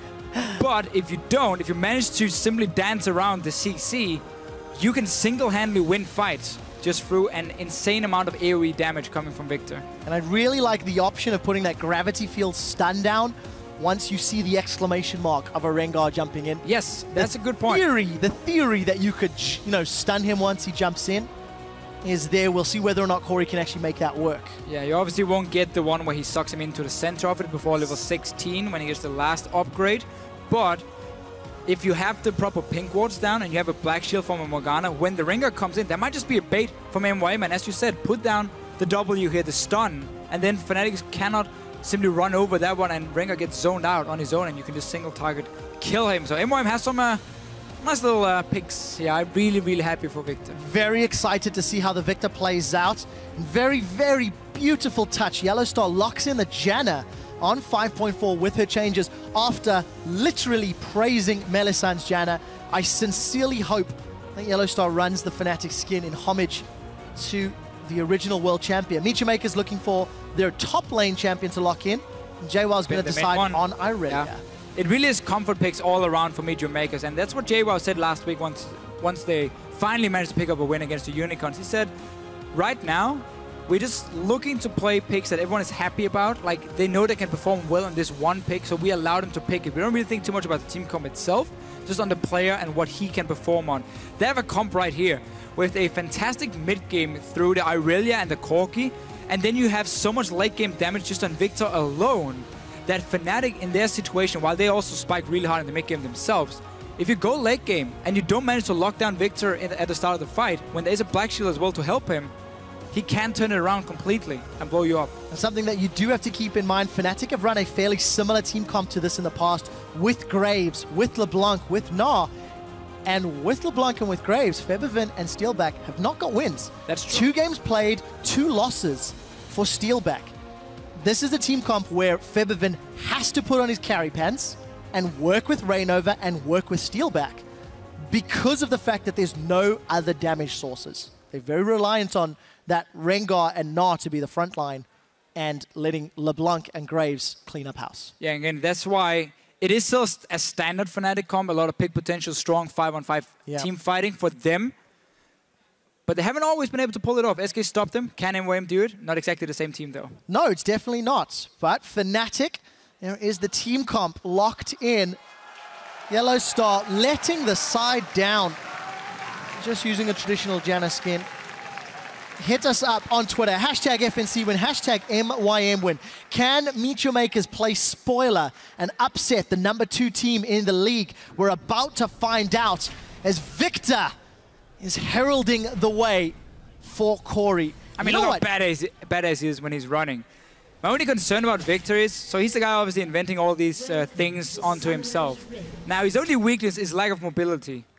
I would probably have invented wings or like rocket boots, and then he would have been like the best pick in League of Legends. Deficio, hearing you say that Victor should have a jetpack or rocket boots is quite literally the last thing I would have ever expected. I just thought about it one of the other days, and like, if I'm in an inventor, that's what I'm going. You know what I'm discovering? I'm discovering whenever mid lane picks excite you, a little bit of personality seeps through. Yesterday, you were telling everybody how you abuse LeBlanc in solo queue. All I'm doing is preparing for IM Katowice and Doha, and all the things he's going to talk about, so I can charm in. Have you learned Star Wars yet? Lord of the Rings? Lord of the Rings, of course. Star Trek? Star Wars, I'm a little bit behind. I mean, I've watched everything, but I don't really remember all the details. Well, I got a special request for everybody watching. Jump on Twitter and tweet at RiotDeficio all your favorite Star Wars and Star Trek and Lord of the Rings memes. Yes, that's very important. I'm going to need that. I'm going to need that for next week. Well, luckily we've had some time to waffle and talk nonsense because Fnatic and Meechmakers have gone for the defensive start. Fnatic with a little ward towards the Razorbeak camp. Meechmakers not venturing past their own territory. Not setting up for a lane swap, which is what we've seen out of Corki and Morgana lanes actually all week long. Yeah, it's not a very strong 2-on-2 lane, especially not against the Graves and the Janna. So this is going to be trouble for MYM, and obviously Noxic won't be able to roam either like he wanted to do or did do yesterday. What I do like still about Victor is also you're into a Rengar. While that can be annoying later on in the game, early on you know Rengar won't really be ganking that mid lane. So it does buy you quite a lot of time, and he is a bit of a lane bully, the Victor. He's good in trading with that shield he gets from the Q. And if Horror comes in there as well, that might be a way of really getting Corey going. We'll see how well Corey can perform, because over the last few weeks since he has returned to the MYM roster, truthfully, individually, he's done well. Very aggressive steal back there in the 2v2 with that Eye of the Storm, forcing Mr. Riles back. Noxiac, second game on the LCS stage. The trades, one-on-one, and almost look bad for Corey because there's a LeBlanc level 2. And one of the things you will abuse in solo queue is you push the lane early as LeBlanc. You get level 2 before him, and then you just QW the guy, and he can do nothing, and you have so much damage just by that little combo in level 2. But Corey got level 2 himself, traded back, and won. No potions left for Febiven. So if Horror, not Koro, that's a mix of Corey and Horror. But if Horror shows himself in this mid lane, they will be able to force Fibrin back to base. We'll see if Koro can make that one happen. Everyone listening in, keeping notes. Hashtag Freelo with Deficio. QW is LeBlanc. It's a fairly simple one. I mean, fairly simple one. The level 2 power spike, still it's counts. famous. It still counts. Level 2 power spikes definitely dictating the name of the game. Small CS advantage for Corey in the middle lane. Febivin is trying to trade back and forth, but Corey with that siphon power gonna block some of the damage in return. Let's take a look at the other lanes. We haven't really seen this Irelia into Gnar, and we need to see how well JWoww can perform. He did TP up a moment or two ago. So this is the reason for MOM taking the standard lanes. They're gonna sacrifice the bottom lane quite a bit, but they wanna get a one-on-one for Irelia, so she can get to that Trinity Force, and she will beat the Gnar. When you have Gnar into Irelia, it's a lane where Gnar can't really teleport on the map because he needs to teleport for the lane itself. Now, first gank, 4 versus 1. Where's that jetpack? It's not there. No jetpack around. The change is going to hold Corey in place. First blood secured by Rainover. And that's unfair though, 4 versus 1.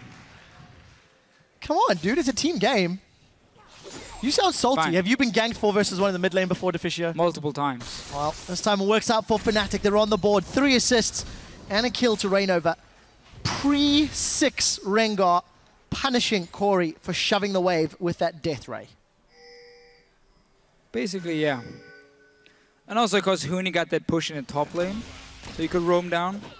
No calls, it seemed like, for MOM, so Corey didn't back away, despite 2 people roaming. But JWoww, again, he's happy in this one-on-one lane. He's going to be the hero. Look at that trade. I mean, there's nothing Gnar can do in return. Damage. And it's only going to get worse once you get that Trinity Force, or at least the Phage and the Sheen. You can keep jumping in like that. So again, MOM is putting all the focus on JWoww, and they're sacrificing Rallis and Noxiac. The risk is, if JWoww continues to play aggressive, does Rainover have the opportunity to punish? You can see him moving towards this top lane already. Boots and the Trailblazer completed, and a fully stacked Ferocity bar. Deficio, Rainover smells blood. Huni lands the boomerang, gets the hyper. The baller strike connects. Now JWoww's in trouble. The massive sword goes down, and JWoww forced to flash away. But another successful gank again before level 6. Rainover, he's the one that's wearing the carry pants today. And Horror is basically allowing a pre-level 6 Rengar to gank. That should not happen when you're playing Rek'Sai this early here. You should be ready to counter gank him every time. He's spotting him now. Doesn't want to go for it because his own top lane is back in base with no teleport. But I was expecting Horror to be the active jungler pre-level 6, not Rainover. Forced to flash and got a kill for himself on obviously the poor Corey in the mid lane. Corey still no flash. We'll see how much he pushes this lane. Double Doran rings. Giant Spelt pickup for Huni in the top lane. And Febiven's been playing relatively aggressive. Even the rest of Fnatic winning the public votes. A lot of damage, actually throwing the Ignite out as well. Febiven was hoping for those chains to land, and not this time. No, Corey's going to get level 6 as well. He has barrier ready. And Febiven's down to 50%, so if he goes in again, Corey should be able to turn that one around and blow him up. Rallis and Noxiac, though, have managed to catch up in farm because Yellowstar did have that roam earlier, forced Steelback to sit back, and then gave a lot of time for Rallis. So it's going to be an even lane now, and that's good for MYM because they are winning the top lane. So by them catching up because Yellowstar were roaming, and because Steelback and Yellowstar together has not been the strongest dual lane in terms of laning phase, they've been way better in team fights. That's where MYM still that was having a slight edge. Well, we did see that Steelback and Yellowstar were very aggressive in the early levels against Mr. Ralls, forced him to lose some CS. There is a wave pushing towards Ralls at the moment, and he's 10 CS down. So, considering the lane matchup, I think Mr. Ralls isn't doing too bad. He's only a couple of CS behind. And we'll need to see how effectively Mr. Ralls can use the Trinity Force spike, because I feel like it'll take Steelback a little longer. BF Sword, then Triforce, and then Steelback can get the power back. It's just they're very different kinds. Yeah, they do different things, really. Yeah, different things. A lot more poke, obviously, coming from the Corki, but a lot more burst coming from the Graves when he sits on just a BF Sword and a pickaxe. Or maybe even then Vintage to the Trinity Force. And Noxiac. That's a flash. Black Shield managed to prevent it, though. Collateral damage comes out, plus Buckshot. Noxiak gets summoning heal from Mr. Rawls. That's going to keep him alive, but that was a very aggressive play. Actually, summoners by Yellowstar. That's something we don't see from the Fnatic duo, a super aggressive 2v2. It's not what they do traditionally. Also, some development and growth in the Fnatic camp. Yeah, and also because they're finally getting a good matchup. Normally, it's Steelback sitting on a Corki into the likes of a Graves, and that's a losing lane for him. So he just sits back and farm. But now, he is the guy with the Graves. He has the Janna's back up, so fantastic strong lane 2-2. So showing that he can push his advantage. JWoww, though, is still having a good time in this lane. Slowly towards the Phage. Horo is here for his first gank. He's not been very active on this map, which is strange, considering that Horo normally ganks a lot, and he's the jungler in the EU LCS, or was at least before this week started, with the highest kill participation, second highest of all players, and that's being again on the number 10 team. Don't need to gank when somebody walks into your face. No flash for JWoww, so not going to be able to get a range for that Blade Surge. And Huni doing a decent job. Corey's gone back already. Picked up his Hex Core Mark 1. Upgrade the E, of course. Already upgraded that Death Ray, trying to empower his Death Star as much as possible. Consider this training, Deficio. All right, Trev, I'm your father. Well, that I did not expect. Well done, well done. But we'll have to see whether or not Corey can put up a better showing than Keen did last week. Keen actually lost to Team Liquid with his Victor. And actually before that, interesting tidbit, Deficio, it was Velocity losing to CLG in 2013, the previous time we saw Victor. In the LCS, I think. In the LCS, yeah. correct. In the LCS. Just kind of showing off a little bit at the moment. And we might see the Katowice, because G Tiger's mid laner has been spamming it quite a lot. And I'm expecting to see it. Oh, JWoww though, no flash and no HP. Nope. 1, 2, done. Rainova plus Huni with a fairly easy kill. They just chained the CC so effectively. And, you know, this is something that we've heard from Huni and Rainova in the past. Because they, of course, both are Korean, speak Korean, they'll just discuss their decision-making in their own language. Yeah, and the bottom lane does it in French. French, exactly. So and poor Febiven's like... He just sits in the mid lane. Cool story, guys. He knows nothing. MYM now got position on Dragon. They've got the support on their AD carry. And support in the bottom lane if they need to, but a little bit of presence from Yellowstar. Yeah, again. Is going to force Horo away. Horo not the most confident start to today's game. No, and they've really not been reading this Rengar that well from the side of MYM. We got pre-level 6 ganks. We now got 1-on-1 the top lane. And once he shows there, you need to be fast as a team to just go straight for that Dragon. Because you're going to be 4 guys on the bottom side of the map, but they didn't. They came in really late. So once they started it, they realized the Fnatic was still nearby and Rengar already recalled and would get back there to fight.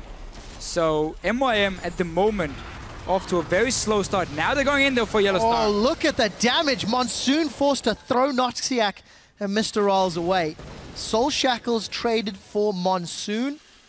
But other than that, no further summoners blown.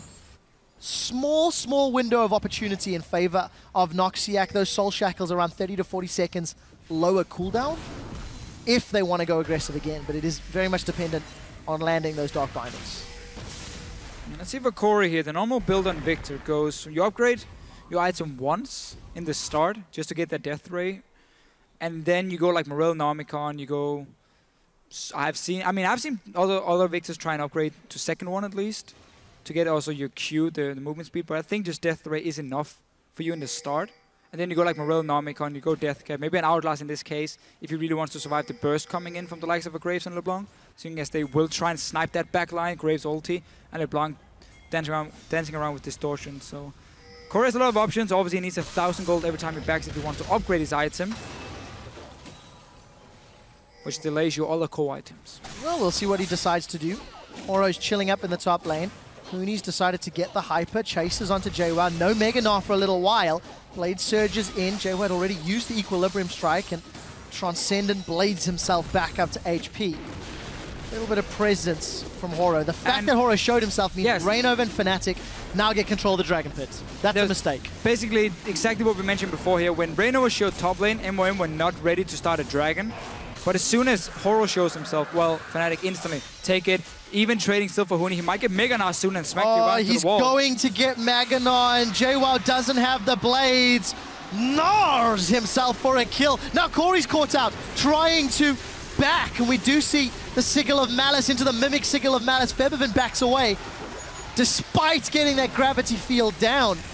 A slightly overconfident recall position. Corey was shopping maybe too early, and MYM 0-4 now after 13 minutes.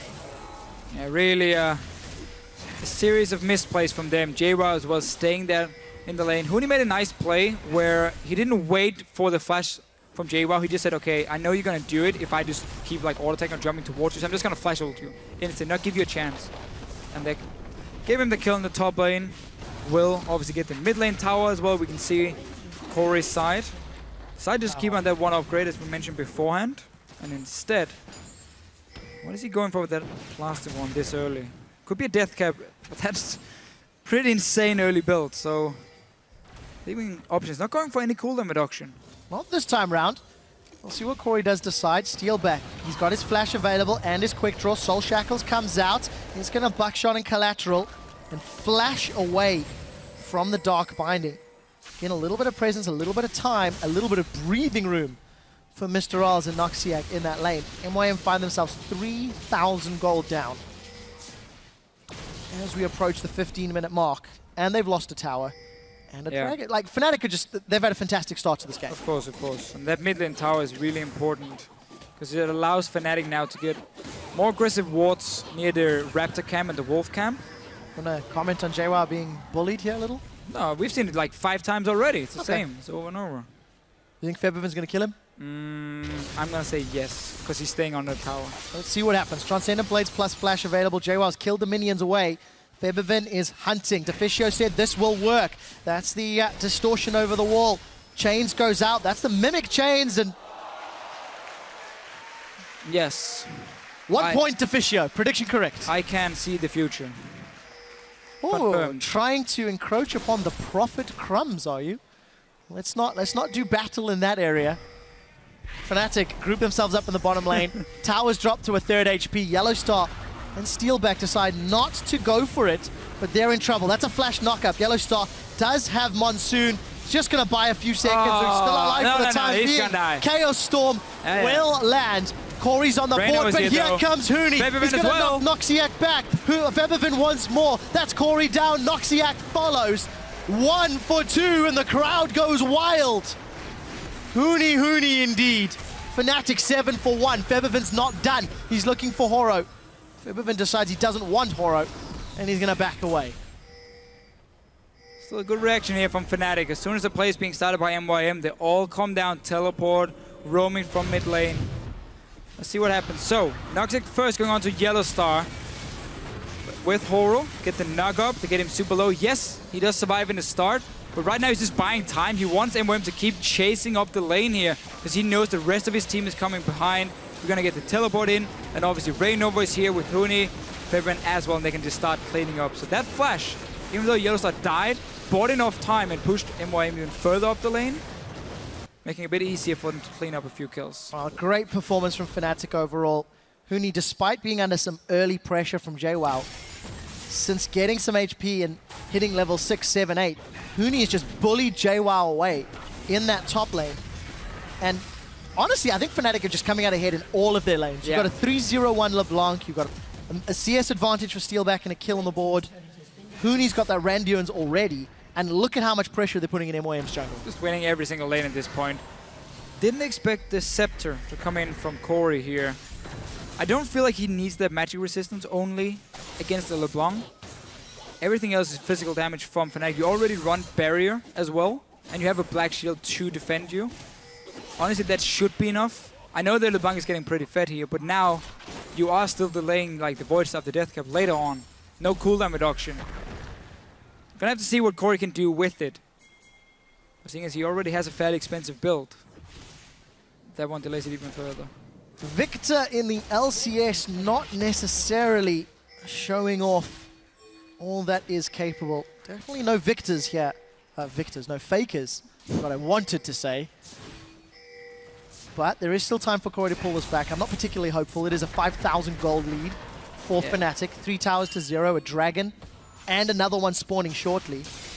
For MYM to pull themselves back, they're going to be reliant on Corey to have a game-changing gravity field stun. And if they can assassinate someone quickly enough, one of the damage dealers, maybe. Because keep in mind, it is only Febiven and Steelback that are dealing damage for Fnatic. And that is the thing for MYM. If your Aurelia gets back in this game, it doesn't look very likely as JWoww is now 0-3-0. But then he would be able to jump the likes of, a Graves. And you have the ulti coming in from Corey. Maybe his Death Ray can get to that back line as well. And you can assist the Aurelia. And you have a lot of burst damage coming in. A lot of AoE. So there were options for them. The problem is, it's 7-1. And we're not even 20 minutes in. Well, Flash is traded between Rainover and Mr. Arls. Rainover and Febiven are forming a hunting squad. Unable to chase down the Valkyrie Flash of Corki. But it will give them some more control in the Dragon Pit area. A numbers advantage as well. Teleport is available for JWoww, but it is not for Huni. So that's why Huni is making his way down. But MYM not looking for this engage. They're too far behind. And it's not worth the risk. No, MYM at this point is going to have to hope that Fnatic overdives them or somewhat at the tower, and then you turn it around with your AoE CC here. You got knock-ups, you got stuns, and maybe lock them in Morgana also. So there's a lot of CC on the side of MYM, but Corey indeed are on retreat. The Bola Strike is connected, the Ethereal Chains do too. JWoww is dropped by the collateral damage. I like the fact that Horo interrupted Huni's hop, but what did Corey do? Unfortunately, didn't do anything else. 0-4-0. JWoww not having the best of games. He's looked better in previous weeks, but just Fnatic as a whole. They're moving around, they're alternating between lanes, they're pushing towers. There's very little to fault from the Fnatic squad at the moment. Yeah, except for this mid tower going down here, because they were giving up their blue buff. I had to say it, didn't I? But that was the only small thing. For MYM though, when you are again looking at the schedule and you're looking at which teams you have to beat to get out of the relegation or out of the auto relegation, it's not Fnatic you're saying, oh, this is the game right there. No. Is that we're going to show everyone what we can do. No, again, you're looking at the teams on the bottom half of the standings. They're going to face the likes of Rocket. Maybe they can pull an upset there. And then suddenly climb out, because they are one-on-one against Giants. We've seen this from Fnatic a few times already, in case people wonder. Very early Baron, they just place a pink ward, and if they know you have focused all your vision on the other side of the map, in this case the bottom side for MYM, they should be able to pick it up for free. Corey's moving now. They're pinging it, but it might be too late. Yeah, I think it's too late. Gravity Field's out. Corey's going to throw down a Death Ray. Maybe a couple seconds late, but Rainover was able to smite that down. We did see Huni start channeling his teleport, and he cancelled it. So that's not going to be available for a few moments. But with Baron buff, wow! That's a lot of damage from Febiven. Deathcap not even completed yet. Baron empowered minions. Fnatic are sieging 2 lanes at once.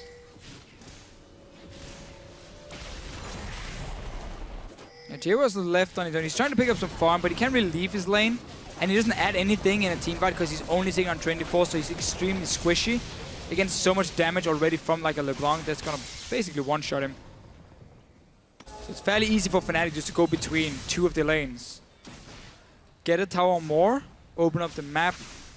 Horror is sitting on 100% kill participation, so he's keeping the trend going. But it can't be that tough when you only have 1 kill.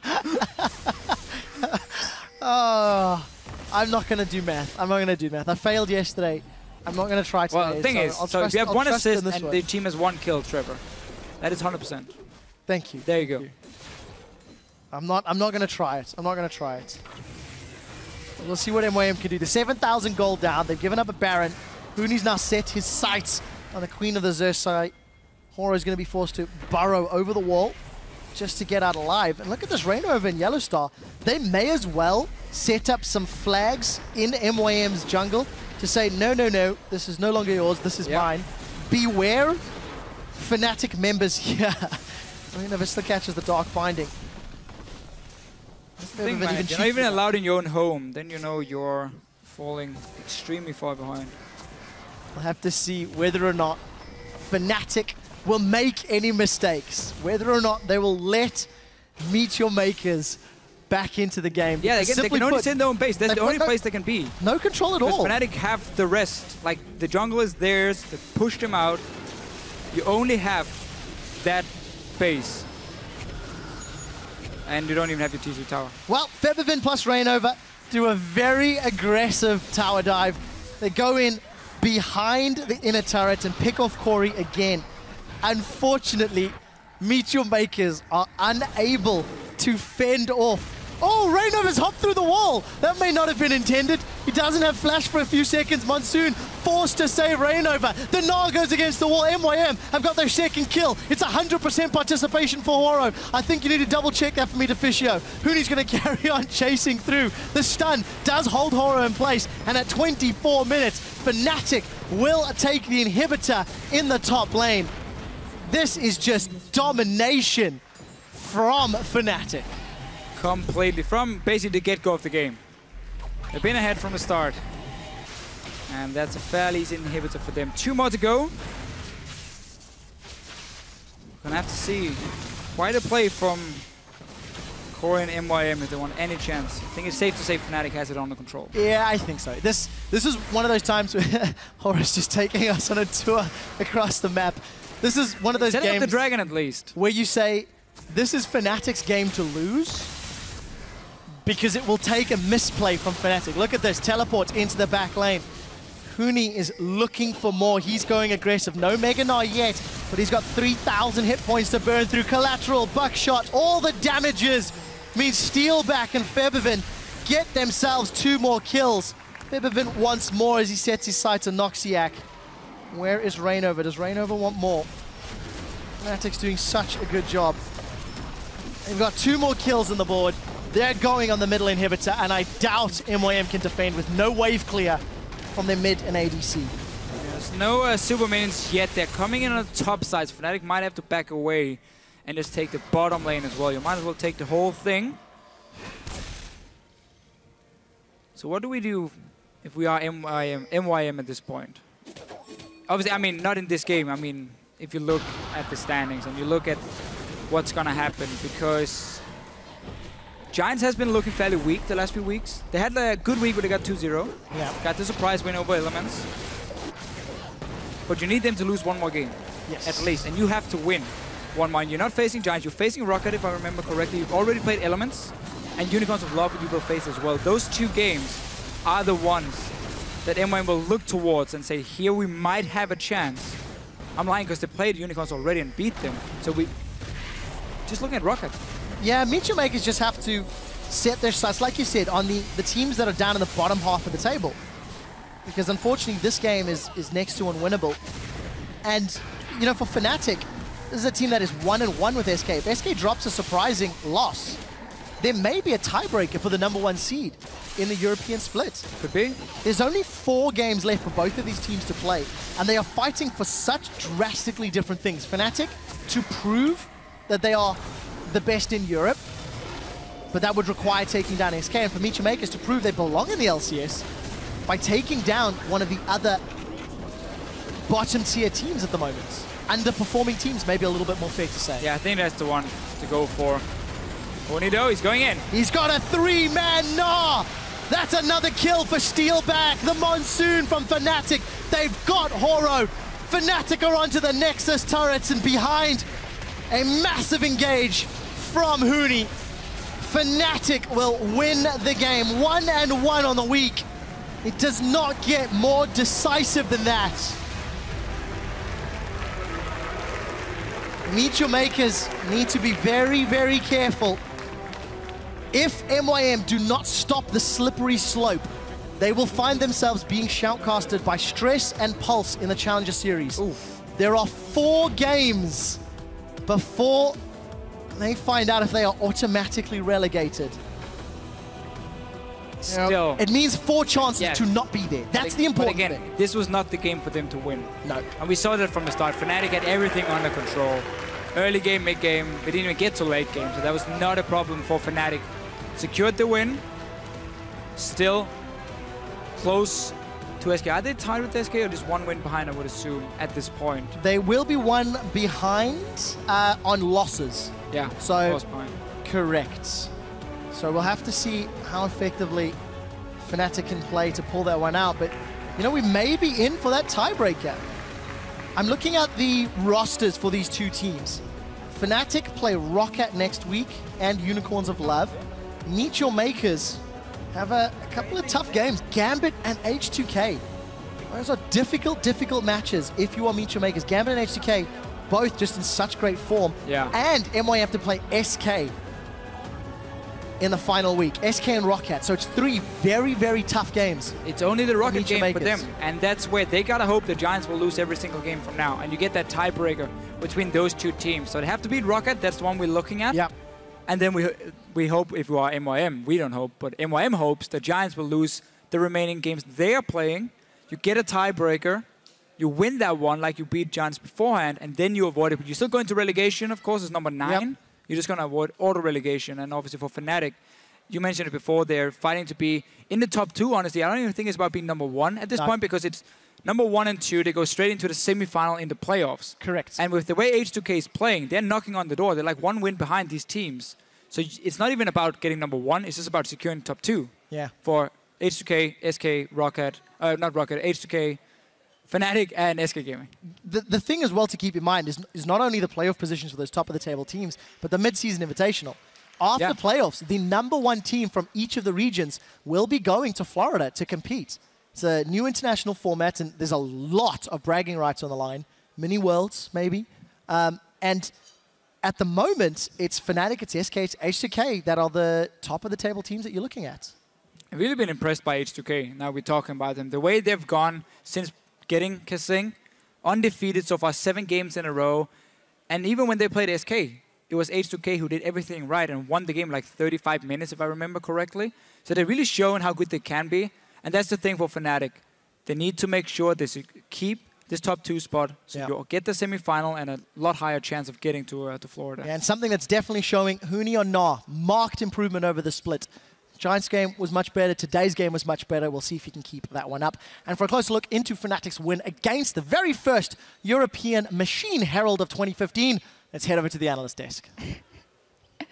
Thank you very much, Quick Shot. And I actually didn't write much more down than Victor, because when Fnatic is playing the way they do and you're the number 10 team, there's not a lot you can do. Yeah, there's not a lot you can do. Like, MYM's comp basically relied on Victor and Victor being safe in mid lane, like getting into mid game properly, having some farm, having some AP, and obviously like the Triforce power specs come in. But due to how Reignover controlled the early game, even though he was supposed to be on the back foot with Rengar into Rek'Sai, he was able to control top lane, get Nara ahead, allow basically like take the permission away from Aurelia to get the Triforce early enough, so she can't split push anymore. That win condition is gone, and mid lane was completely controlled too. So the mobility of LeBlanc together with Rengar roaming around the map was able to translate into a huge shield, which in the end even carried the bottom lane. That was like doing okay, was not doing too much, but they're doing what they're supposed to do, and win 2 lanes, you win the game. Yeah. Besides from that, the Victor pick, the first one we've seen, and of course here in Europe it is. Do you think we will see it more in the Western world? Yes, I think so. It has huge damage output, and especially a mid-game power spike as soon as he gets like 1 item, maybe 2, and he's able to basically one-shot opponents. So he's obviously going to be a good tool, like somehow like LeBlanc's operating, just without the mobility that she has. So you have to set him up, basically like get vision control down, control the map a bit, get yourself space to basically operate, and then he's going to do fine. But if you're in the back foot from the beginning of the game, I don't think it's a good pick. Yeah, well, Jack will be happy to hear that we'll be seeing more of Victor. Before we head to break, let's check in and see what you wanted to ask Amazing. Our first question comes from @KimChikorita, who asked, how did it feel to play against Dandy at Worlds? Dandy at Worlds was scary, but not as scary as in the scrims beforehand when we played them in Korea a lot. But regardless, it was a great experience for me. I was able to learn a lot of him, and I still fanboy him to this day, even if he didn't do so well in the LPL so far. He's picking it up again together with Marta, and both of them are really again shining lights for the teams. All right, our second tweet comes from @BattleBunny1, writes, what is your favorite moment in your pro career? It actually must be Game 5 of the LMQ series last season, basically, when we knew we had the game and we had the last push coming in, and I basically just like sat in my chair, like I kept slouching, kept going down basically like this, and at some point I was basically laying down, having my mouse in my hand, just like playing from far away, because I was just like like overwhelmed by the experience, like that qualifying for Worlds in my first year, like it was just great. Yeah, it must have been. The next one is from @Navarro3. I know it was your call to go back to Europe, but do you miss the TSM environment? I hope to see you in the LCS. I miss the TSM environment so far that I miss the people. Like if you like, they're popular personalities, like all of them, and they're actually like they are on stream, and like how they interact with you, and especially as friends, they work really well. They try to push one another. They like if you're down or something, they're gonna pick you up. And I think that TSM, like in terms of people, like Last Boy, even like who couldn't speak English as well in the beginning, like try to pick it up and basically like try to become friends with each one of us. And he managed to do that. And by now he's like a Twitter meme king. So yeah, Last Boy is definitely very endearing. Our last question comes from @RedEyedSoul127, who is asking the tough questions. The people demand answers. What shampoo and conditioner do you use to maintain your fabulous hair? I don't use conditioner. Oh, damn. Well, I only use the tears of my challenger enemies right now, which are pretty like I have a good storage of them. Yeah. So that's good. A little bit of salty conditioner. It looks very shiny. Thank you for tweeting those in. If you've got some more to say, be sure to use the hashtag LCS to stay in a conversation throughout the day. Up next is a clash between two teams fighting for a position at the top of the tables, H2K and the Copenhagen Wolves. We'll be right back, so don't touch that browser. Can Mutual Makers play spoiler and upset the #2 team in the league? We're about to find out. Corey's on the board, but here comes Hooney. He's going to knock Noxiac back. Feathervin once more. That's Corey down. Oh, Rainover's hopped through the wall. That may not have been intended. He doesn't have flash for a few seconds. Monsoon forced to save Rainover. Bonito, he's going in. He's got a 3-man gnaw. That's another kill for Steelback. The Monsoon from Fnatic. They've got Horo. Fnatic will win the game. 1-1 on the week.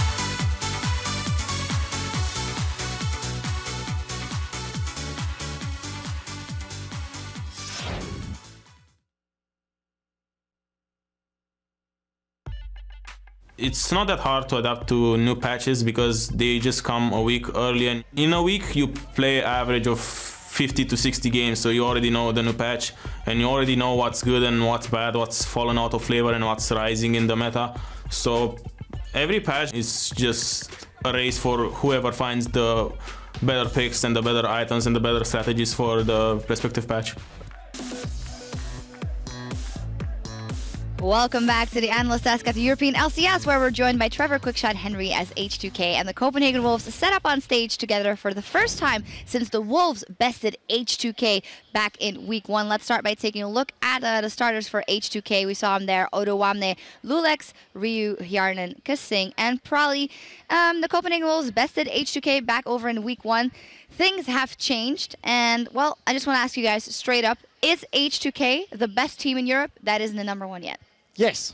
Yes. I think it's that simple. I think H2K in a 7-game winning streak have shown as a team they are the strongest at the moment. Individually, I feel you may actually be able to find better players per role, but it doesn't matter because as a unit, their shot calling, their decision making, their synergy, their understanding of the game, their picks and bans, they are simply outclassing everybody they play against, regardless of who's in a hot streak or who their opponent is. So as it stands today, yes, I feel they're the #1 team. I do not agree. Like how I feel about the USCS right now is that HK is a team that has like they're maximizing their potential right now. They're doing really well. Obviously, they're getting to the winning streaks and stuff like that. But I think that SK as a team and Fnatic as a team, they have higher ceilings. They can go further than HK can do, and therefore I don't believe them to be the best team, especially in the playoff format where the predictability that they come with is going to hurt them a lot. I have to admit, international skill ceiling is going to be higher on Fnatic and SK, just in terms of the individual players. However, I think in a playoff series, when we get to EO playoffs, I think H2K are going to be in there, and I reckon they're going to make top 4. It just depends on whether they choke under pressure and how well they perform. And because we've never seen these guys against top-tier international players, it is a little unfair to say that they won't perform. But I do agree. I do share that sentiment. Like, if you look bigger picture internationally, I don't know if I'd say if they would do better than Fnatic or SK. But right now we're talking about the European LCS. You actually said that for Fnatic you were doubting maybe the champion pool for both Huni and Reignover coming in. Is that something that you see in the jungler for in Lulex and Odowamne, where they could surpass Fnatic in that one, or not even that? I think Odowamne can, but Huni has fixed at least like one more champion, which is the Nard that came in today and was really strong. But I see like this Lulex Reignover could be an interesting matchup, at least, like in terms of how their pools operate, because like we've seen that from HK where they banned both which was it, Nidalee and Sejuani last time on blue side, which to me doesn't make sense and kind of indicates that maybe Lulex is not playing Nidalee, similar to Reignover is not playing Nidalee, so they are not really prioritizing the main champions besides Rek'Sai, and I guess like both of them kind of have the same issue, so neither has a higher ceiling, to be honest. All right, well, #1 team or not, it will be a fierce opponent for the Copenhagen Wolves. Let's take a look at their lineup on the red side in this one. We have Youngbuck, Airwax, Soren, Freeze, Unlimited, and their coach, Dentist. Yesterday, they won the early game again. Freeze went 3-0 on Kalista, and they kind of, well, facepalmed themselves that they couldn't push that through quick enough, but it did end up closing it out. Yeah, they did, but it was mostly from, punishing mistakes from elements yesterday. I think as a team, Copenhagen Wolves continue to show that they're growing, they're adapting, they're evolving. I don't actually feel that the Wolves have the same skilling that H2K have, because they're even more limited by individual players. And I think they are also a testament that this is a team that is greater than the sum of their parts. But if you just, on simple mathematical equations, their sum total is lower than H2K. Yeah, they do default to the same game plan, and they let elements play their game and go into the late game also yesterday. So what realistically can they do here? We sit for H2K versus Gambit. H2K might take it because they take an advantage, they push it home. I think the Copenhagen Wolves might have a better way of dealing with the mid to late game of H2K. Yeah, if HK is able to get a lead again, like they did the past few games, I think they're going to snowball home, as you already said. But yeah, as the mid game and late game comes in, like Copenhagen Moves kind of knows what to do. I don't know how they do it, but probably because like in scrims, from what I've seen, they never surrender. Even if they're 15k, 20k, 25k down, they are gonna keep it up and they're gonna try to learn out of those situations. So they're more prepared for the mid to late game. And if they manage to actually pull till then and don't give up 5 drags, which is something that HK has done pretty early, like in 31 minutes. It's going to be interesting for them. Yeah, I also think that's a big question for me. H2K have shown when they get a lead, they don't give it up. They've had a few scrappy games at closing, but for the most part, they close effectively. The one thing H2K need to demonstrate is if they fall behind, that they can play from behind, because that's a testament of a great team. That's a testament of a team that can win championships and playoffs. And Copenhagen Wolves has got one of the best laning phases in the game now, if they get head-to-heads. So we'll see what they can do. We'll see if the Wolves can put them to the test. And with the stage set, let's hand it over to the caster desk to take us into Champ Select. Thank you very much, Shocks. I'm Devin Pyrotechnus Young, taking over on the desk alongside Martin Deficio Linga, who, by the way, is still sorting eagerly through all of your tweets as H2K now looks to avenge their loss to the Copenhagen Wolves. A lot of things I've learned. One of the best ones was use the Force Harry, said by Gandalf. I thought that was pretty clever. You know, I know that was wrong, but it was anything on the internet. That was Abraham Lincoln. Oh, all right. Trust everyone on the internet. Yes, they never lie. Never lead you wrong. Now, this matchup, I feel like they talked about H2K being, the best team, not currently in the first place spot. Right. They are currently sitting, fairly high on the table nonetheless. But the Wolves have proven to be a pretty tricky customer. I feel like this for could be a tough sure. match. Yeah. The Copenhagen Wolves have showed some good games, especially the early game has been improving from them. I do, however, feel that H2K are going to be stronger in the early game, and also their dragon-like objective control is insane, like rotations, fighting for dragons. So we might have to see Copenhagen Wolves try and drag it all the way to late game. They certainly have been able to do that. Maybe try and beat H2K there, because I feel like H2K as a team is stronger in the early and mid stages. We'll see what they do this time around. H2K, well, they're targeting out Freeze quite heavily with the Draven Callista ban off the board. The Wolves, in the start of this one, they go for the Rek'Sai and the Ahri ban. Leaves just one apiece to these teams as they let the timer tick down a little further. Double 80 carry ban.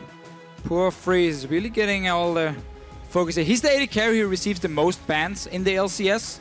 And obviously the Cassiopeia against Soren. So very, very target bans from H2K on their side. 2 junglers as well, so we won't get to see the Rek'Sai in Italy as a first pick in this case.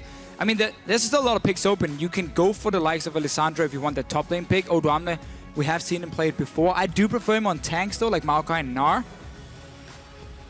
We'll see what they do take, but I mean, this is what every team has been doing against the Wolves, whether or not they've been successful in the actual game itself. But Draven, Callista, and Cassiopeia, the 3 most banned champions. Caston's up there, but with his changes in 5.4, we're less likely to see that anytime soon. Exactly. So H2K, they're going the way that everyone else has. Yeah, the thing is though, when you do ban like Callista Draven, it's not like Freeze is running out of champions to play, because he just locks in like a Graves, which is already considered one of the best AD carries in Europe. So you just kind of remove him from his comfort picks, we can say, and onto a champion we have seen multiple times. But yeah, with the bans here, not like a clear-cut first pick, and that's why we see H2K choose as support. They go for the Annie. I think that's probably, if you're going to first pick a support, that's a fairly strong one. Yeah, It gives you a chance to bully quite a lot in lane, especially up to level 6. And it doesn't show off too much of your strategy, but again, they have left the Graves open. Question is, do the Wolves want to take that now? Lissandra's available. Looks like it's going to go over to Youngbuck. It's honestly been the best top laner for Youngbuck when he plays Lissandra, especially because him and Airwax together have had very good synergy in the early game, and Lissandra is so good at setting up ganks with that, with their crazy amount of CC. Airwax can still go for a Jarvan, even though it's been nerfed. It's his most played champion. Jarvan and Lissandra together, that's the point and click. Okay, who do you want to kill here? Double ultis to lock them down. That could be the tactic for Copenhagen later. I was about to say, he did play this last year. He played Yorick Jungle last year. A little nod to that, perhaps. It didn't work for him, and instead, the Jarvan, as we talked about. So, Copenhagen Wolves, very standard for them. You get the best top laner for your top lane. You get their most, or the best jungler for your jungler. They can be very happy with this start, because they're not really losing anything by Annie being taken away. Unlimited has showed us plenty of games on Leona. We know he can play Thresh, Braum. I mean, there's so many picks for him still. Even Morgana could be an option. So I feel like Copenhagen Wolves, with the first rotation, is looking fine for them. Yeah, snagged a couple of power picks for themselves, but H2K, they've got to have something up their sleeves here, else they wouldn't have gone for that Annie first pick. they are taking their time about this. You can see the communication there, probably the rest of the team talking it out, what they want to go for. Remember, this is a team on a massive win streak. They've got a lot of hype, but they've got do this all the time. A big chip on their shoulders too. Yeah, that's very true. But Odo Amne will always get a Maokai if he feels like there's a decent matchup for it. Maokai into Lissandra is more than fine for him, especially once he gets a Catalyst and he can survive some of the poke coming in. Then he can really start diving onto Lissandra and out-trade her, and also, of course, set up ganks. So we have two top laners here. If they get some jungle help, we can get quite some explosive 2-on-2 fights with a lot of CC involved. And obviously Yanan with that Sivir has been banned a few times against him, but really been also the main pick for him, where he's so good at getting a lane advantage, fast push a tower, and then rotate to mid lane or top lane, and keep pushing in with this Sivir here. Yeah, I feel like comfort picks are the name of the game. Really, yeah, situation for H2K. And why not? It's worked out so well for them. Odoamne's had a whole ton of successful games on Maokai versus Gambit 3-4-9. Not a terrible score, respectable. On the other hand, the Wolves, they are going to get their hands on Graves for free, so no trouble for them there. And they pick up the Lulu, which is technically that flex pick for the mid or the bot. See in the mid lane. Normally when the Wolves pick it, it goes to unlimited.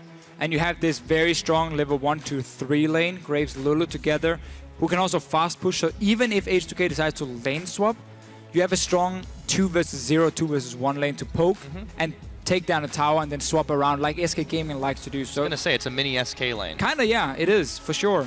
One Forgiven and Rated has used a lot of times. So H2K and Copenhagen Wolves really getting complete comfort picks all around. Nothing new being locked in. Katarina, I don't expect to see that one. LeBlanc, however, for Rio. Zed is still open, and Soren likes to play Zed. So if that one gets locked in, I'm expecting Zed to come in. Also because Copenhagen Wolves set it up perfectly in having Lissandra top lane as an AP champion already. So you can do Zed and don't risk having this only physical damage lineup. So that's going to be Zed for Soren. Yeah, that should make a lot of sense in that situation. They also, the Lee Sin is taken for Lulex, so H2K looking to make some plays early. We will see. I really wouldn't expect anything different than the Zed, but they do have a few other options.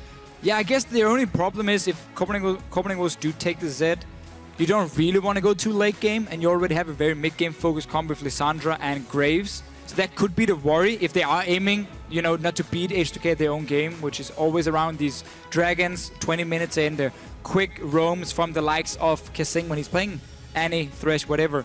So that's going to be the risk here. Yes, you want the Zed for the lane matchup into the LeBlanc and the outplay potential, but do you want it for the late game? That is the question. And the Wolves, they let the timer tick down quite long before they do finally settle. It looks like Lula mid works too. Yeah, it's not going to die very easily. You can't get 100 to 0'd on the Lulu, and they do go ahead and lock in the Morgana at the very last second. Yeah, so Lula mid is also extremely good into LeBlanc. You should win that matchup. But we can of course see the Copenhagen will swap around. Lissandra works in that case. So there is a lot of options in terms of Morgana, Lissandra, Lula, who's going where. They can. It's 3 flex picks. You can send them any which way you want. And they would all do fine in the lane matchup, so... If they take standard lanes especially, too. Well, they even, I mean, even on Copenhagen Wolves side, when you have Morgana, she's one of the best top laners in a 1 versus 2 because she can always farm with a pool. And then you have that Graves Lulu we mentioned beforehand that can fast push a lane and take a tower very early. So Copenhagen Wolves are not even in a bad spot if there is a lane swap going on. They have plenty of tools here to make it work. And what's going to happen in this mid lane matchup, now we didn't get to see the Zed, we didn't get to see Lulu mid lane either, is Lissandra into LeBlanc. What happens is when LeBlanc tries to distortion in, you just press W and you just snare her instantly. And she's stuck there and you will be able to trade back. She's not able to do the quick trade where she jumps in, hits you in the face once and goes back to distortion and you don't have time to react. No, you can snare her, hit her back with Q and auto attack, and then you should come out ahead in that trade. Yeah, it's the smart move. They're going to try to pull that one off this time around. Should be a pretty exciting match. We could see Lissandra in the middle as well. Now, with those lineups all locked and loaded, let us know who you think is going to take this one by tweeting us at LOL Esports with your hashtags H2KWin or CWWin. I, for one, am very excited for this one. Deficio. Seems like the crowd is too. Yeah, for sure. I like it. They're getting amped up. Oh yeah, H2K, they've just been so fantastic. The Wolves, they've been an amazing crowd and crew as well. I want to see how this one goes. We're loading up onto the Rift. H2K versus the Copenhagen Wolves. And remember, H2K currently 7 wins in a row.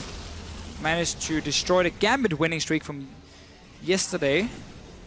And now, they're looking to make it 8 in a row and potentially challenge that Fnatic winning streak of 9 wins. Well, they got to win one here today to even keep that in their sights. But you're right, They're on the cusp of it. We'll see if they can pull it off. Kasing, I mean, they haven't lost since they brought him on board. It's really been crazy with how H2K as a team has just been completely different. It's very clear that the shot calling beforehand was a problem for them, because we never saw H2K and said, okay, this is a team that wins by outsmarting the other one. This is not a team who will like roam before you or set up perfectly for Dragon or know exactly your power spikes and time them. But now, once they, or after they got Kasing, it's all they've been doing. They out-rotate you, they outsmart you, and they're winning games from it. Yeah, it really has been a transformation for this team. For the Wolves, on their side, year over year, though, they've been looking pretty solid as well. They're going for this quick invade into the jungle, a quick trip, grab a couple of wards, get a little bit of vision, maybe a pick if they possibly can. But now they're moving back to the starting lineup. So H2K played this one out pretty safely, I feel. Didn't give up any disadvantages. Now they've just got traded wards, basically. Traded wards and information. They're going to see everyone from the Wolves, and they're going for Unlimited. Yeah, actually, there's a Lee Sin kick coming in. He's going to burn his flash as the Ignite takes his health bar down. Certainly wasn't looking for that one to start things off, so they will force that back with a couple of summoners. That was a bit of a greedy invade at level 1 from the Wolves. I think they were looking for Odo Amne and see if he was setting up saplings on the Raptor camp. And they wanted to like ward over and try and stop him, because if you just do a few hits, you can get him fairly low and maybe force him just to back away and not get that instant level 2. But H2K were ready for it, so they sat there, they were waiting. They saw 2 guys on the ward around the blue buff, so they know, okay, there's not 5, that's for sure. Only at max 2 or 3, and that's why we can now go to Aniston, force a flash from Unlimited, and it's standard lanes, so it's also going to be late for that one, which means H2K now have a massive advantage. Yeah, and when you... If there's one thing you can say about this H2K bot lane with Kasing in that support role now, I can't even talk about it because Soren's getting a little bit low, is that when they have the edge, they really, really put you to it. They're going to zone them back easily. They've been known to pick up the first bloods just in 2v2 situations. They make them pay for mistakes. Yeah, and what they also do so well is Lulex will always be nearby to assist them, either if they get ganked, or once they push in the wave later on and they feel like now it's time to take the tower, Lulex will show up in the lane, kill the tower. It's 3 guys, easy peasy. You push Wolves away from it, you take down that tower, and then you use Yanan again as your fast pusher in the other lanes. And that's how you create a big global gold advantage.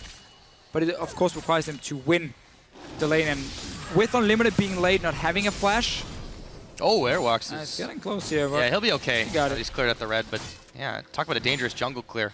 Yeah, this is one of the things for Jarvan in 5.4 once he lost the armor on his E. The first clear is even worse than it was before, and he was never really the best jungler at level 1, 2, 3 when he was playing the first time. So a little bit harder for him, but Airwalks did manage to get 2 buffs and the Wolf camp, which is not the best because that means you cannot get any wards. And we can see here, he just picks up a Trailblazer and a potion. Normally you always want to do like double buff 1 camp and then the Skull Crab, and then it gives you like some gold, or you do 4 camps. So like, so you do double buff, you do 1 camp extra, and then potentially like Raptor, and you go back to base, and so you can afford at least a green ward. In this case, he's not going to bring anything because he also swapped over to the sweeping lane. So no early wards from the Wolves. None at all. Meanwhile, back in the bottom side, Kasing takes a bit of damage there. Freeze has actually caught up, not fully to Hjarnan. He's still behind a bit of CS, but they haven't really been able to deny just by virtue of the fact that it's pretty hard to freeze a wave with Sivir. Yeah, of course. And you can't really do it in a 2-on-2. They didn't get that far ahead to pull that freeze off. And you don't freeze against freeze. No, it doesn't work. It's just BM. Anyway, Lulex, level 3 on Lee Sin, been able to farm the river. No ganks yet. Early back from Soren. Got a pink ward from it, so that's the only one the Wolves can place except for the trinket wards on their side. And there, we talked about Lulex being on the side of the map where they are winning, and especially when once it's the bottom lane. So he's nearby now to get deep wards because he knows that Kasing and Yana can easily roam up and help him. And at the same time, this basically makes the lane super easy for H2K because they can now push, push, and push. When they have information of the enemy jungler, they don't have to worry about where he is. Constant information too. Aerox is going to try to take a couple of shots on that pink ward, but Lulex there for the defense as well. Soren, however, is coming around the side. They're also bringing Rio. Here goes Lulex looking for a fight. The rest of H2K are coming up. Soren is a little leery of walking into a trap, and he doesn't take the glacial path. And you can see Kasing on your minimap was moving as well, ready to join simply H2K, knowing they have the advantage in the 2-on-2 lane, that the pressure in the mid lane at this point as well, because Ryu has had a good start, so Lulix can invade onto this Jarvan. He knows the backup is there, he got a few deep wards down, and might even be able to solo a dragon. Nobody's gonna come and stop him, because look at the mid lane, look at the bottom lane, it's all pushed up to the towers. Yeah, no one's gonna be able to stop him, no one's gonna be able to even know it's happening. You see Airwalks kind of just moving through the H2K jungle, wondering where Lulix might be. He's a little bit engaged at the moment. Ryu now finding Soren. Dragon goes down at the moment. They're going to have that one revealed, and Soren is going to get popped before he can complete the path. Odawamne helps on that one. Really not a good start for Soren in this mid lane. Ryu been farming well, and Odawamne, of course, coming down from the top lane with the kill. And one of the reasons Maokai is good against Lissandra, as we saw here, once you lock her down with the snare, you delay your Q until the claw comes out. When she's about to activate it the second time, you stun her, or you knock her up, I guess it is, with the Q, and then you basically stop her from reactivating that claw and get away. Bottom lane, the same as before. They keep trading, they keep pushing in. They have deep wards, they can see the jungle at all times, so they can deny so much farm for freeze and get damage on the tower at the same time. This is just a perfect start for H2K. Oh yeah, it's working out quite well for them. The limited freeze, both a little battered and bruised in this situation. Yarden's a little low on mana, so is Kasing, but he's going to be able to drop a stun there. Freeze looking for the kill, and it's actually unlimited that it goes over to, but not before. It's going to be Freeze going down. Both supports with the kills. Both supports getting the kills in that situation. But Yarden staying in the lane, can now push it in, can go back. Should have enough gold for BF Sword. 55 CS is what you need once you get every single one. So he's sitting now on 1900. Obviously got an assist as well from that before. So more than enough gold for him. He also gets a perfect back timing because the wave is already pushed in, so he's not losing anything on it.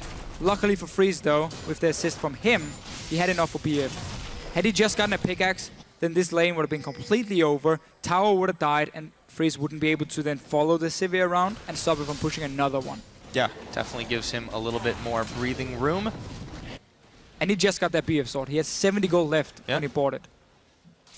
Even was able to get up a couple potions as well. Yeah, good for him. So blue buffs taken by the mid laners as they go back to this. It has been a little bit of roams around in the mid and a little bit in the bottom side. I really, really like that early dragon taken by Lulix because they gave up nothing for it, and he was strong enough to take it.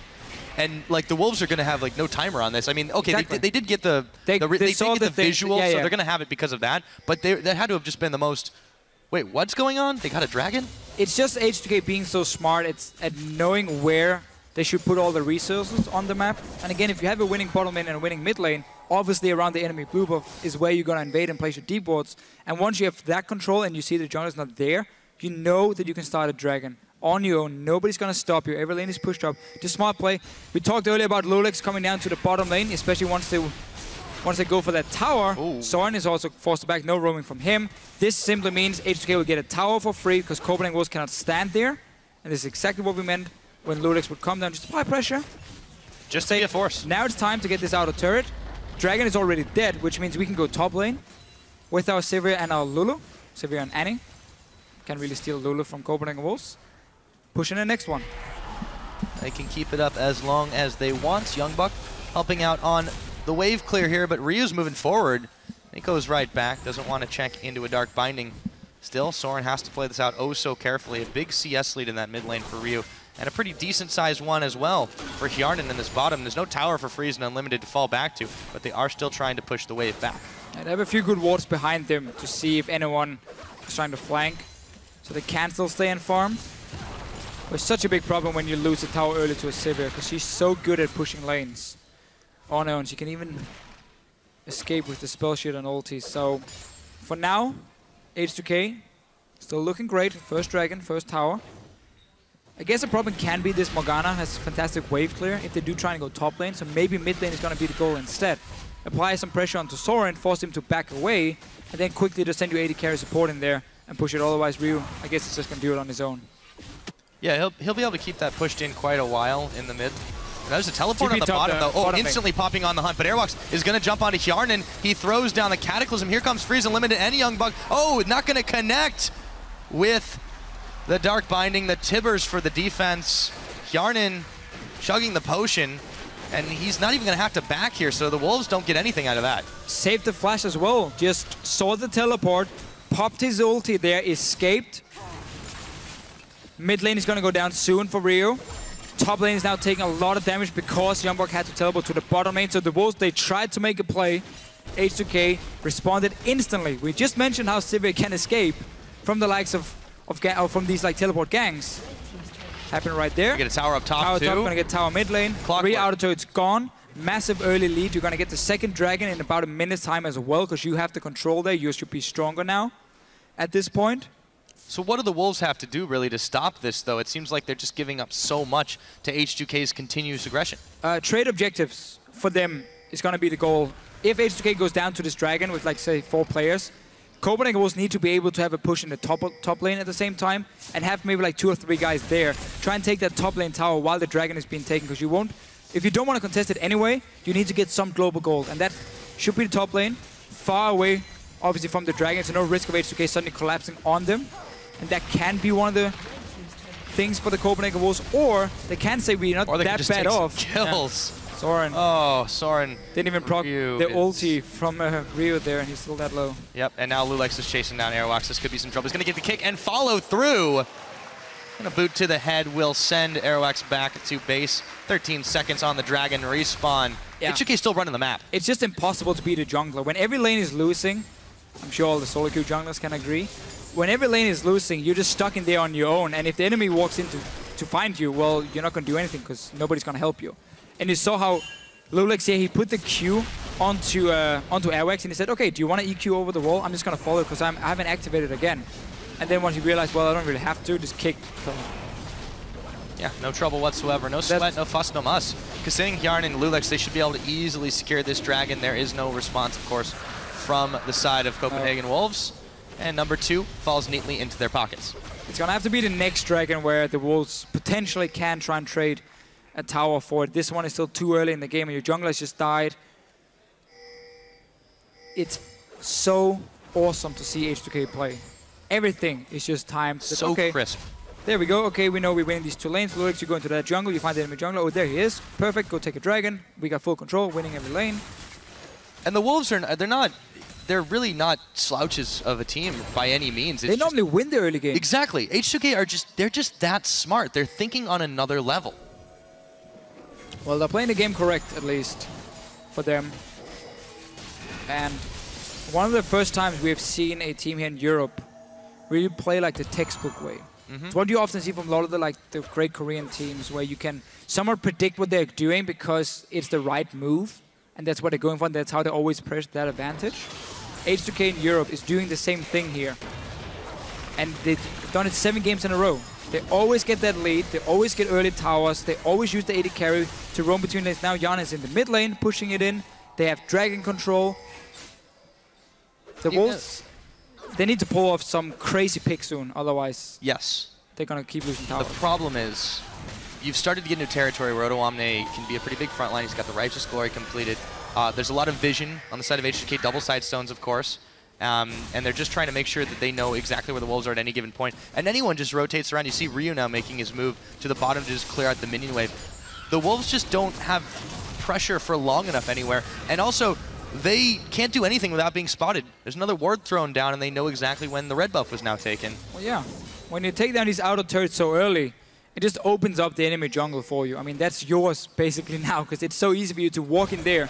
Multiple ways to get in the jungle, multiple ways to get out as well.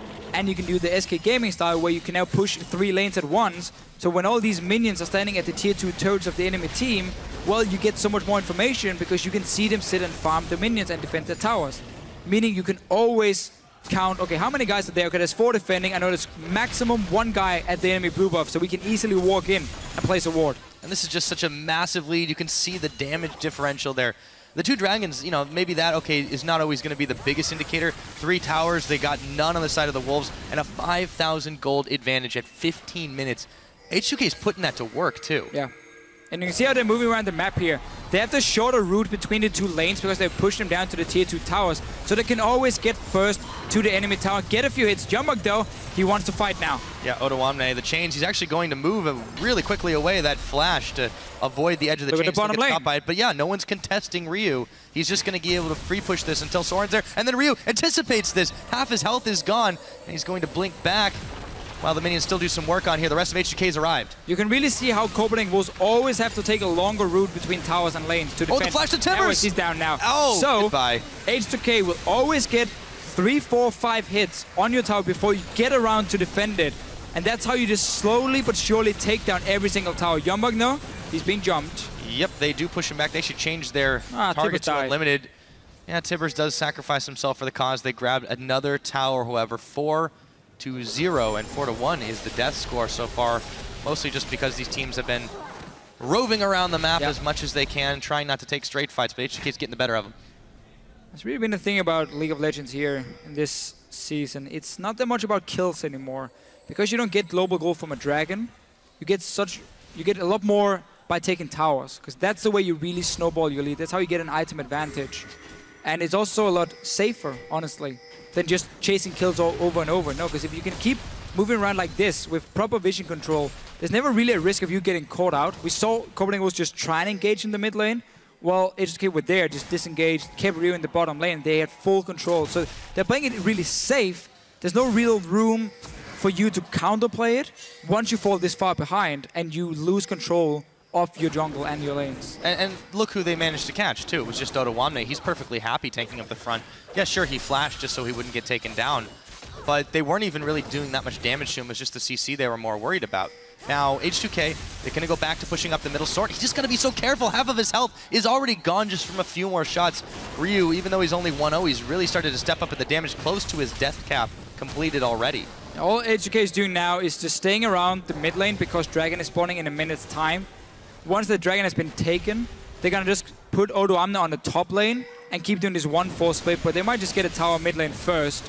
It's already down to 50% because they've hit it so many times that Soren was back in base. Yeah, the Wolves, they can't really fight this one now. Airwalks, again, they just keep going in and forward. Here comes Lulix. He's going to get locked up by the Frozen Tomb. Kicks Youngbuck out of the way. The collateral damage. Lulix is still alive. Finally going down to unlimited, but will the Wolves pay for this one? It looks like they might. Soren going down even after the wild growth. Youngbuck, Arcane smashed down. Hjarnan is the one who actually picks him up, and he follows through, flashing over the barrier. Can he pick another kill? Spell Shield on, going to get burned away. Go, and Tibbers. They're going under tower. Tibbers tanking it all up. H2K are owning the Wolves base, and it's not 20 minutes yet to Fischio. Nope, it is not.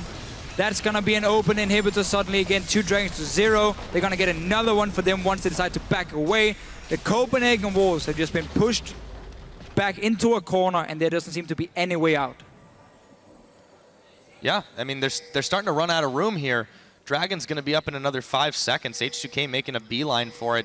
And the Wolves, you know, they're trying to feed on the table scraps, but they're not being left anything by H2K. They're running down, so H2K is fairly low for this one. Ryu also just used his ulti on the Dragon. If Wolves can get in time, they might be able to pick a fight. Hjarnan is out of mana. I think this is the one they should take. Yeah, the teleport's coming in. Airwalks is going to lock him up. Odoamne Kasing a little bit low. Here comes Youngbuck. He doesn't actually connect on the binding, but they take down Kasing anyways. Odoamne looks like he's going to be the sacrificial tree. He goes down. And they don't get anything else after the fact, but you've got to make that trade, and now you got to push bot. Yeah, so you gave them the Dragon, fair enough, but you got 2 kills. You're going to get a bottom lane tower. This is your way to at least get some gold, so you don't fall too far behind in items. We can already see how Ryu is sitting on death cap, Morello, everything, while Soren is still waiting to complete Morello Nomicon. Might even try to swap it up for an Hourglass because it's going to be the fight. We go way back, by the way. This mid lane push. Tower down, Ryu. Keep jumping in. Lulix get the first one. And now look how much Copenhagen Wolves have to invest into killing one guy. It's nearly like every ulti being used. Meaning HK, of course, can just clean up the fight after. Yeah, and that wasn't even one of the carries, too. So really nice cleanup for H2K. Yeah, they gave up 2.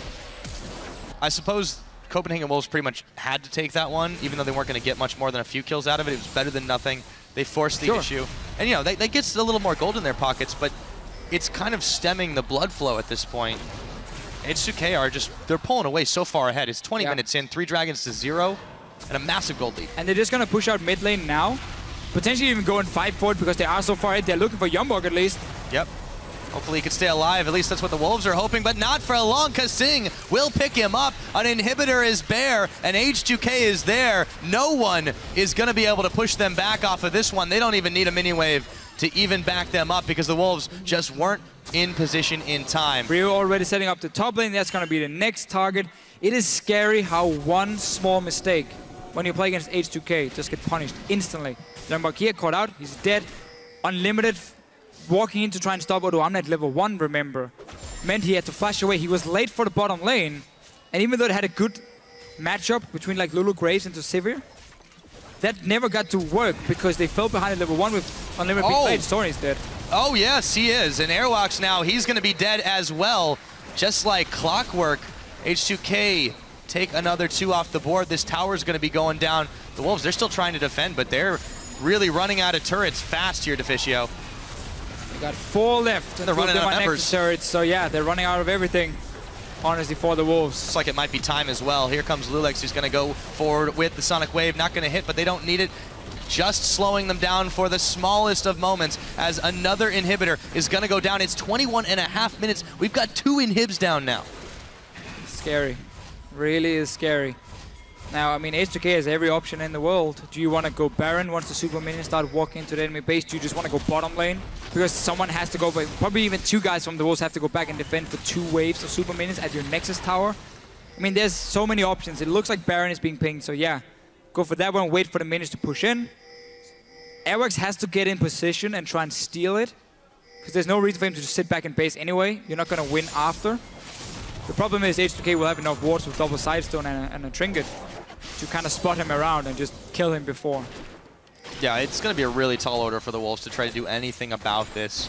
They have to know it's happening because there's just the smallest amount of no pressure has to mean that H2K's taking something on the map. With 3 members, they're able to get it down all the way to half health. Ryu's just zoning out on the other side of the pit, jumps forward, jumps back out, just to make sure that they're not going to get this one taken away and it won't be contested. So H2K pick up a 22.5 minute Baron absolutely for free. This might be our fastest game in the EU LCS this split. Starting to look that way. H2K managed to go in and just take a fight, kill Copenhagen Wolves, and finish the game within like the next minute. It's been textbook win from H2K. Everything has been correct. Push every single advantage. First dragon, first tower, winning every single lane, and punishing Copenhagen Wolves for whatever mistakes they did make. Yeah, and those mistakes, I mean, they weren't massive. They weren't like huge errors in judgment. They were just little positional errors, everything H2K took advantage of. And the Wolves, their biggest problem this game is they were just too slow to react and too slow to just not get chunked out. H2K on the last inhibitor turret, already down to half health. Here comes Rio Soren, his health bar. Where did it go? Looks like it's going to be going down the Frozen Tomb. This looks to be the final fight. The Tibbers comes out. Kasing claims another. Youngbuck, oh so low. Airwalk's going to follow him to the grave. The minions are all over Copenhagen Wolves base, and I think that shortest game, it just might be at Deficio. 23.5 minutes in, H2K steamroll over the Copenhagen Wolves. They don't even need to see the Nexus falling. GG boys, they take it. What an absolutely insane game by H2K. Like, 8 wins in a row now for them as a team. Clearly the coaching, the players, it's all working for them. And this almost guarantees them being in the playoffs if it wasn't before. Obviously, we're not suddenly going to expect them to lose 4 or 5 games in a row. And I don't want to face this team in playoffs. No, and you know, the Wolves, they got taken out so fast, but it just seemed like they didn't make massive mistakes at all. No critical errors. They just got flat out beat. Yeah, it was more H2K expecting everything the Wolves were doing. They were waiting for Copenhagen Wolves at level 1 to go in and stop Odoamne. They were waiting right there. So once they came in, they stunned him, they killed him. Oh well, they forced a flash, delayed them coming to lane, and that was just the whole snowball starting right there. Just a small snowball, but then you push it over the edge and it just became bigger and bigger and bigger and bigger. 23 minutes in, it hits Copenhagen Wolves in the face, and there's nothing they can do. So they, H2K, be super happy about this one. I do like how Copenhagen Wolves, though, whenever they lose, they still get together as a group. They don't sit down and look really sad. No, they stand up, they hug each other and say, okay. Yeah, they do it as a team. It's okay. Let's focus on next game here, because it's a thing that we heard dentists say on the analyst desk. We have no egos, we have no superstars. We are all really good friends. We like each other, we trust in each other. So even when we lose, there's no complaining. It's just, hey guys, what went wrong? How can we fix it? Focus on next week. So I really like that from the Copenhagen Wolves. Yeah, it wasn't a terrible week finish for them either. You know, 1-1. It just, you know, it was a rough way to lose that game, especially after how grueling their last one was in that 67-minute against Elements. But I feel like they've definitely got some good hope for them ahead. And of course, moving forward into playoffs, they're still in a pretty good spot right now. Yeah. However, H2K, this is a team. These guys, they were just absolute dynamite this game. And you said it yourself, like, I'd be afraid to face them. It's terrifying, even for a team like SK and Fnatic. I mean, they're finding out that remember what happened last time. Scary, exactly. H2K did this to SK Gaming. Just took them 10 minutes longer, but it was the same kind of game. They were in full control after killing Forgiven in the laning phase. If you make one mistake in the lane, in the 2-on-2 lane against Jan and Kasing, they kill you or they punish you. Take your tower. We saw Ludix coming down, push it in, and that's how the whole thing just starts. Exactly. And honestly, there's so much unpredictability too. Like, you can't. It's hard to point out anything. You don't know who's going to H2K. carry on the team. You don't know what they're going to be predicting of you. There's just so much going on there. That guy right there. And yeah, probably a big part of that has really made this team skyrocket into the standings from the Challenger Series. I mean, this is their inaugural split, and they're doing so amazingly well, especially with the addition of Kasing. Yeah, they were the best Challenger team in the expansion tournament, but that was when they had Febiven as the mid laner. And there was so much talk about it. Once he left for Fnatic, was this really, what was it going to mean for H2K as a team? And in the start, they were very inconsistent. They went like 0-2, 2-0, 0-2, 2-0. So we never really knew what to expect. We saw some good things, but there was no clear-cut like strategy or plan. And then they start talking about how there were shot calling problems. They make the change. Kasing comes in. Everything suddenly works. They have not lost with Kasing 8 games in a row. Probably the best roster change all split. I think it's definitely been one of the most successful. So they're on the verge of tying that old Fnatic 2013 record if they take another win next week. And they're about to do that with Kasing winning every single one of those games. I mean, it's hard to understate how impressive they have looked, and you can't necessarily say how much of that's been one player addition or mindset changes or the coaches. But yeah, sometimes there's like one thing you need, and then it gets perfect. I mean, Season 3 summer split, Lemon Dogs. Started out somewhat shaky, lost a few games, won a few games. Then they made a support change. Mythic came in.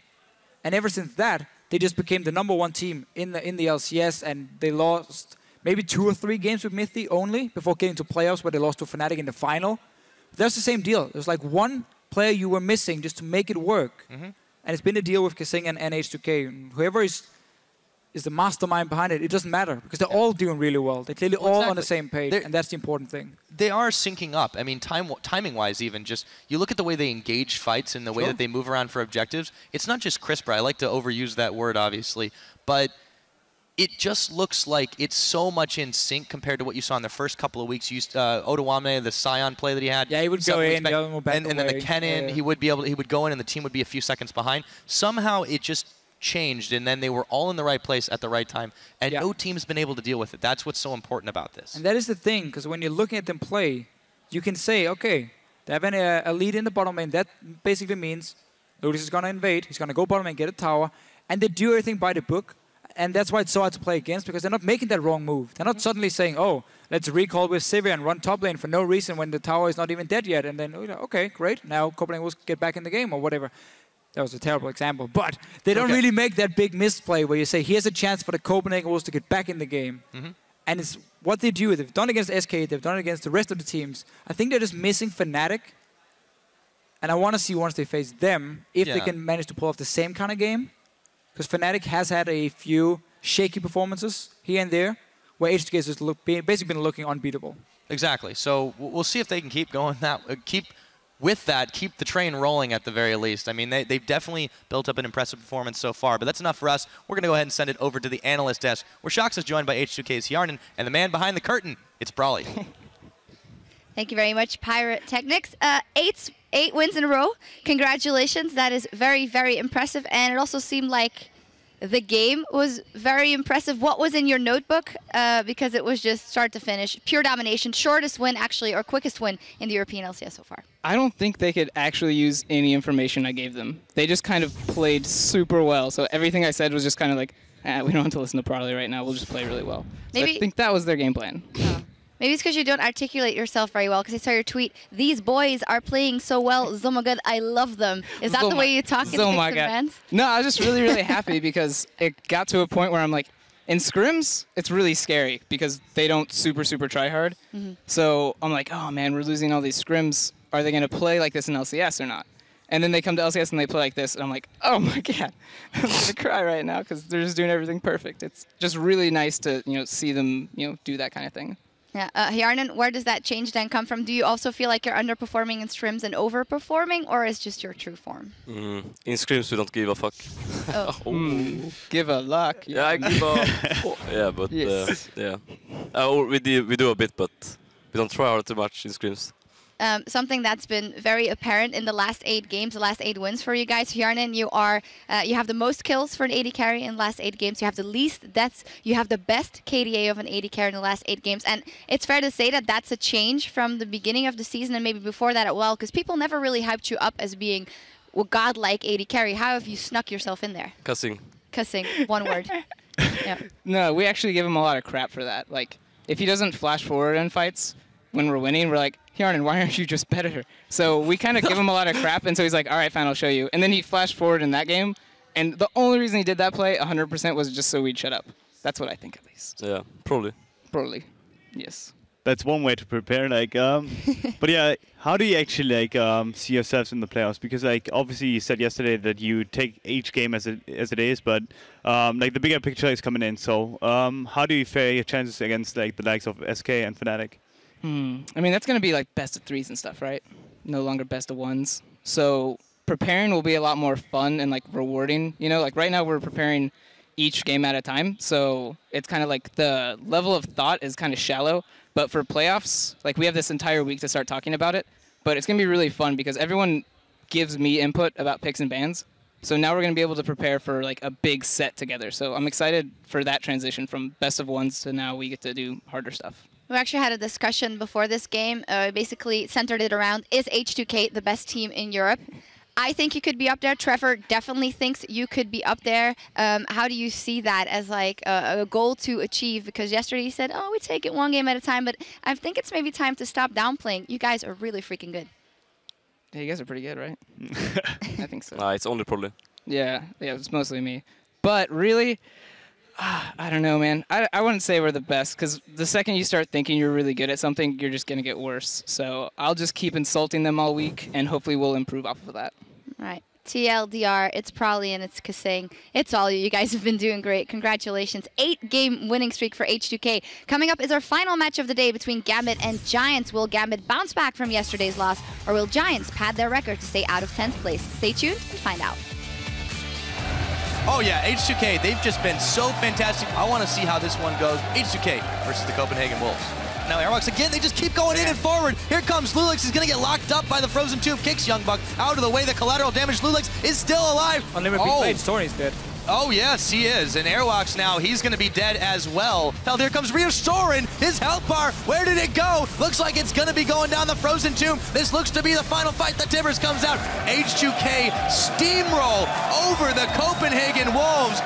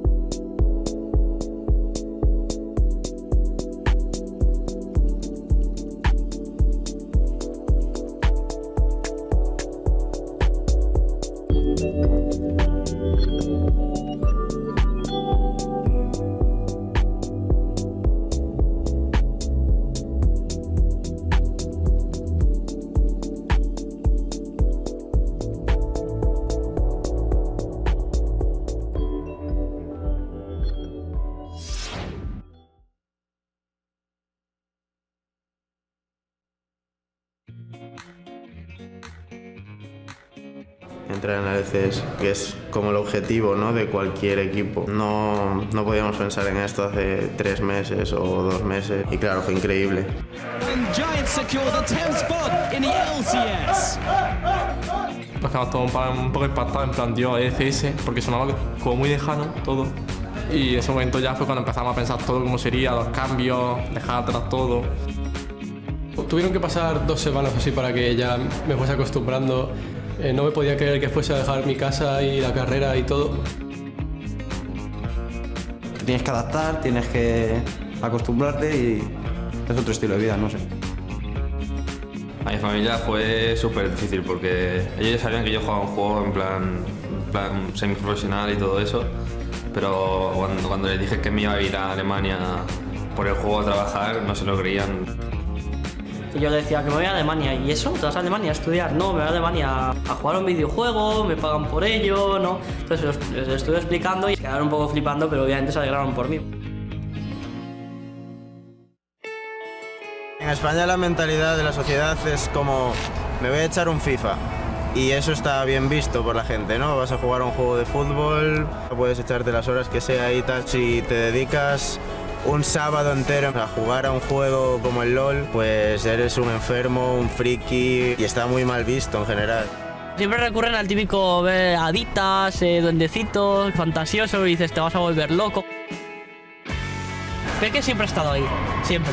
O sea, lleva desde la Season 1, ganó la Season 1 de hecho. Me sorprendió mucho el ver que habían llegado tan lejos porque cuando escuché hablar de ellos la primera vez no tenía idea de cómo de buenos eran ni nada. La referencia única de España, ¿sabes? Que daba la cara, ¿sabes? En todos los torneos y siempre pues ha sido un punto de motivación saber que había alguien ahí apoyando, ¿no? Me alegró un montón el volver a tener un equipo español ahí. Bastante contento de tener más representación. FLICKR también es como un icono ya. Y un recurso también que cuando tu madre te dice estás perdiendo el tiempo jugando al ordenador, no sé qué. Y das así, pues mira este tío.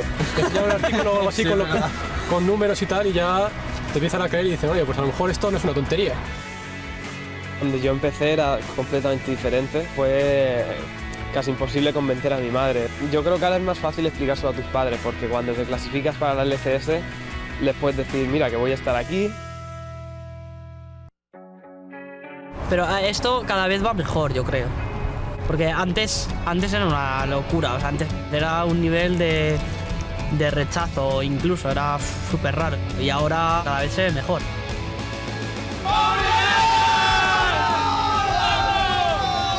Entonces esto está creciendo un montón y ya quien no conoce el LOL ya es como se está perdiendo algo. De pasar de ser la zona de España, de lo mejor de Europa, esa gente ve y dice, tío, igual que ellos pudieron, ¿por qué yo no? Ahora que nos hemos clasificado, seguro que hay gente a la que inspiramos, ¿no? Es difícil y hay que currárselo, pero no es inalcanzable.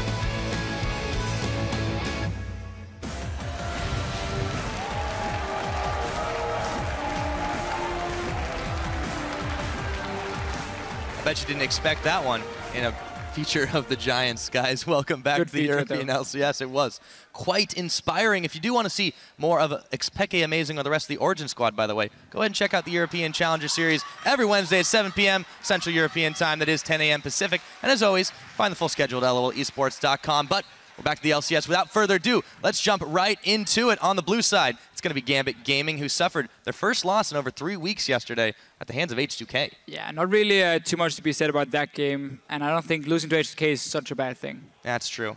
Will be Cabochard in the top lane, Diamond in the jungle, Betsy now permanent mid, as we said before, Pinoy the AD carry, Edward support, Leviathan their coach, and I do think they're still in a pretty good situation here in the standings. Yeah, I don't think we can see too much from the H2K game because H2K are so good at the moment that every team can look bad against them. As we saw. But we did see their Gambit strategy get punished a little bit at least, because Gambit is very focused on these like individual plays and somewhat crazy team fights where they try and catch you out off guard. And some crazy That picks. didn't happen against HK. It happened a few times, but not enough for them to win the game, I think. It's true. They really, really didn't allow the Evelyn to get going. I think that, that was a big key. Good old jungle Evelyn. He got really shut down there, and you got to wonder if maybe he kind of overthought his own genius in that case, being tripped up by it. I think it's tough to say.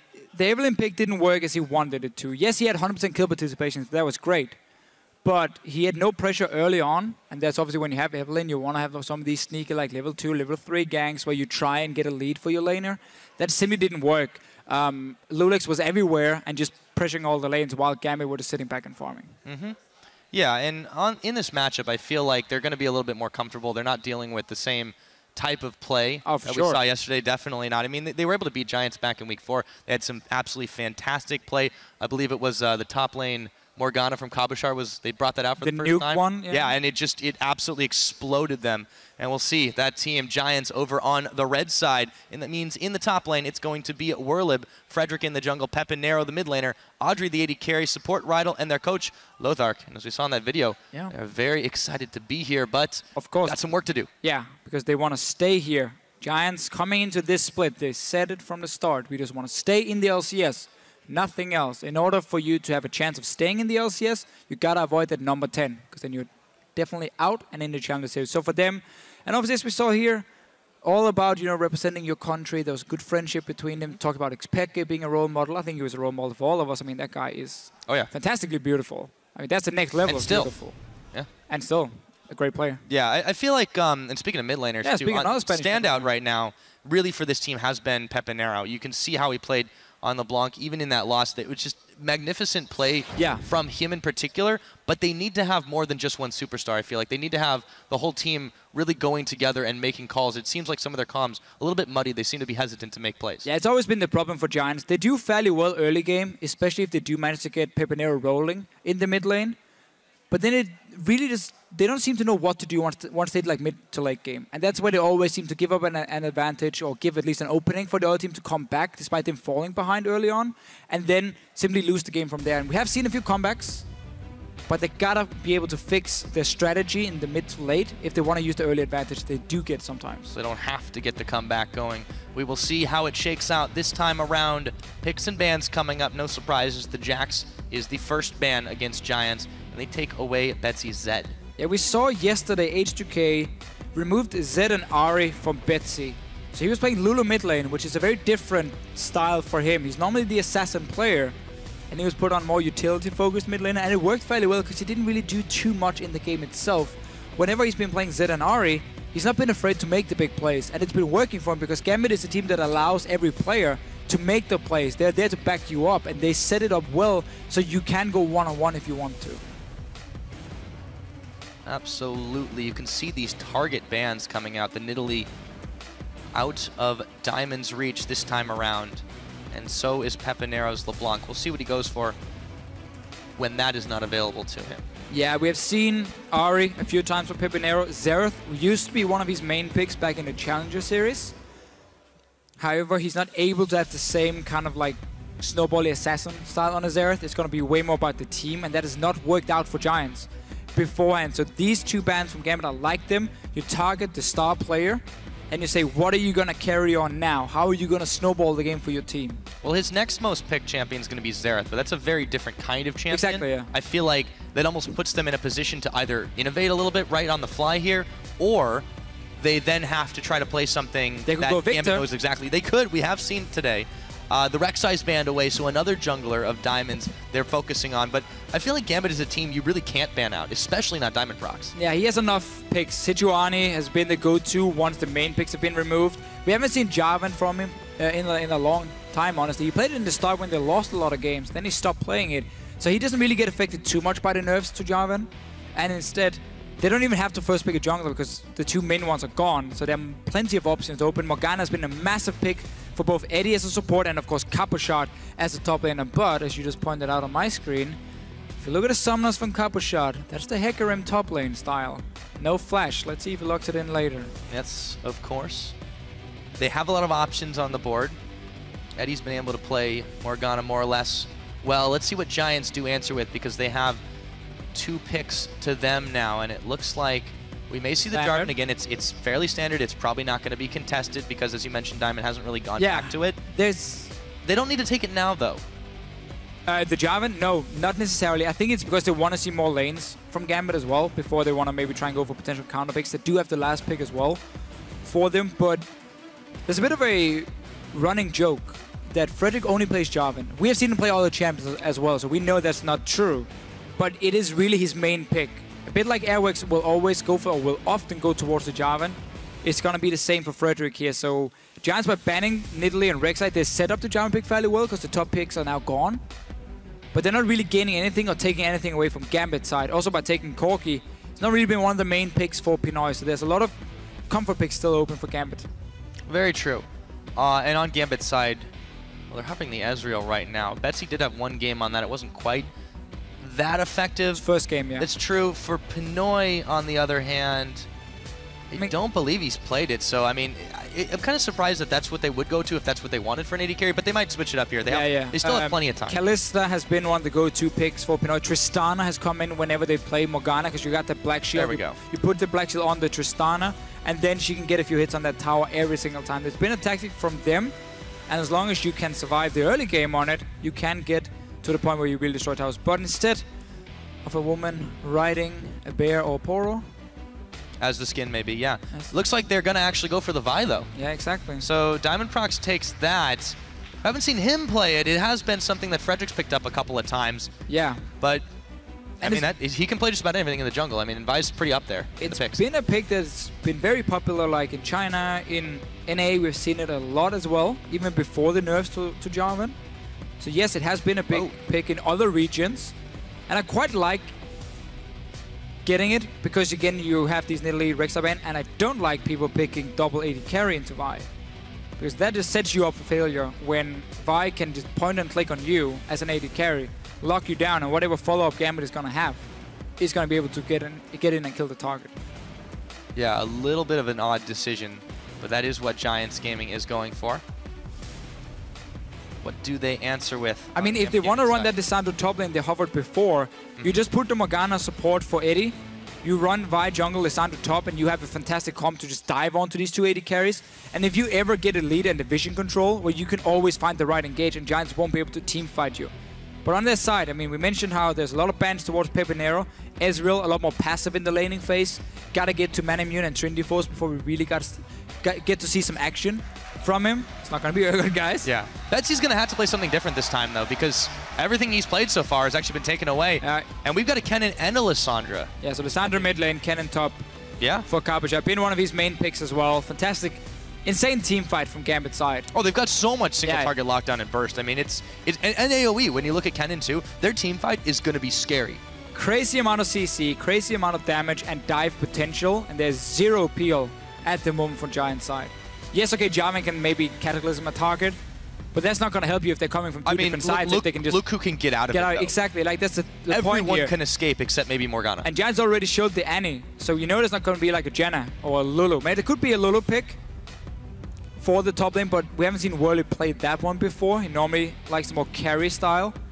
But if you don't get some sort of peel now for your 280 carries, you will never be able to fight unless you have a million wards placed around whatever objective you're going to, and you can see every single flank option from Gambit side, and you like kite backwards, Iceborne Gauntlet as well, and you just kite, and never allow them to engage. But that requires one mistake from you as a team, and then you get blown up and you lose. Yeah, I feel like the Gnar is the best thing Giants can do in this situation. It gives them a decent front line as well as a decent laning phase, but is it too late here, Deficio? Gambit has too late. Very scary comp. This is true. It's never too late. I mean, this is going to be so hard for Giants to fight against. Yeah, it will. Giants is going to have to be the team to start the fights. Lock in that lock in the Kennen, so he won't be able to get to your backline. Try and engage on Lissandra maybe, so she won't be able to claw in and pick a target. Like, Gambit has so many options of both kiting backwards in their comp and like disengage with the likes of Morgana, even the CC and control coming from Alessandra and obviously Kalista jumping. And they also have the engage on their side. And there's so many squishy members in a back line from Giants here that if they get to those 280 carries, they die instantly. Like, there's nothing they can do. So for Giants here, and it's a thing they have struggled with in the past, playing around vision control is not a thing they'd like to do. they set up a few wards around the dragon and then leave it, and they just walk away. You cannot do that when you play against this much engage and CC. You have to properly time your wards around objectives, poke, and get the right engage. When you have the front line, Gnar, any jamming going in, then you might be able to win a fight, otherwise you will get destroyed. Yeah, it's going to really be all or nothing, but you guys don't have to be. As we load into the game, why don't you get on Twitter and make yourselves a prediction? Tweet us at LOL Esports with the hashtags GMB win or GIA win. Let us know who you think is going to come out on top in this game. It's certainly going to be explosive. And speaking of, so is the crowd, the stamping feet. They are ready for this game to start. This is going to be the one that closes out Week 7, Deficio, and it's going to be Gambit Gaming versus Giants. It will indeed. Let's see what Giants wants to do early on with their comp, because Gnar into Kennen is not a good matchup for Gnar. That's fairly easy for Cabochard to control that lane. So I wouldn't be surprised to see them swap around, send the Corgi Annie to the top lane, try and leave Corgi on his own for as much as possible, or long as possible, give him that XP advantage, and try and use that around the 20-minute mark when you got the 2 items completed on Ezreal. That's where you group and you poke. And you are stronger, or should be if you play correctly, and then you can use that timing to get control of the map, or at least like 1 or 2 lanes and a jungle, spot the engage, and that's basically your go-to tactic.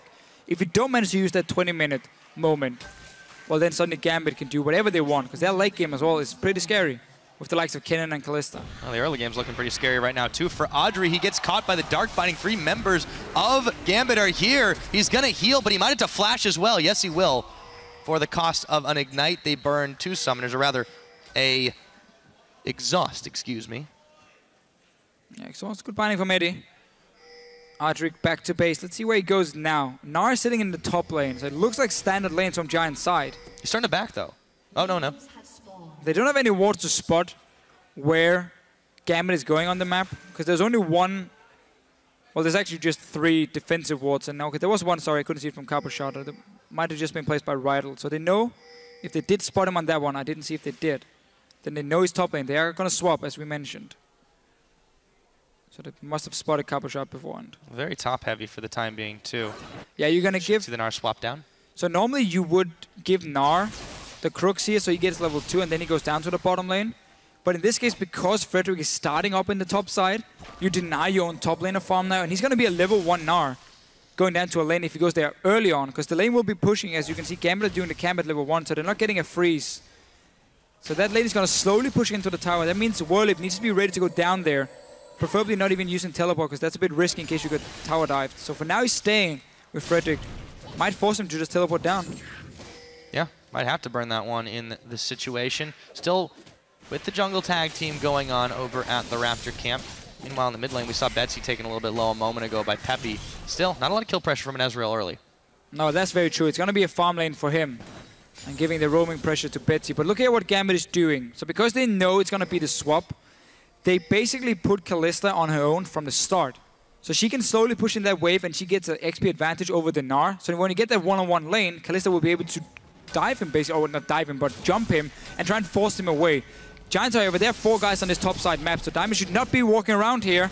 Yep. Can't get punished for it. A little slow to move, and he actually has to flash to get away from that one. Edward was trying to push them off this blue buff, but Giants, they're having none of that. The Dark Bindings are down. There's still 4 members here. You can't contest Whirlip even needs with to go bottom Cabochard. lane. Whirlip has to go bottom lane now, or he loses too much farm.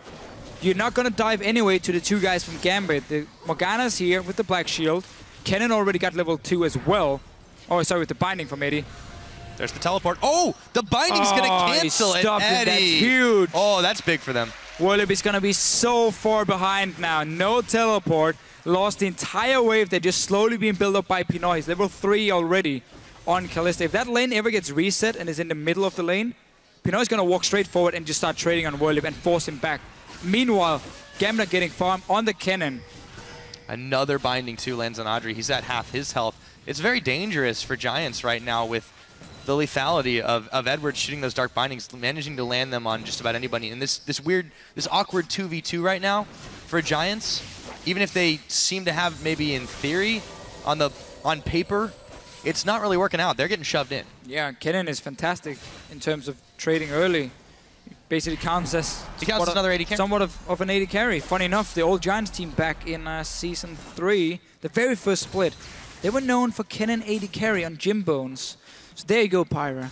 Yeah, that's we haven't played against them this time. But now they're getting punished by Kennen. Oh, and obviously a completely new team, so I don't think they care at all.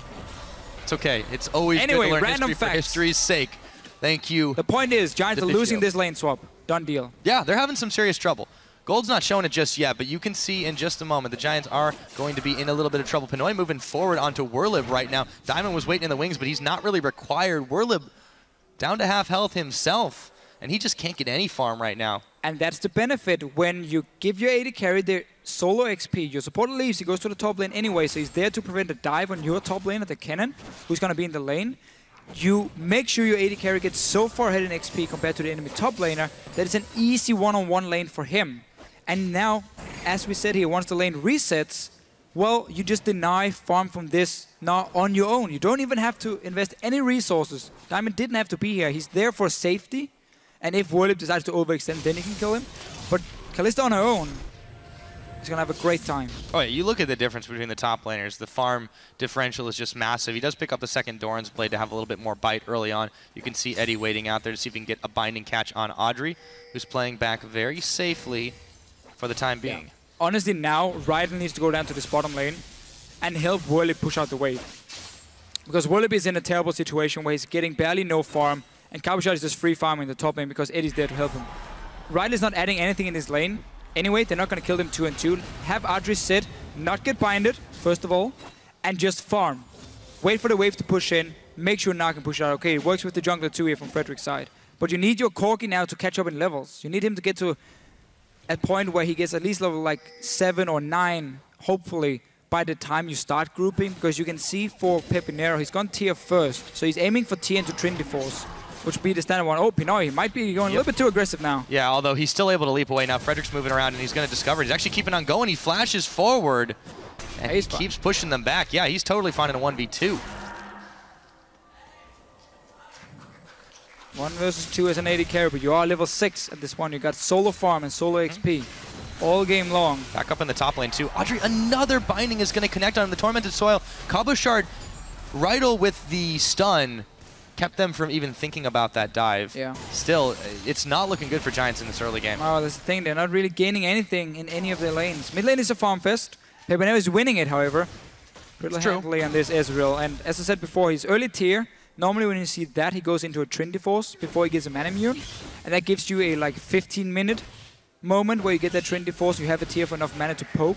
And luckily, or hopefully, if your Corki has Trinity Force completed at that point as well, then you put those two guys together and you have a strong core to try and make some plays, but it's so hard to pull off. And it's not like Gambit is liking waved into mid lane when you just have Alessandro sitting there. And Betsy's obviously not going to move if Giants decide to group there. Yeah, but for the time being, Giants, they're still able to do what they want in the lanes. Let's see if that translates into some further map control. Edward is going to go ahead, throw on the Black Shield to avoid the stun. Clears out the pink ward and throws another one of his own. Meanwhile, Diamond making a trek down to the bottom lane, but so is Rydal. And Edward is there too. This could get bloody. So now Rydal's gone down here because they've swapped it around. Yeah. Not a nice welcome. You're just coming down to your bottom lane, and then the enemy sends their support and jungler to go and kill you instantly. Uh-oh. May have been the wrong neighborhood. The binding not going to connect. Audrey, though, is having to have to immediately Valkyrie out of danger. Gambit still flexing their muscles here in every one of the lanes. You look at that farm differential up in the top. Warlip, he's so far behind in this situation. He's calling on the help of Frederick, but he's not looking the healthiest either. The only time we saw Giants try and help him was Frederick coming down for a gank when Kalista was already level 6 or level 4 on Jarvan and Gnar. That was not enough. They should have helped him way earlier, push out the wave if they want to give him any chance of getting some farm. So yeah, he's really far behind. He's going for a Hexdrinker first, which is fine into double AP, into a Kennen lane. Oh, did Frederick get it? Frederick did get it. Oops. Not on purpose. Anyway, so the Hexdrinker, yes, it's fine into double AP and into Kennen lane. But for the first team fight, well, you're going to be a lot squishier. And that's just such a problem. Not saying Hexdrinker is bad, just that Gnar is so far behind. Yeah, well, and also the rest of the members of Gambit are so far ahead at this point. You can see Pinoy, he's got the level advantage, and He'd already picked up the Bilgewater. He's able to just move around oh so quickly with that attack speed boost he gets. Audrey is having trouble just trying to pick farm while not being harassed. And now that it's going under tower, they're going to be able to pick it up. But still, it's hard to deal with this Kalista the faster it goes. And Pinoy has really proven himself pretty deadly on this champion. I have to remember there was a small change to her where you only get 66% of your attack speed in terms of like your hits when you are moving around. Still making it look like 100. Now Cabochard, he's looking to go 0 to 100. Werlib so low, having to burn his flash. Cabochard gonna go forward with it as well. Werlib, can he get away? He's got Meganar nowhere near completing. The Shurikens are taking him down. And just like that, we got first blood at 10 minutes. Possible for him to do anything. Keep in mind as well that Eddie binded him when he was trying to teleport to this bottom lane and get the farm. That was really the first one, and it was such a good move by Eddie. And then the next one where, well, Yunar had already fallen extremely far. This is only going to get worse for him. Dragon now for Gambit. Werlib has to use teleport to pick up the wave. That's a good call. It's only going to get worse for Giants so far. You can see, oh, so many spears sticking out of the Drake. They're popped, and that is going to get picked up thanks to Pinoy. First Dragon of the game going over to Gambit. They have extended a decent bit of gold in the lead as well. And now back to the laning phase that they've been oh so dominant at. It's a Cutlass as well, so they have very good trading potential.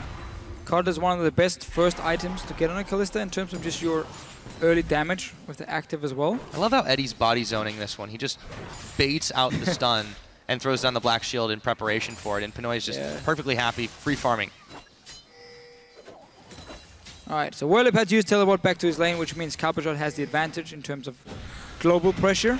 Oh, if there's ever any fight, then you can just teleport down behind, meaning that suddenly Giants cannot make a play on the bottom side of the map without respecting the likes of a cannon coming down behind you and killing you. He already sits on a large rod as well. So this gank right here, unless you instantly blow up a target and disengage, then you should expect again to show up. There's no ward sadly though for Cabochard to teleport on. They didn't see that Jarvan either. Or did they? Throw down the Tormented Soil. There we go. I think they got him before, yeah. He's staying though. But Pinoy and Edward are going to play back safe enough for the time being. They're going to be able to stay safe. Maybe not from the True Shot Barrage. The flash. Oh, hello. The Fate's call to pull him away. Eddie. He gets his life saved courtesy of Pinoy. The tower's getting pushed on, but Giants can't find a kill. I like that setup though by Giants here, using the Ezreal ulti from the mid lane together with the Tibbers. That's quite a lot of burst damage onto one target. Sadly, there is a Kalista, and Pinoy were pretty fast. They are pulling in Eddie, keeping him like now. It's not over yet. Keep in mind that teleport from Cabochard. He can come down now. Yes, it can. It looks like that's what they're going to do. And Giants immediately bailing out. The Dark Binding is dodged, but it's still a 3v3 here. Edward still moving forward, going to back off now. However, this does give some breathing room to Werlib to push in top. And that TP was a bit of a letdown once Eddie didn't manage to connect the binding. We'll have to return to the top lane, but it was a bit of a free one because no dragon, obviously. No chance of Werlib really following him. And Gambit might be able to just push in this tower now if they want. And then there should be a play for Pinoy. Always his first choice on Kalista. Many other players decide for like BT. We have seen standard like in Vintage into Static Shift. I've seen even first build Hurricane. There's been so many different options. The European Kalistas, they prefer Blade first, nearly into every single matchup. And there it is. And there it is. Yeah, I think it definitely works well and suits the style of Pinoy. It's just less overall damage. But it gives you more. But they don't mind when the laning phase is going to sit to this point anyway, so they don't need to take the straight team fights. They still have the lead in this kind of situation. It's great for Gambit. And they're really able to go anywhere they want on the map for the time being. So they've only got the one tower down, but they're soon to maybe take the bottom one. It's about at half his health. I just checked a moment ago. The one on the top obviously had already evaporated. Cabochard's going to continue to make Werlib's life hard. You just see that CS differential double the level at 13.5. What a rough start for Werlib. Cannon in a lane swap and you almost have the same CS as your AD carry. Then you've had a great time. That's for sure for him. Early Hourglass obviously also means Cabochard can join the team fights and dive the backline. Now, he might get dove by Frederick. Yep, Frederick, he's going to flag on in and throw down the Cataclysm. Jumps out as well. Frederick really low. Cabochard, is he going to make the 1v2 play? I don't know. Werlib is getting close to Meganar, but he's not there yet. A double kill. Cabochard with the outplay, and Gambit take a tower in mid. It wasn't Cabochard being stuck in that Cataclysm. It was Frederick and Werlib being stuck in there with him. He turns it around. We talked about how fed he was. 1 versus 2. Suddenly mid tower goes down because you see 2 guys in the top lane. Well, you suddenly have a numbers advantage elsewhere. Vi or Diamond came in, got that one. Pepinero though, he wants a kill. Dance around these minions. Yes, the shutdown. So he'll be able to avenge his comrades in arms. However, the mid tower had already fallen. The bottom one very soon to, it looks like, as Pinoy uncontested throws the last spear in it, and it is cooked. Audrey, he could be in trouble too, but he backs away. 5k goal lead at 14, nearly 15 minutes. Gambit aren't letting up either. Oh, Gambit are really showing. They are channeling their inner H2K style. Push your early lead. It's funny that we talked about this yesterday, that they were really more of the biceps rather than the brains in the European LCS, but this is a little bit more variety from them. Clearly, they've kind of been served the game they want on a silver platter here as Frederick is caught on another binding and a whole lot of damage from the Renprox. Bet's looking to possibly finish it off. The Tibbers is going to hit him, but Frederick is going to go down as he swag flags away. It looks like Rydal will as well. Gambit, they turn on the heat, and Giants have to get out of the kitchen. Yeah, Giants no longer feel safe in their own jungle, and if they ever walk in there, they will expect, or should expect, Diamond and Betsy to sit ready with the rest of Gambit and just kill them. Just classic control. Once you get these outer turrets, you start taking over the enemy team's jungle, and suddenly they have nowhere to go other than back in their own base and around the base gate inhibitors if they want to move between lanes. Giants decided not to, got punished for it. That's putting it mildly, I would say, Deficio. So 23 seconds on this next Dragon. Gambit firmly in control of the map around it. Not just there, but pretty much everywhere there aren't Giants turrets. So they should be able to take that one handily, but the Giants, they've got to be able to slow this down a little bit. How can they contest the red buff steal. Oh, it's not going to go. Got the small one. Consolation prize. Some XP at least. Got to take what you can get. Yeah, for sure. Tried to snipe at least. Didn't even have a ward on it, so it was a bit of a wild guess from him. Yeah, just an effort. And you mentioned the tier into Trinity Force. He did go for the Manamune this time. But I feel like that's a little bit more out of necessity than personal preference. Well, I guess I didn't know if he was forced back around like 5 minutes to get it in. Normally what we see, if people go Manamune first, you just sit and farm a lane until you can afford to straight up get the Manamune. You don't go back first for tier, then go back second time for Manamune, then turn to your lane. But Pepinero still is going towards Trinity Force second. Currently sitting on 709 mana. So this is going to be a very fast stacking tier. That's obviously what you get if you go back early and get a tier extremely fast. Doesn't give you any like combat stats in your lane, but it was a free lane for him anyway. He was just farming really well, so he got to really stack that one fast. There's gonna be a Manamune, or more mana, I should say, and he's going to Iceborne Gauntlet. So there will be some kiting now coming in from Giants, and once again, this is gonna be about them spotting Gambit when they're trying to engage and then kiting around. You got to worry about the damage potential they have too, though, here, because this is going to throw so much of the burden of that onto Audrey, and he's got his Trinity Force completed, so he does have that power spike. But Giants, the problem is they've entered this mid game so far behind. Yeah. Spikes doesn't really matter anymore. Exactly. It's going to be really, really hard for them to even take a fight. And Gambit, they're playing just too smart. They're out-rotating Giants, and they're really far ahead just in their fighting capability too.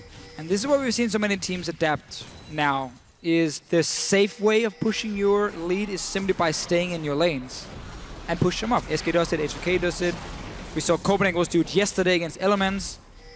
You simply play around, always pressuring every single lane, so you get full information of the enemy team because they're sitting and defending anyway. And then you just slowly ward up the jungle, and you can see everything. There's no real risk of you getting caught out unless you overextend completely. And that's the only thing Giants can really look for if they want to punish Gambit. Exactly, and not only that, they're denying any attempts for the Giants to grab any more ground back by clearing out the vision immediately. It's just slowly suffocating them out of their own jungle, continuing to use those routes through the jungle to move in mass into lanes wherever they want to and keep Giants scratching their heads. Continuing to do that here, Giants, they are in some serious danger of having another quick game lost by them. Let's see if they can answer back, though. Gambit still pressuring down the bottom. And we have to remember it's Giants. They are a team who never gives up and will always try for the comeback. So we can never call it completely over with them. I mean, when they came back against Elements. This is true. That was, but yeah. This is starting to get really, really tough, though. It is starting to get to the point where they shouldn't be able to come back because Gambit has gotten such a big lead. I just want to say still that I know they as a team believe in it and stay focused. You have to give them some credit there. We'll see how this game continues as the flash. Tibbers comes in. Pinoy, Eddie are going to be in some trouble, but we'll have to take a quick break. The pause comes in. Oh, that's going to be a tense on pause. Good setup, though, by Giants. We can just look at it now, how it looks. Obviously, the player's not allowed to remove the headset anyway, so they can't really hear us talk. But that was a pretty nice setup by Giants. Ryle was hiding in the bush and saying, I'm waiting for you guys to push up, and I'm going to try and tip us someone before the black shield comes down from Eddie and see if we can create a very quick pick here. Sadly, once again, the Kalista ulti can't really deny you these picks. Yes, so even if you do manage to get that big catch on the squishy even support, if you stun the guy, you can get just pull him in anyway, because that doesn't affect the Kalista when she's using the ulti. So you can have 200-second stun on Eddie. Well, doesn't matter. Pull him in, throw him out. Yeah, and he's perfectly fine, at least out of harm's way. Speaking of Eddie, see him on the screen there. We'll see what the issue is in just a moment. But yeah, so now you've got the Tibbers down. You've got the Fade's Call also used. I feel like Giants are going to try to have to force the issue, but they don't have a numbers advantage exactly. And since their stun rotation has been blown, it's even 3v3 right now. Both the top laners have the teleport available. How far do Giants want to push this? That's the question. I think now once they've missed the first engage and they can also, they know they have only Mininar sitting in the top lane to Kennen with already 3 kills and ulti ready. I would just back away now and said, okay, we tried, it was a good play. But obviously we can't really see exactly what's going on here. But it does look like Eddie got to safe. So for Giants, once you get this far behind and you just push back into your lanes, the only thing you can do is what they do now. You try and make a bit of a risky play, see if you can catch Gambit off guard, create a pick or two. Because once you get that 1 or 2 kills, everyone is forced to then back away. Because you can't keep pushing the 2 lanes. If the bottom lane has just died, you have to respect the fact that Giants can now go from the bottom into the mid lane. And suddenly, Betsy pushing there, he has to back away, and you buy more time. You open up the map a little bit more, because now you can walk into your own jungle. You just push Gambit back. You can clear the ping wards there, you can put your own wards down. You might even, if you're lucky with the timing, go towards the dragon. But the main thing now is just getting or regaining control of your own jungle. So you can sit in there and now look for the next pick. And also you can move between the lanes a lot easier once you get 1 or 2 kills. So if they do manage to get the kills here, the rest of Gambit is going to be forced to slightly back away. Cabochard might be able to get something because he's all the way in the top lane. But at least the mid lane has to go back. And then the blue buff area is open for Giants to take over. Right, or and of course, you know, even if Giants don't over-pursue this, they may scare Gambit into rethinking, pushing too far forward. Then they can grab some of that back. That undoes some of the work, though, that Gambit's been doing to continue to press their advantage and control, 60, 70, 80, whatever % of the map that they've already got. Dragon's not quite near respawning. I believe it was taken fairly quickly just a little while ago.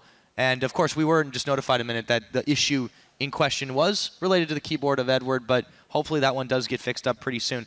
Again, back to the way the aftermath and the ramifications of what this fight ends up being, even if no one is killed, I feel like Giants, they do have a chance to get themselves some control of their map back, but by the same token, maybe they're the ones with the cold feet to do this because they have blown the crucial spells. Exactly. The Tibbers is down. Yeah. And then do Gambit take advantage of that and press them in, because then it could be disastrous for Giants Gaming. Yeah, we have to remember Pinoy is sitting on a blade, so he has lifesteal. So even if he does take some damage, he's going to sustain it back. And if they manage to pull in Eddie before he takes any damage either, well, everyone is still full HP. And you just used flash ulti from your Annie. That's going to be your main engage in the bottom lane. Unless the Jarvan can come in, but he should never be allowed to because there are wards in the jungle from Gambit, so he should never get that flank. Which simply means Gambit has no reason to stop. Because you just used all these cooldowns. You didn't gain anything. Gambit's just going to keep pushing it up. And it's just a matter of time before one of these towers take enough damage for Gambit to take the quick route and just say, okay, we know the mid lane tower is on 50%. Bottom lane, top lane, go through the jungle, get to this mid lane before Giants can walk around and defend it. 5-man, we just instant take it down. And that's the risk, because these towers will slowly but surely drop down in health. Once they're low enough, it's an easy and fast rotation from Gambit through their own jungle, where Giants have to run all the way around the towers to take down 1 or 2 out of more and get in with bigger goals. Exactly. We saw the same thing happening with H2K versus the Wolves, where it was just the defending team was at a disadvantage, unable to use their own jungle routes in that situation. And that's exactly what Gambit wants. They want to keep that pressure up and just completely drive away any chance for Giants to push really them get into involved. a corner. Yeah, exactly. That's it. Just keep pushing them in. So we'll see if they can keep doing that. The real question, though, with Giants is, can they make the big comeback? That's always the big thing for them. Can they keep that tradition alive of, even when being completely down, just take an absolutely ill-advised fight, somehow make it work for them? But, you know, they shouldn't have to be in these situations. I mean, this is the big issue for them going forward, and they've allowed Gambit to do that.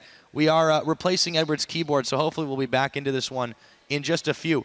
In the greater context of the way that the league's been shaking out too. I mean, every game is becoming a must-win for Giants. MWM, they picked up a couple, so Giants Gaming, they're not safe out of relegation territory. No, that's true. And Gambit, you know, this is a hungry team. They want to move themselves back up the standings after, you know, frankly, an abysmal start for them. Once they managed to pick things up and get steamrolling, I mean, they've been a force to be reckoned with, and Giants are finding that out right now. Two very different teams in terms of standings. Gambit are looking to try and break into the top 2 and secure a spot in the semifinal, and obviously Giants are looking behind them, where MOM is sitting only 1 win at the moment away from Giants. So by them losing here, well, again, you never really feel safe. Let's see what happens, though. We're back into the game. Yeah, we will. Rydell, he's going to go down immediately, and Frederick is going to follow Cabochard with the Zanya style points after the fact. So I guess there's our answer to Fishio. No stopping the Gambit train. It's left the station. Betsy taking a little damage on the backside of that, but they're going to be able to take down the tower. Easy peasy. Giants didn't even have time to back away before Cabochard came with that teleport and destroyed him. We had the mini Gnar only for Whirlip, so he wouldn't be able to do anything. And Gambit, quick turnaround, got a tower, 7 kills for 1. 2 dragons, 20 minutes in. They have a lot of options now. Either you go for 5 dragons, you can also just get the last 2 outer turrets on the top side, because now you can put all your focus on those 2 lanes and the jungle around the Baron. Once those towers are down, you go for Baron after. Obviously, you don't allow Frederick to get close, because he has shown that he can steal Baron a few times. Yes, he has proved that, so they shouldn't be too eager to give them a chance to do it this time. Whirlib is going to take the top tower after much effort, I would say. Now he could be in some trouble, though. Cabochard Edward looking to capture him in a dark binding, but it won't be the case. He does juke it out. Now Giants, they had a trap of their own set up. Cabochard and Edward are going to escape just fine. Giants were expecting Gambit to at least start pushing in the top lane, and that's why they were sitting ready, hoping to create a quick pick and maybe delay this push coming. But otherwise, though, for Gambit, go back now, slow push the bottom lane, set 4-man in the mid lane, have your cannon pushing the top lane, slowly push him into the tower, go into the jungle, set up all the wards. Obviously, Dragon is spawning on 130 as well, so that's going to be a goal for you, because you're already sitting on 2 for 0. Look at how quick they're able to clear out anything. That blue buff never stood a chance. 2-0-2. Benoit is now on this Kalista. Cabochard, 4 kills to his name. He has been a massive force in these fights. That 2v1 outplay really brings to mind Diamond looking to make a play. Giants backing away from that one, and it's just turned into a game of chicken for the Giants gaming squad. And now the bot lane is pushing for Gambit. Dragon is spawning in a minute's time, but they have all the wards around it. And remember, Giants can never face check. When you're running double AD carry, you can never face check a team like this. Pretty much, you can't face check anything. But that should just secure another one for Gambit. Keep pushing in. There we go. We got the push in mid lane. We got the push in top lane. Betsy moving in as well to join the team in the 4-1. Can even go top lane, get a few more wards down, or just slowly push down these 2 towers like they're doing now. Yeah, True Shot Barrage is going to come in and chips away a little bit of Diamond's health bar, but those waves are being cleared oh so fast. Gambit can keep this one up, and Whirlib, he's only got a little bit of time left. Yep, the Mega Gnar goes down. That is going to be Cabochard moving back up to the top lane to do it all over again. Giants, they have to find an answer here to stop this Gambit assault. Flash is not ready for Rydell yet. They're going to need that one if they want to catch someone off guard from Gambit's side, because Frederick is not going to be able to get the right engage for himself. So it's going to be about Rydell here with Flash Tibbers. It's up in a few seconds. He needs to pull the trigger somewhere, otherwise these two tier 2 turrets are going to go down as well. And there we see they're the one pulling the trigger. Right through the jungle. Oh, there's a big Gnar though. Yeah, Betsy's going to throw down the Frozen Tomb. The smite is on. Here comes the rest of Giants. However, maybe Gambit have overstayed their welcome. Betsy going down to Audrey. Cabochard Diamond trapped in the back. They take out Frederick. Cabochard is going to get blown up by a combination of Peppy and Audrey. But nonetheless, Gambit Gaming still trying to make good in the mid lane. Dragons Live, however, looks like they're going to go back and set up for number 3. And that was everyone from Giants going top lane to get 2 kills. Mid lane tower was then open. Pinoy picked it up for himself. He's going to get a dragon as well now for Gambit side. So they can't even complain about the fact they lose 2 guys because they get 1 kill, they get a tower and a dragon. And it's what you have to do. Because when you are that much stronger... Oh! Okay! Oh, ran too early from Pinoy. You know, he may be building blue, but I feel like Peppy's going to be pretty happy after that one. Big plays. Holy. So important. Suddenly this 5th dragon is very delayed, and you get the 6% for Giants. That was huge. And Pinoy not having the AD to pull off that Ren. No, I think that was a little bit greedy of them to try that without Diamond at home. Nah, it's fine because Rend itself does more damage than a smite when you get so many stacks on it. It was just he mistimed the damage, simply. Or maybe he likes Giants and he has them in fantasy and he wanted to give them a dragon, I don't know. Yeah, could help. Nonetheless, Pepinero's able to make good on that one. Giants grab their first dragon after the fact. Still down a significant portion of gold, but they've got a chance to close that just a little bit here with the tower. But Diamond is there. Assault and battery onto Audrey. He's down already. The Meganar trying to help the team, but a teleport coming in now. Cabochard will join the fray in just a moment. Here he goes, rushing forward. Werlib is isolated from the rest of his team. He's locked up. He's taken down, and it is a 2 for 0, even with the True Shot Barrage coming in. Pinoy, though, gotta watch it. Pepinero's got some damage. Pepinero's doing some serious damage here. He's going for it. Missed the Mystic shot there. Otherwise, though, Gambit once again. They show what they can do once they get the engage. Blow up Giants. Still, with Pepinero poking so much, we'll get a tower for themselves. So Giants are slowly trying to get back in the game. Tower now, Dragon beforehand, all about Pepinero. And his damage is scary at this point. 25 minutes in on Israel. That's where you want to be. That's where you want to make the plays with this blue build for him in this case. Obviously, Corki is at fairly behind in terms of farm, but there's 2 kills still for Audrey, so he's not even that bad of a spot. And look at Pepinero again. Yeah, Pinoy's going a little low. Oh boy, Peppy has to burn his flash to get away. And one thing we didn't really mention too much, he's been rocking the cleanse this game too. So he doesn't have to go for the Quicksilver Sash. I mean, he's got that as a summoner. He could, even for extra, just to avoid being locked down. I mean, I guess that's one way to deal with a Vi.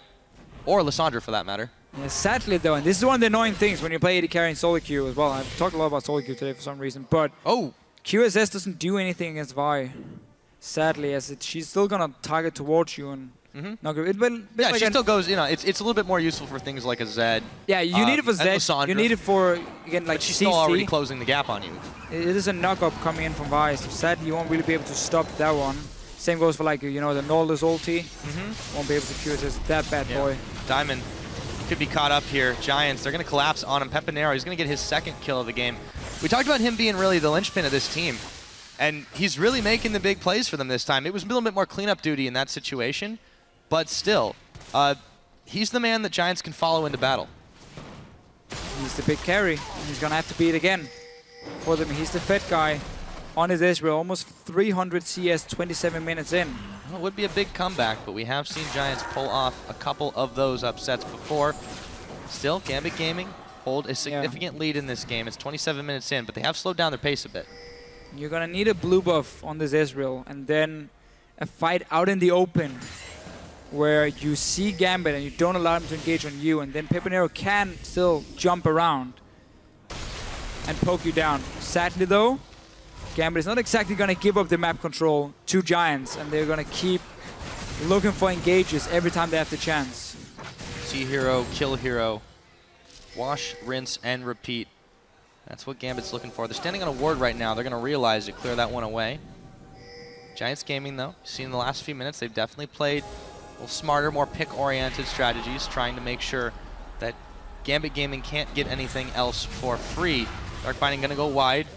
Peppy pushes Edward back, and they've got the wave with them right now. But no one's going down to deal with Cabochard just yet.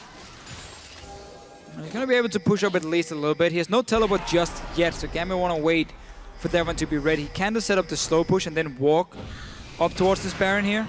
Giants has teleport ready, meaning Wolip should be back there to push back the wave before it builds up too big. But it's not a slow push by Cabochard. He actually just cleared the wave, so it's not going to be that big of a deal for Giants. They just want to poke. Peponero is the guy in the front. He got that blue buff now.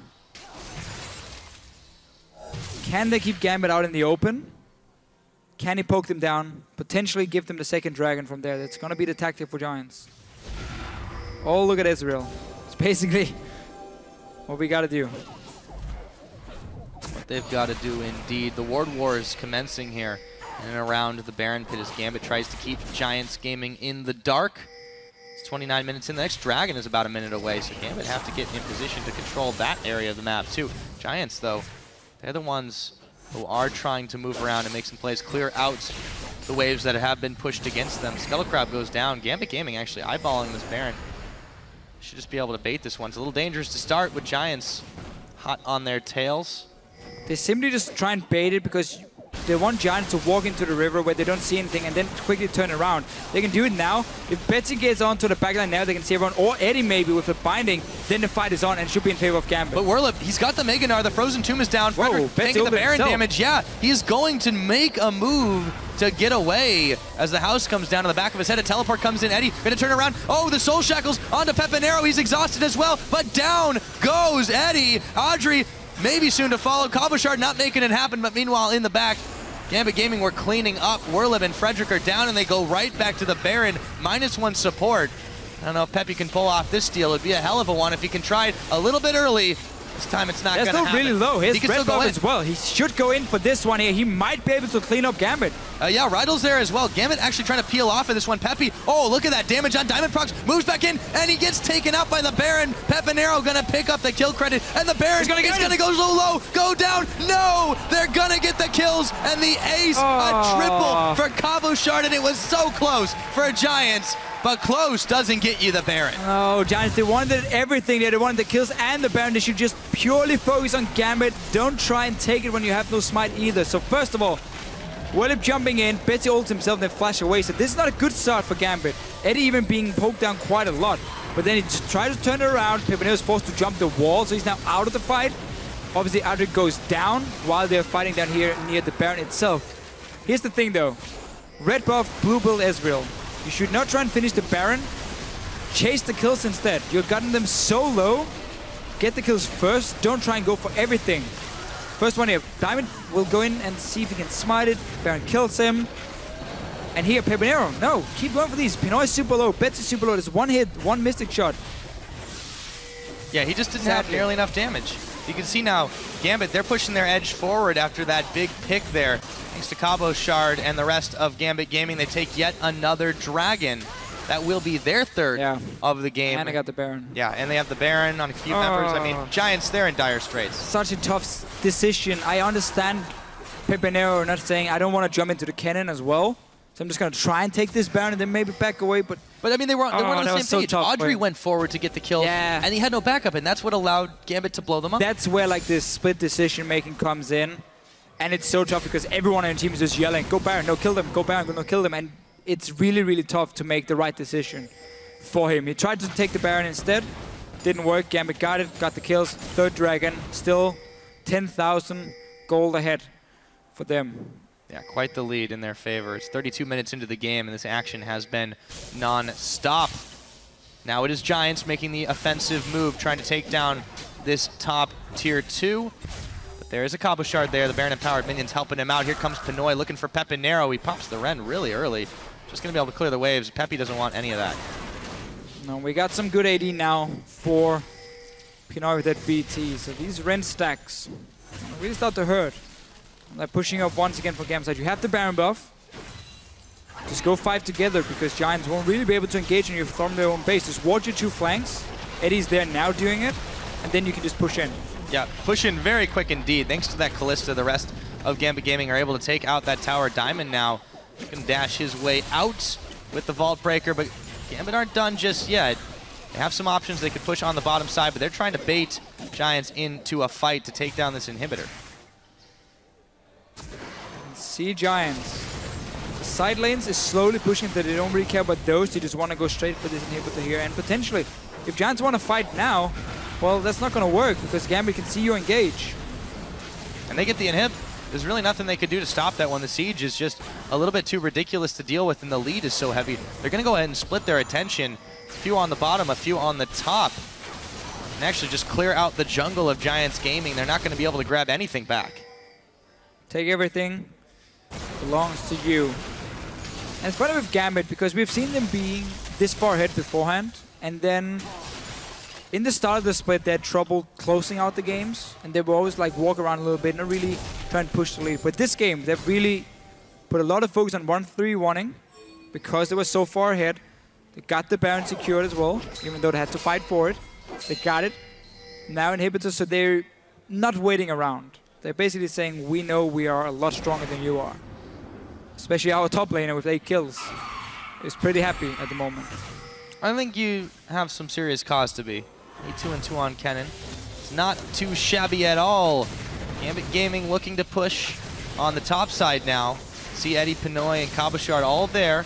Remaining members not too far behind. They've sent Werlib on Giant side down bottom to deal with this wave building up against them. But he's going to have to get in there pretty quickly if he wants to defend this push by Gambit. He's got the teleport. He might have to use it. And there are super minions streaming into the base as well. FLICKR and Rydell hoping for someone like Eddie to maybe walk in first and not popping the black shield. He was smart enough to put the pull down. Super minions pushing. Should be another tower for Gambit. Just go 5 together. No problem. At this point as well, you can just tower dive if you want to. You don't have to, that's why they're not doing it. But you have a Vi, Lissandra diving onto like Israel or Corki, you will be able to lock them down. Yeah, and I feel like Giants know this too. So Frederick's going to be the one locked up by the Dark Binding, but that tower, for the price of a minion wave, it's already at half of its health. Yeah, it'll regen, but that'll be a little bit slowly. I don't think Giants Gaming have that kind of time on their hands anymore. Gambit going to keep pushing in, even tanking a little bit of that tower. 2 minutes till the next dragon, but we may not get there at this rate. Werlib still trying to push back the super minions in the top, or in the middle, I should say, and back in the top. Gambit's back at it. Black shield, your AD carry, take down tower. There we go. Oh, yep, and the fight's going to get started. Rydell, he's going to go a little bit low. Frederick going to try to be the hero. Diamond is caught in the pit with him, but there's havoc on all sides. Werlib, Meganar, but Rydell, he's already gone down. Frederick soon to follow. There's the Fate's call. Edward, they throw him in. Frederick flags way back. The shutdown. They're going to be able to pick up a kill there. Audrey with that double now. Have they pushed Gambit Gaming back? Betsy, Pinoy, Edward, all dead. But Werlib and Rydell are as well, so Gambit are going to back away from that one. They didn't secure the inhib. No, but that was close to the perfect fight for Giants. They got a flash tables on Betsy. He didn't even ult the flash or anything. He's going to die first. So now suddenly that threat for you AD carries is gone. He's going to die here. There we go. And they get a great setup, honestly. The ulti from Cabochard, they managed to back out of that one as well. So it's looking great. And we're just going to see Pinoy diving on. He pulls in Eddie and overthrows him, or Eddie himself. And instead, Pinoy gets taken down. Frederick even stays alive. So Giants got a great fight. Still traded 3, or 2-3 in this case. Defend inhibitor. Now, I almost feel like they have to go straight dragon, set up the wards around it, and just hope Gambit is being a little bit overconfident maybe, and just walk in alone to start seeing what's going on, and then you kill them and potentially go for like Baron, but yeah, obviously Baron is spawning as well, so Gambit is just going to say, we can give you dragon, we're just going to take Baron for it, so... Yeah, so even not really after that fight, not really any options, no, for Giants to gain anything. It's really difficult for them to get an advantage off of that fight. They have to stay back and defend. There's still supers pushing up in the middle. And you saw a couple of them recalling after that. They didn't really have a chance to get in there. They did ward around their jungle in the side of the dragon, but that's not going to give them anything right now because Gambit, they're the ones occupying the top side. They're more interested in this Baron, as you mentioned. Why is Pinoy having a more than Mortis against double AD carries and Jarvan and Gnar?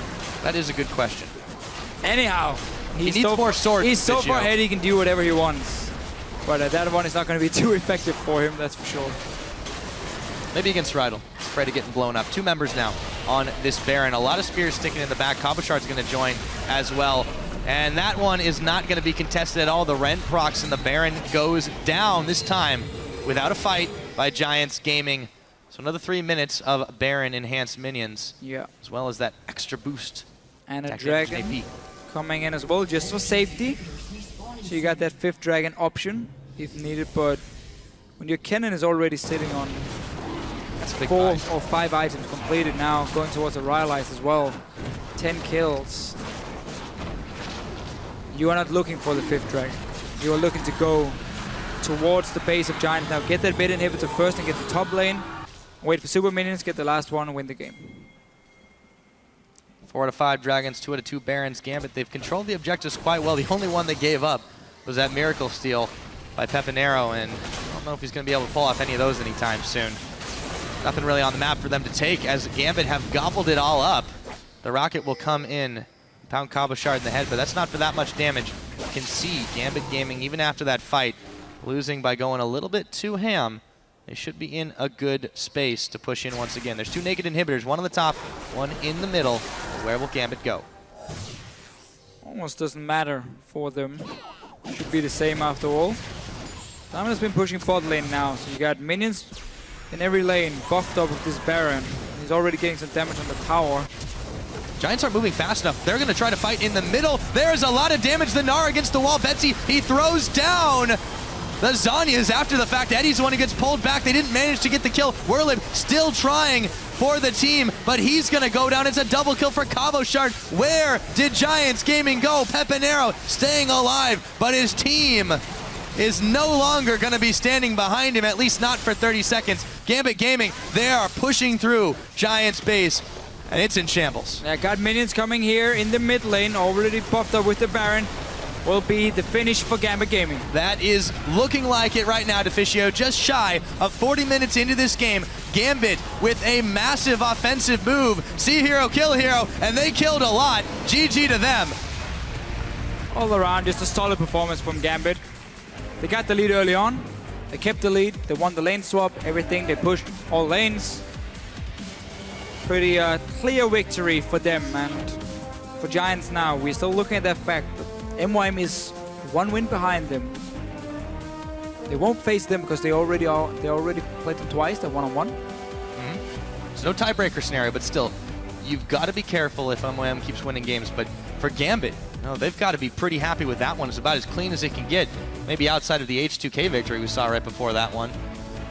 And they did make some mistakes. Admittedly, they overchased in some situations. You mentioned when they didn't have to dive and they dove up on top. Yeah. So, you know, it's not quite as surgical, but they're definitely getting there. Yeah, I think Gambit said, okay, at around 15, 18 minutes, we are really far ahead. Let's just play it out, you know. We don't have to be 100% focused anymore, 100% try out. And then sometimes you do make some very, very, very small mistakes. And that was the only thing. And that extends the game a little bit, too. I mean, I feel like they could have won this a little bit quicker, but they did drag you're right. it out. You're 100% right, for sure.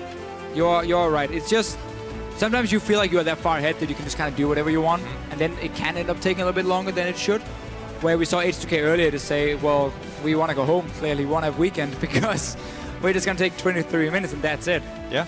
But it's also the thing about Giants, and it's the thing a lot of teams praise about Giants, is even when they are behind like 10,000 gold, they never give up. They keep trying. They keep flashing onto you with the Annie. And if you're not ready for that one, it might delay you quite a bit because you might end up lose a fight or at least trade like 2 for 2. And then you have to go back, reset the whole thing.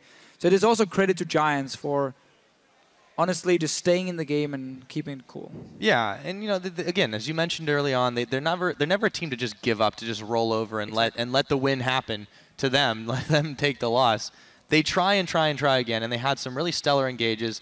I feel like this is one of the reasons why they preferred the Annie in that situation. Oh, yeah. But it was just so difficult with the reaction time from everybody on Gambit. I mean, there were so many situations where they nearly popped Edward, only to have him yoinked out of their grasp. I mean, that last fight, he was at like this much health, and they managed to get him out alive, and it was just, they were so far behind from the get-go that they couldn't do anything about it. Yeah, already from pick and ban phase, they put themselves in a very risky situation where Vi had already been locked in, and they go for like Israel, Annie, and Morgana obviously was the first pick, so there's no chance of the Black Shield versus the Vi, which is basically one of the only ways to stop her from getting to your AD carry. That was already locked in. Okay, 2 more picks for Gambit, and you've already shown your double AD carry with no peel well, obviously Lissandra, and now Kennen came in as well. It just gave Gambit so many ways of winning the game. And meant for Giants, if you make like one mistake at any point and you fall behind, you're going to get punished. Your comp can't really do anything. So they played a comp which is hard to pull off, and they got punished for it. Well, this time Pepe did still stand out once again. I mean, yeah, Pepinello, but yeah, he's great. You need more than that one, and well, I suppose that's the end of the game. That's the way it goes. We're going to go ahead and head on stage where Quickshot, he's standing by to talk to Gambit Gaming's Pinoy. Thank you very much, guys. That is how the cookie crumbles, and it's Pinoy that destroys the cookies of Giants. Congratulations on the win. Is it fair to say you were carried by Cabochard, or how did Gambit win the game? Well, Cabochard 1v1 their top lane and 1v2 their top lane, while the other lanes were just even, I would say. So yeah, Cabochard kind of just destroyed his opponent, and we just played around him how we should. Well, congratulations on the win. It was convincing. It was quite exciting to watch. With that victory, Gambit is now in 4th place, solidly. Did you expect to be in 4th place coming into the split? And how are you finding the LCS after 7 weeks of games? Well, the goal was obviously around top 3 and 4, but our main goal is heading to playoffs with as good seed as possible. And after the 7 weeks, I feel really good. The first 2 weeks was a bit meh because we didn't have internet, we didn't have the right practice environment, and now it feels like really great because we have also been picking up a lot of wins. We lost yesterday. It was the first time the team actually felt great after losing, because it opened us to improve a lot heading into IEM and the rest of the split. I'm really happy to hear you say that, because Gambit as a team feels like you guys are building camaraderie as the weeks are going on. You've got some tough games ahead of you, Unicorns of Love, MYM, Elements, SK. Are you nervous about any of them, or are your sights still set at the end of the split and you're focusing more towards playoffs? I'm feeling really confident in going into the rest of the games, because we have a really good mood in the team right now, and we all really want to be successful. And of course, our eyes are also towards the playoffs, but we take one match at a time. Now we have IM coming up, then we just go match by match, and then before playoffs we have 1 or 2 weeks off, in preparation, and then we just go full ham. I hope you do go full ham. It's always fun to watch. Let's talk a little bit about IEM. You guys are playing CG Entus in the first round, coming up against Space and Mad Life. I know you've already said you're looking forward to it. I know Eddie's been tweeting that he wants to get some revenge on Mad Life. How do you feel representing Gambit, a team that has historically been phenomenal at the Intel Extreme Masters? I feel being around Diamond and Edward gives extra power again in IEM, because I really felt it when we were playing at IEM Cologne. I really felt that I could do much more. There's some power around it, and Space and Mad Life, I feel really confident going against them. I think we have a good chance, me and Edward, because I don't think they're the greatest bot lane, but we are just here, doing our best, just trying to represent Gambit as best as possible. It's like they were old rivals now, and some say it's not the same Gambit, but we're trying to be our own new Gambit, and we will just do our best at IEM as possible. Yeah, I think it's actually fair to say that the new 2015 version of Gambit is performing on their own merits, and you guys have earned the spot. You say you don't think Space and Mad Life are the strongest, and you draw power from IEM Cologne. Crepo was talking about your Graves from Cologne, saying when you blow somebody up, you call it a Pinoy. Are you going to go full Pinoy, yes or no, at IEM? I'm going to go full Pinoy, and they're just going to be unexpected like Doublelift was at IEM Cologne. Well, there you go, ladies and gentlemen. You have it, going full Pinoy. Best of luck. I hope you represent Europe proud. For now, we're going to throw it back over to the analyst desk to wrap up week number 7. Thank you very much, Quickshot. As Amazing said it yesterday, Pinoy Jenkins. We'll see what comes out of this one. Let's talk a little bit about the game. You touched on it actually just beforehand. The lane swap just put Cabochard so far ahead, and a Cabochard on Kennen. You don't want to give him that advantage. Yeah, exactly. What happened basically is that Gambit kind of played for their own blue at some point, and they lost it due to how Giants basically invaded, but they were managing to stop the TP. That was a great buy by Morgana, and that basically set up for Cabochard being so far in the lane top. Now was unable to get the wave on bottom. He was like 50 CS down, then he was forced into the 1v1 again, whereas Cabochard was free farming, equally farmed to the AD carries. Hence, he was basically trashing his opponent at some point. He was able to pick up 1v1 kill, he was able to pick up a 1v2 kill, which is crazy as a top laner, and he basically set himself up, or Gambit set him up, or more or less even Morgana, which is Edward champion, set him up for that, and it's a great team effort in the end. Yeah, it is. But will it be enough for IEM Katowice next week? This is, of course, Giants, and then yesterday they had a loss in their back pocket as well. What do you think? It depends. It's really about how they can manage to grasp this Gambit IEM spirit again, and if they manage to do that, they have a shot. But it's going to be tough to get out of groups. Yeah, it will be very tough. Their first game versus CJ Ent is also not a easy cookie to. I don't. Yeah, it's like, I have no idea. Well, now that we're officially in the home stretch of the spring split, which is 2 weeks left, let's look at the standings. In first place, you guessed it, is SK Gaming. Right behind them in second are Fnatic and H2K. Gambit is now comfortably in fourth, with the Copenhagen Wolves and the Unicorns of Love tied for fifth. Now, what does that mean for playoffs? With 4 games left for each team, it is still a little too soon to call, but here's what we know. SK Gaming, Fnatic, and now H2K, as you see them there highlighted, they have locked in a spot at the spring playoffs.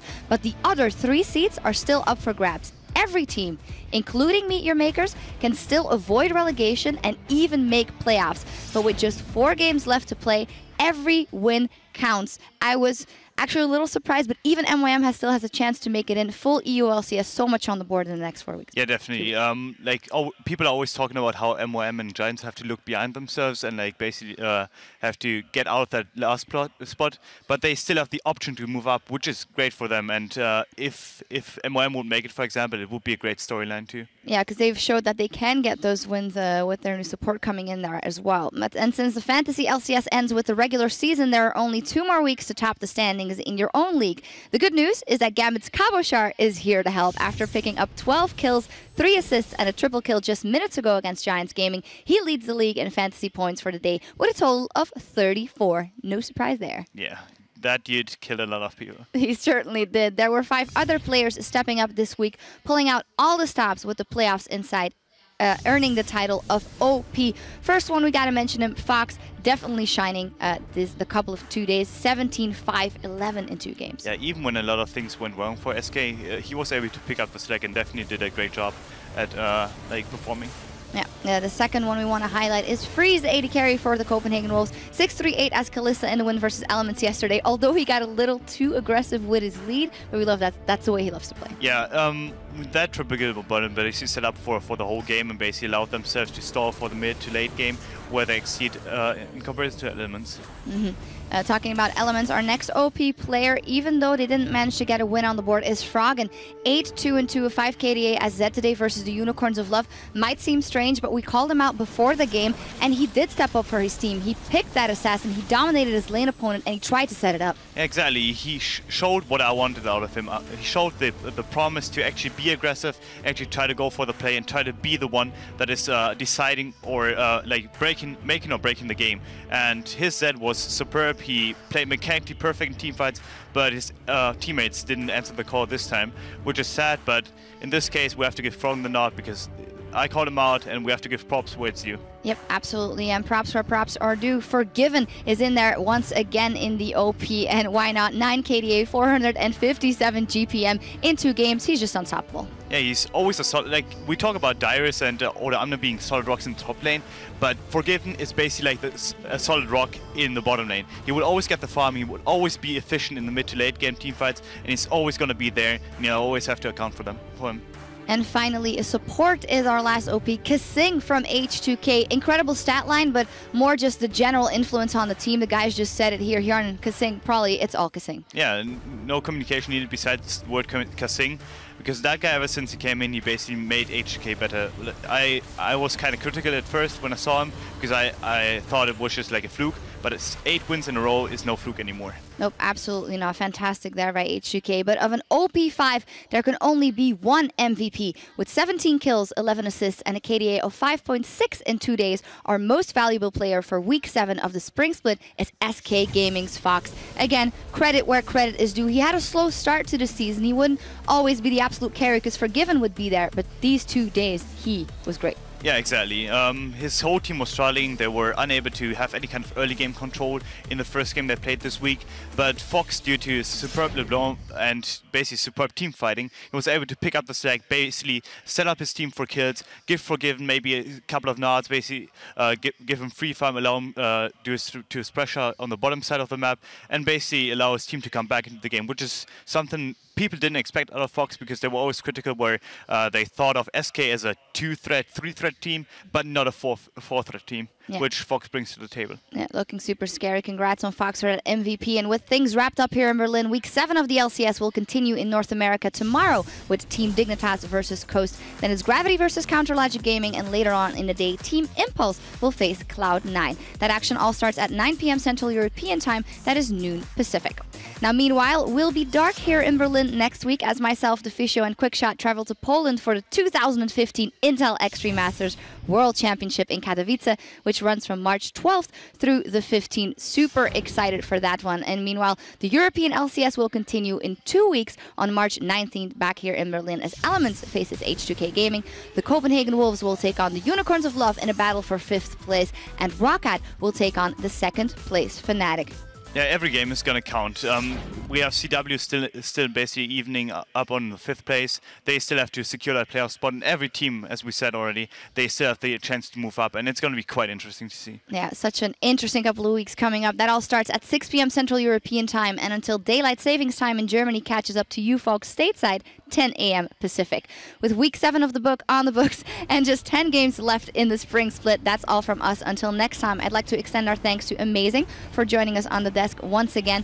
Best of luck in the Challenger Series. Maybe we'll see you on stage in the Summer Split. Maybe. Okay, we'll keep it a maybe. We will see. And of course, on behalf of myself and the entire European LCS team, thank you for tuning in, and we'll see you back here soon.